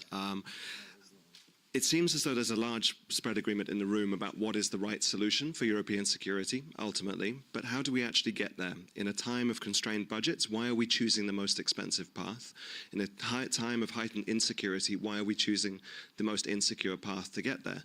What are the obstacles that we therefore have to overcome, and where do they lie? In Washington, in Berlin, and elsewhere? Thank you. Please go ahead. Thank you. Alexei Goncharenko, member of the Parliament of Ukraine. Taking into account environmental threats. Watch at Kakhovka Dam, awful catastrophe, nuclear threats from Russia. I think that formula that NATO will defend every inch of its territory looks a little bit outdated. It's impossible to do it just from NATO territory. So taking into account that Russia is deploying nuclear weaponry just several kilometers from here in Belarus, isn't it the time for United States to deploy nuclear weaponry in Eastern Europe, including Ukraine? Thank you. Hello, everyone. My name is Maria. I'm the Managing Director of Young Professionals in Foreign Policy. And I'm going to bring this back a little bit to the grassroots support and ask you about young people's involvement. And it's a two-part question. One part is, do you think young people are doing enough, engaged enough in security and defense topics, and especially in NATO topics? And the second part is NATO and local governments, parliaments doing enough to engage young people and listen to young people when it comes to these topics? Because we are the future who is going to be leading the countries, leading NATO. So is enough being done to listen to young people right now? And let's have that last question too, please. Thank you. Thank you very much. I'm Domitila Sagramosa. I'm from the Department of War Studies at King's College in London. And I have a question which relates very much to public support for our actions in Ukraine. And as parliamentarians, I think this is one of the key issues. I mean, how do we ensure that publics in Europe and in North America sort of continue with a sort of unwavering support of our efforts in Ukraine? I think that we face serious challenges. Politicians are exploiting the issue. There is sometimes politicians which exploit sort of anti-Americanism, as was mentioned.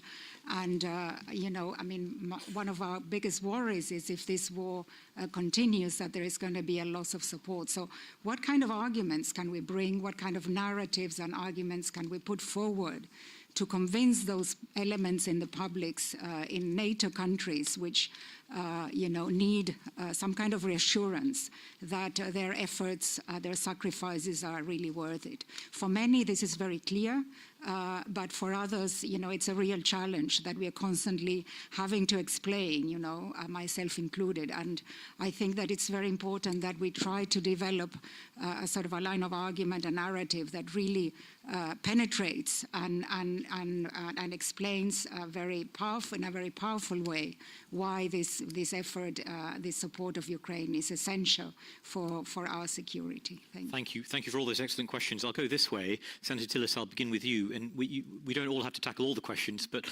I think it would be good if you started with perhaps the punchiest of all of those, which was, is it time to deploy nuclear weapons to Eastern Europe? I realise it's not up to the Senate to decide such a thing on its own, but this is the question of Europe's NATO nuclear posture is a live one. We have a very good panel on this coming up later in the afternoon. So we'd love to hear your views on that to begin with. I'm not sure I'm there yet, and I'm glad to see my friend. We saw each other. He's from Ukraine parliamentarian, and I think he's making the right sort of request. I'm not really sure that I'm there yet, and the reason is Ukraine is doing such an extraordinary job fighting a war that Russia thought was going to be over in 2 weeks. I think that we could easily create distractions away from continuing to sustain what has been an extraordinary performance on Ukraine's part. So I think that, in my opinion, with all due respect to my friend, that's a discussion for another day. But I think we run the risk of taking our attention off of a strategy that's working. And then also potentially even dividing parliaments over an issue that I don't believe is material to our success strategy in Ukraine. Senator Sheen.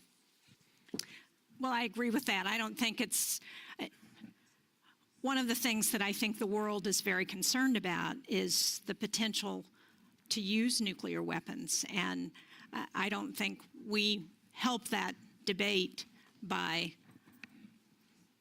putting nuclear weapons in Eastern Europe. And I would hope that we would do everything we can to try and get Vladimir Putin to stop using rhetoric around tactical nuclear weapons.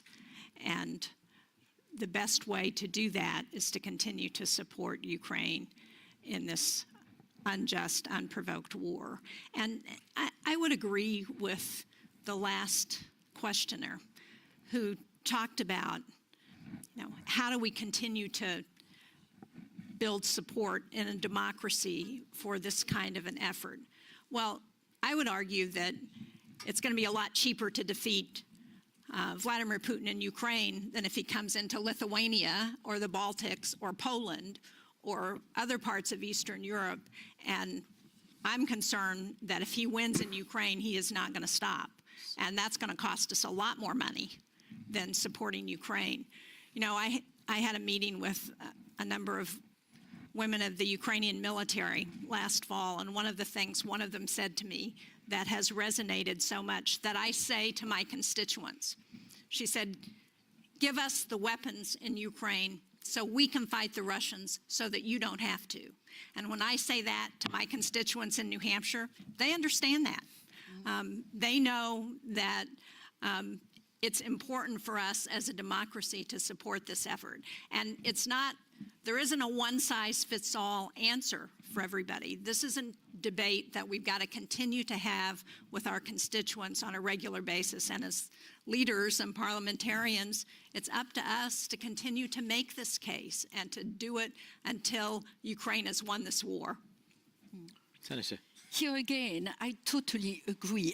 But first of all, about nuclear weapons, that I would totally disagree at that stage, for the reasons you said, but also because we've got already nuclear deterrence in Europe. Britain and France do have this nuclear deterrence, and this is a very strong dissuasion force.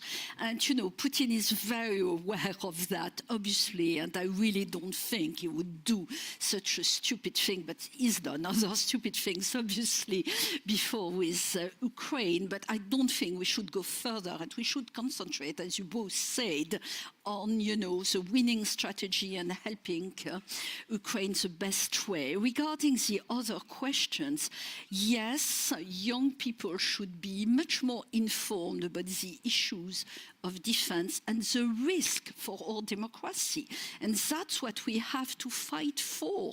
There's a lot of fake news, disinformation coming from the Russian side, which is gaining territory. In fact, I'm present very soon a report on fake news and Russian disinformation to the NATO Parliamentary Assembly. It's incredible to see how good they are at it, and we need to be even better to promote the democracy, because the risk is enormous. As you said, if we lose Ukraine, all the other countries in the area are at risk, but it will go even further.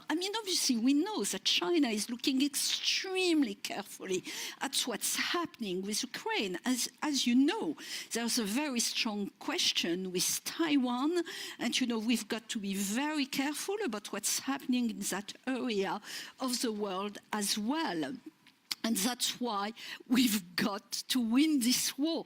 I'm sorry, I feel I'm repeating myself all the time, but this is so important that we've got to do it now and make as many efforts as we can to win it now. And that's why we are working within NATO Parliamentary Assembly with all our parliamentarians. And I know there are some members of the Bureau who are somewhere here coming from different countries, and obviously we all agree on that.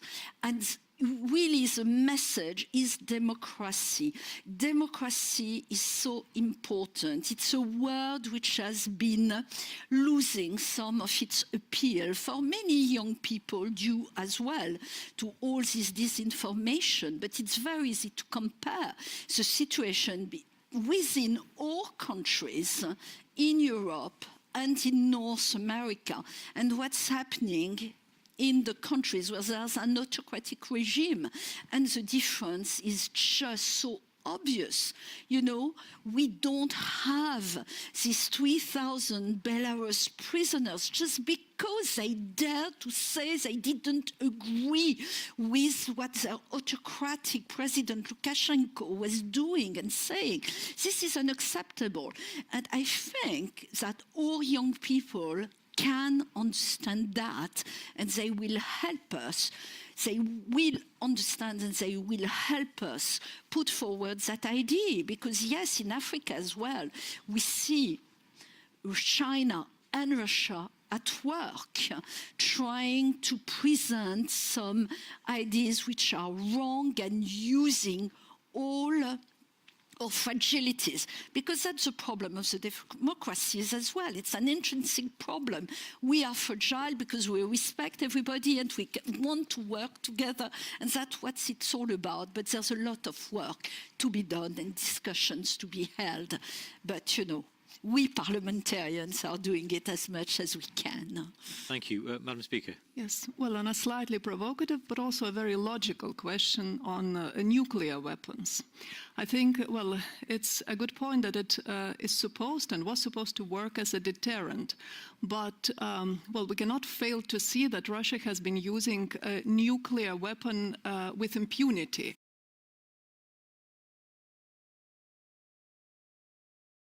If we continue giving in to blackmail of Russia, I think it's, well, there is no other way to put a stop to it than to say very clearly, very loudly, without any doubt of any shadow of doubt, that nuclear blackmail does not work on us, because else we open up the whole new sort of alley of debate that, well, it sounds like we would rather not have. On engagement of youth, I think, you know, there is a very good saying that probably rings as true as ever now, that every generation has to win democracy. So for the young generation right now, well, there is no better example, also no more emotionally compelling example than seeing their counterparts in Ukraine go to defend their motherland, their country, their freedom, their democratic future on the front, or, well, even unfortunately dying in completely brutal and also senseless terroristic attacks of Russia. Well, if that cannot bring this urgency, then really nothing can. And I believe, looking at least to the youth in our country, in our region, that well, the support for NATO being record high, the support for transatlantic bond being record high, I think that, well, there is this understanding, and that we have every reason to look at our young people with a lot of hope that they will continue, and perhaps continue in a more efficient, effective way and emotionally engaged way than than we did for a while, when it looked like we were almost at the, well, so-called end of history.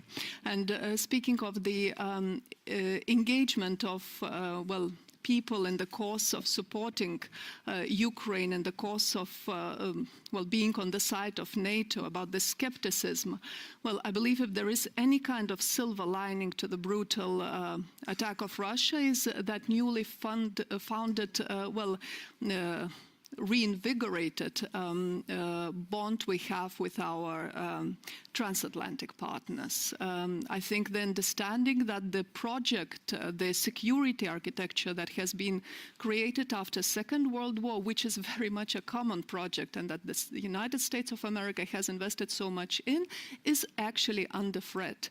And that we are all in, and our citizens, our constituents can hear this from us, parliamentarians. And I think that, well, spreading this message is perhaps a single most important thing that we can do right now. Okay, thank you. I think we have a little bit more time for questions. Anyone else would like to ask one? Just at the front over there, and at the back over there, please, if you two could make your way to the microphones.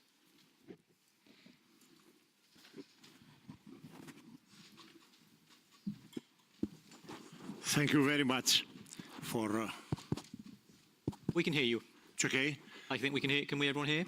Yes, I think so. I listen very, very carefully what honorable parliamentarians have said, and I see their support, parliamentarian support for NATO, and grassroots support for NATO. Is exactly what the honorable senator from New Hampshire say, that we need to explain to the people.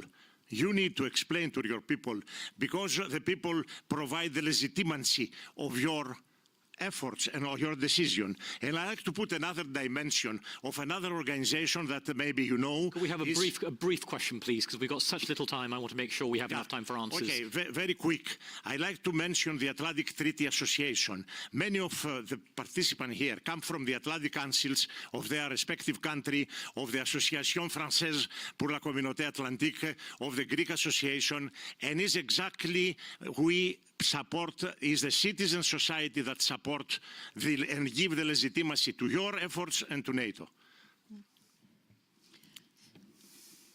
Sergei Sidorenko, European Pravda, Ukraine. I heard an idea of our French colleagues that there is a kind of proposal to have security guarantees not only to Ukraine but also to Moldova, as far as I understand. Could you please elaborate more, because I have never heard of that idea. So do you see that Moldova have to be a kind of supplied by weaponry like Ukraine is, or maybe some other form of security guarantees, given that they also have occupied territory? Thank you.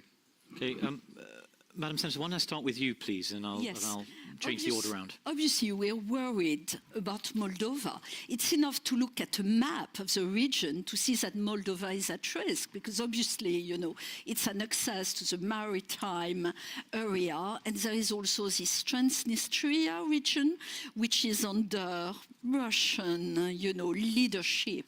And this is a fragile area. That's why we are doing a lot to support Moldova. I've been there several times. I mean, we're really trying to help as much as we can the country, because we've got a democratic president who is being attacked by the Russian-minded and, you know, Russian supporters. And we have to be very, very strong about it and, you know, put as much as we can in order to help Moldova as well.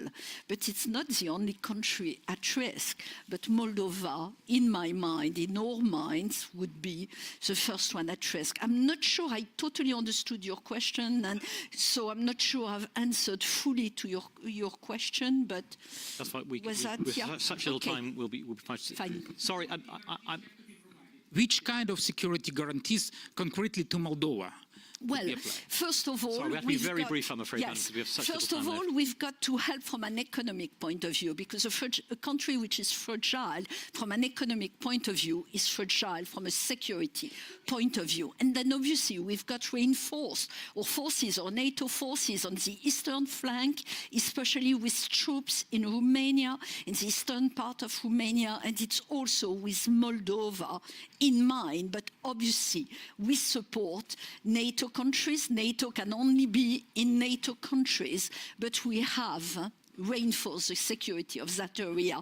And believe you me, it's an important security we've been doing. Speaker, in less than a minute. Just a few words on Moldova. Of course, it is a very important country, well on its European way. And I think the main task is to actually help it to become the full-fledged member of the European Union. It makes a great effort. And of course, well, here speaking in the NATO forum, it's a parallel track, but it's very closely interconnected. Well, when looking back some 20 years ago, well, I am very happy that back then Lithuania, Latvia, Estonia became members of both EU and members of NATO, because else imagine that we would have another gray zone here when we have flourishing democracies sharing the same principles and values with our Euro-Atlantic alliance and community. Same goes for Moldova, which is well underway. And of course, we cannot overlook or forget Belarus, who is under Lukashenko's regime, but which is also a European country that belongs in the future to Europe. So, of course, victory in Ukraine will also mean a change in Belarus, and we have to not forget that. Senators, rather than ask you to repeat some of these themes, I just want to end by asking you something we really should address, not leave without addressing, which is the subject of Asia and NATO's engagement with Asian partners.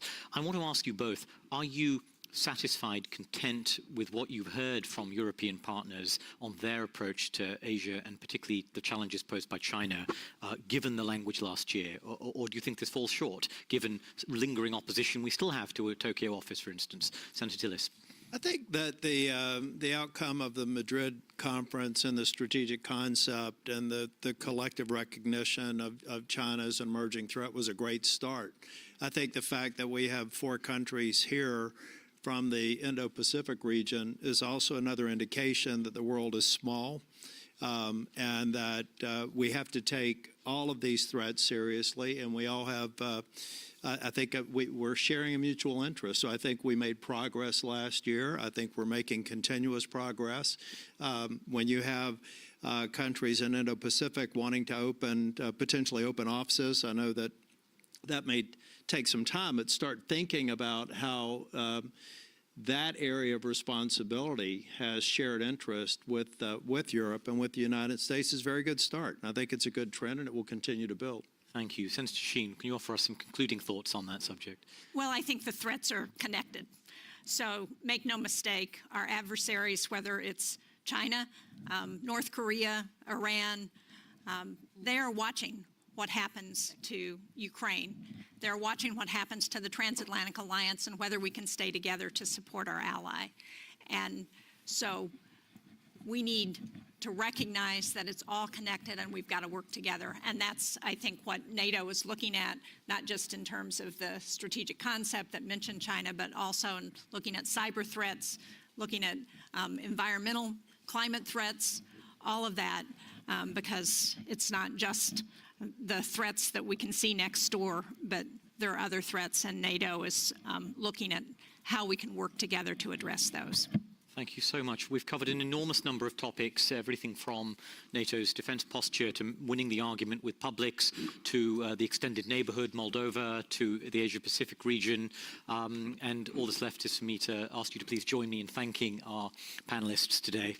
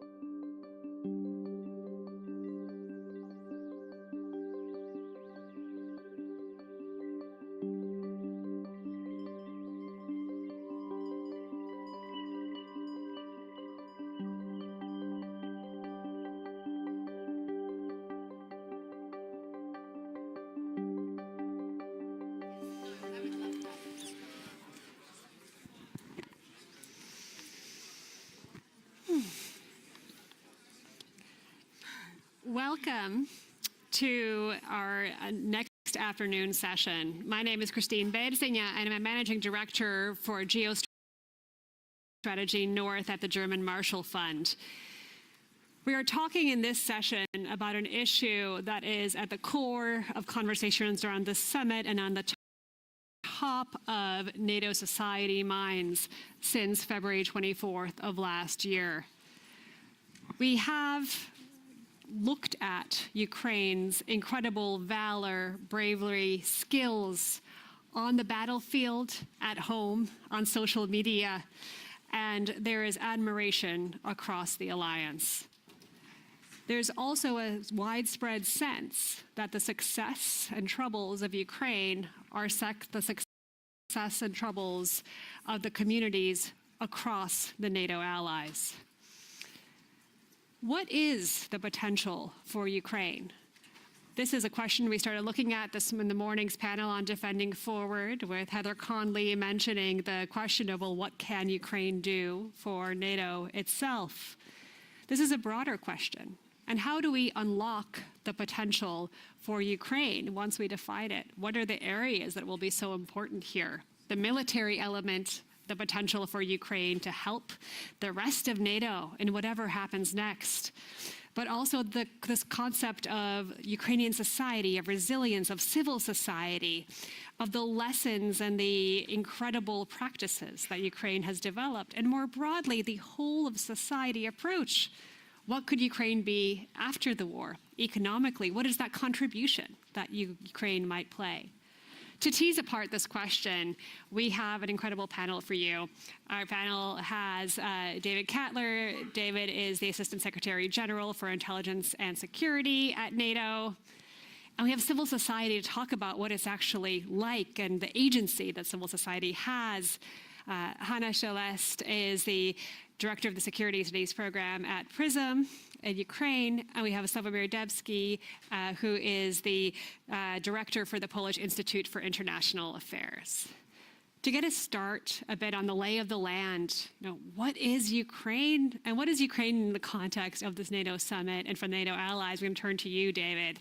Can you explain what this has meant? I mean, we all have our personal vision, but in the context of NATO, what is that? Yeah, look, thanks for the opportunity to come here and speak as part of this great panel, and also to this audience, both here in the room and online. Ukraine has tremendous potential. Ukraine has had tremendous potential and will in the future when the war concludes as well. That I have no doubt.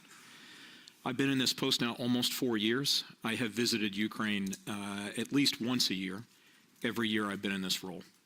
I was in Kyiv right before the war, late in 2021, and then also early March of this year.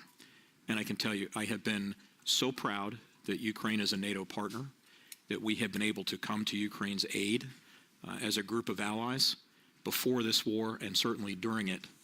And that's why I can say with personal conviction from personal experience that Ukraine really does belong in the NATO family and that Ukraine has this tremendous potential.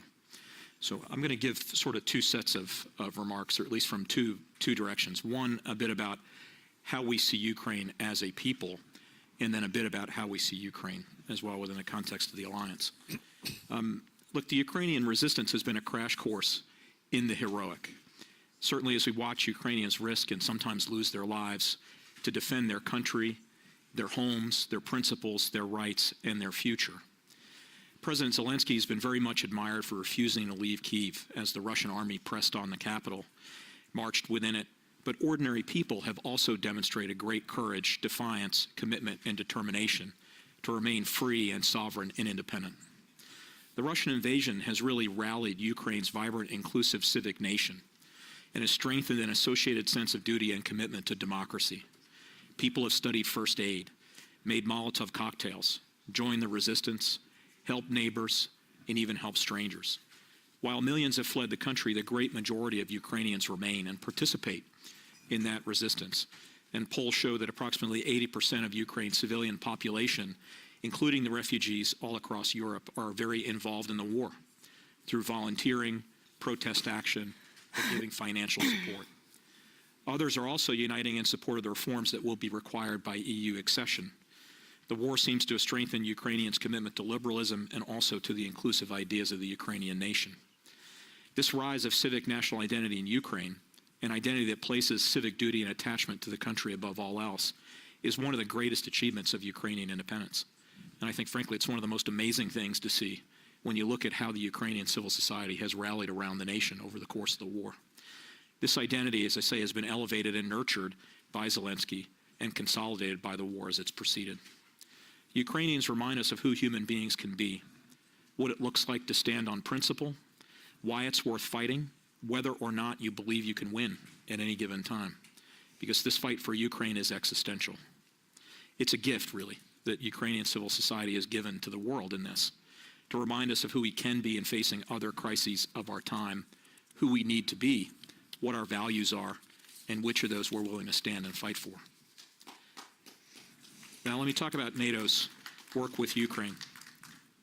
Thanks, but sincerely, I mean, that's a fair appreciation of the situation and how the civil society has stood.